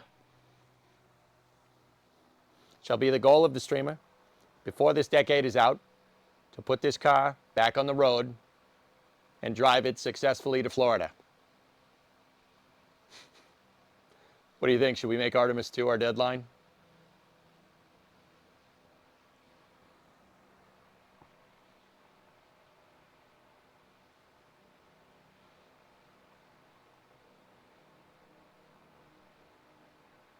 You really think you could get this done in this decade?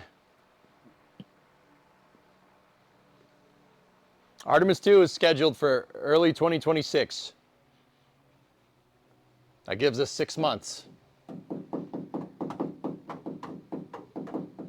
Park it next to the VAB for the Apollo photo op. Jim, if we did that, what I would want is an NSF logo, but like NSF in like TypeScript, how they used it, like a hand-painted sign, hand-painted NSF logo, like on the car. Like, like somebody just took a stencil and put NASA spaceflight on it, and then drive that down there. Artemis 3? No. I'm not sure who you'd be jinxing, but it'd be a bad idea. Yeah. Yeah, I know. Sounds like an expensive timeline. Well, SLS is expensive, so it works.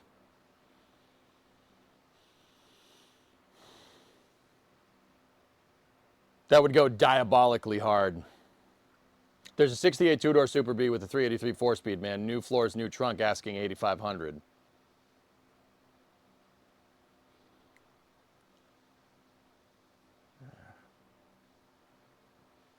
SLS is also hugely behind schedule.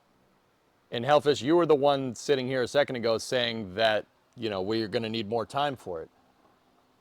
So, is it going to take a long time or is it not going to take a long time? Yeah, shut up. Think before you talk. Boom. Freaking roasted.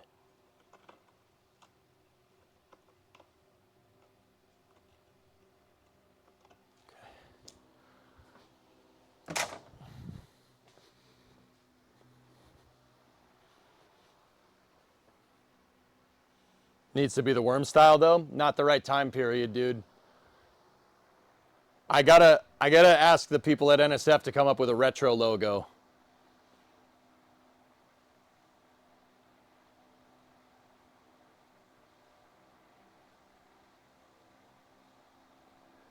Just buy a couple donor cars for patches and parts. It's like having a scrapyard. I did it years ago with your Celica and Morris Miners.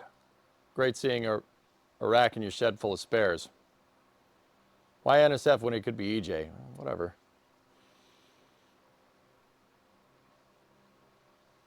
What about Coronet merch to help? I'm working on it.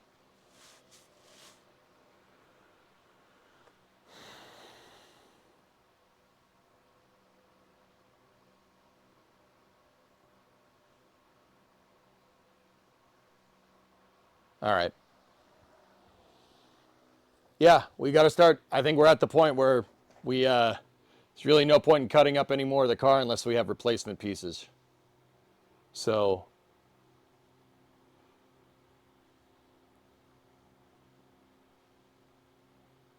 yeah.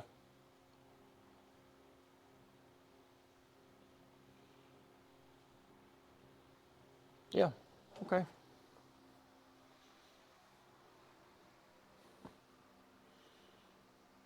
What part are you going to tackle first? We're going to build the back of the car. That's where we're going to start. I'll start with the pan. We got to... So actually, what we really should start with is the rear fascia. That's the plan of attack for the next stream when I get the parts. We got to drill the spot welds out of the rear fascia. We got to get that part off, believe it or not.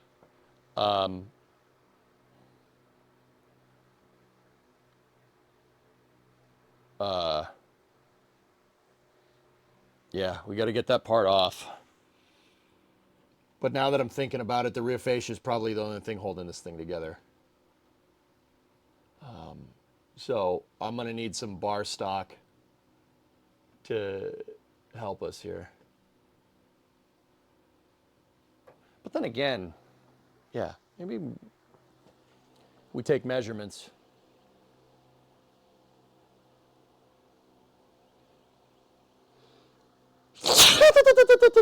Turbo. I mean, we got to get the rear fascia off anyway if we're going to redo the rear cross member, so.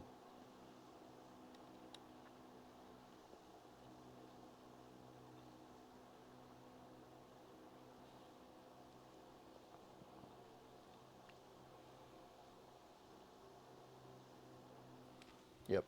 All right. Bless you. Thank you. Use box, it's stronger, sure.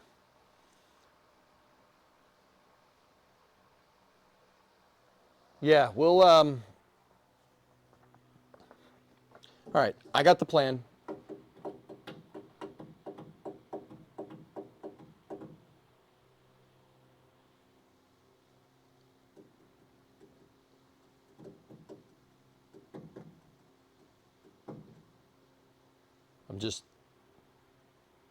I'm getting this right in my head.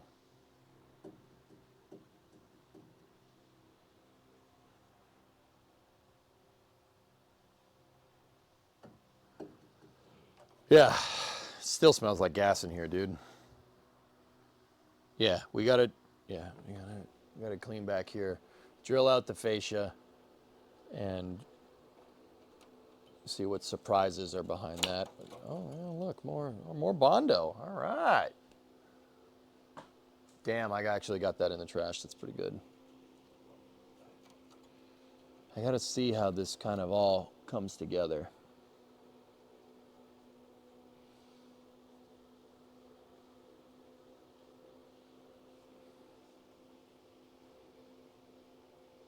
Yeah, I'm seeing the spots. Damn, I want to drill this out now. I want to start. I psyched myself up. I want to start doing this. The quarters are still the big one, though. At least for the back of the quarter, we got to figure out a way to patch it. But we should get the trunk pan extensions in there first.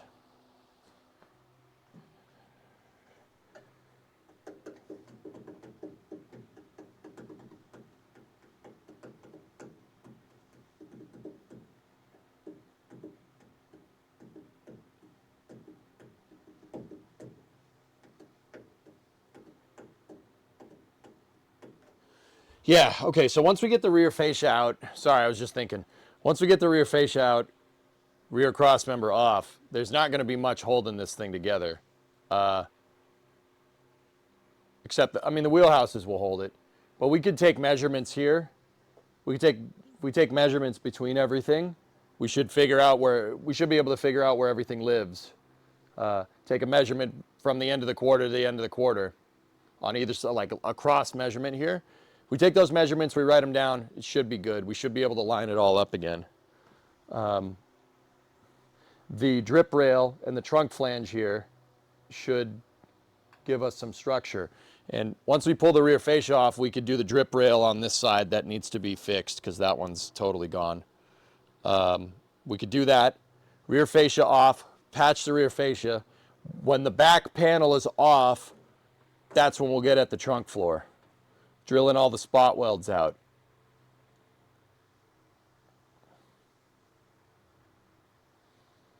Yep.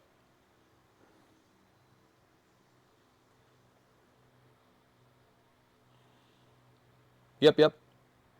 Oh man, I want to start working on this now, damn it.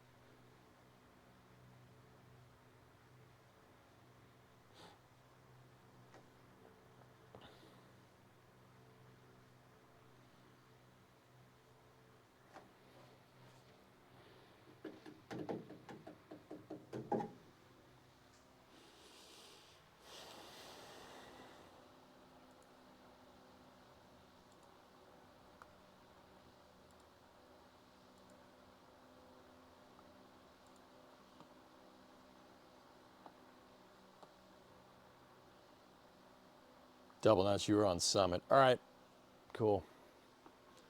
All right, dudes. I'm going to take a little bit of a break here, and we'll start Space News. And then after Space News, we got Red Dead tonight, baby. We got Red Dead.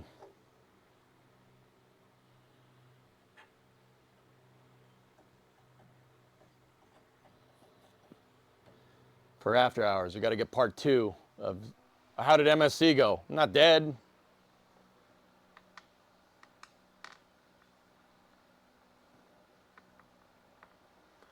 Okay. Yeah, we'll start. I'll buy the trunk pan. We'll buy the trunk pan and we'll go from there.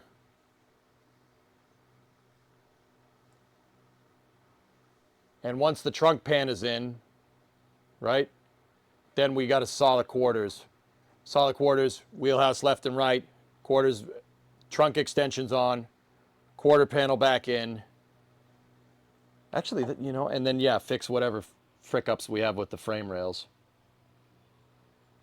That's actually not bad, dudes. I'm serious, and I already, don't worry about like thinking that this is me talking myself into it. I already did that first of all. That's not bad. It really isn't. The big one is the quarter. That's the big thing. This is what I got to figure out. This is pretty good metal up until about here, and then it's not good metal. But we have to cut this out so we can replace a piece that's basically right here. And I'm kind of worried what that's going to do over here, like with this side of the car.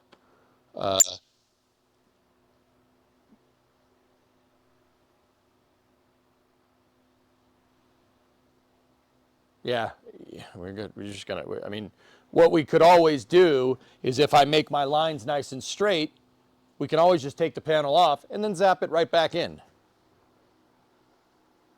If we do it in the right spot, nobody will ever notice, and then we just got to, you know, tack it back in, make sure it's straight, and then zap it back in. Yeah. I got the tractor flipped. I got it home, yeah. I didn't get the trailer, though, and we didn't get any tires either. But we got paid for the firewood, so we're good.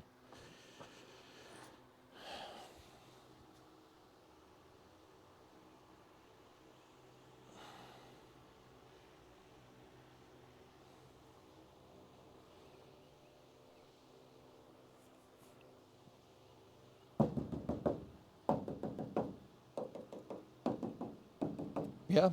Yep. All right.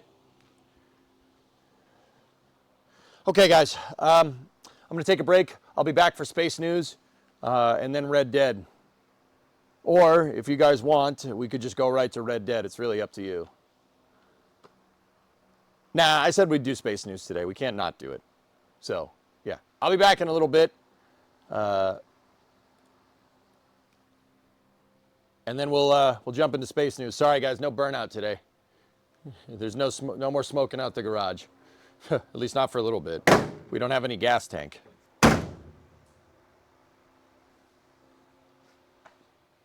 Yeah, this is not going to be, it's not going to be too bad. All right. Cool. There's a fair bit of Space News. You would not advise skipping it. All right, cool. The burnout was great. It was an awesome scene transition, wasn't it? All right. Stand by for loss of signal from the garage as expected.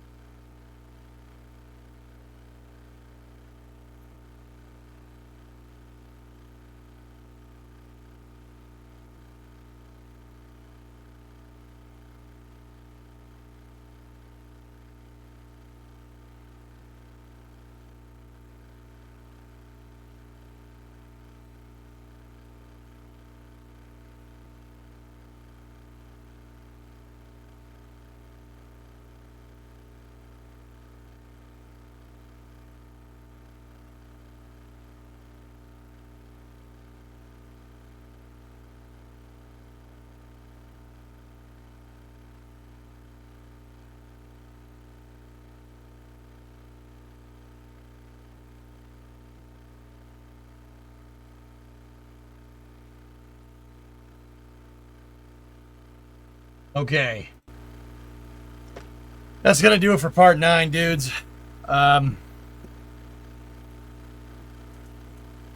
We got a project, but it's okay.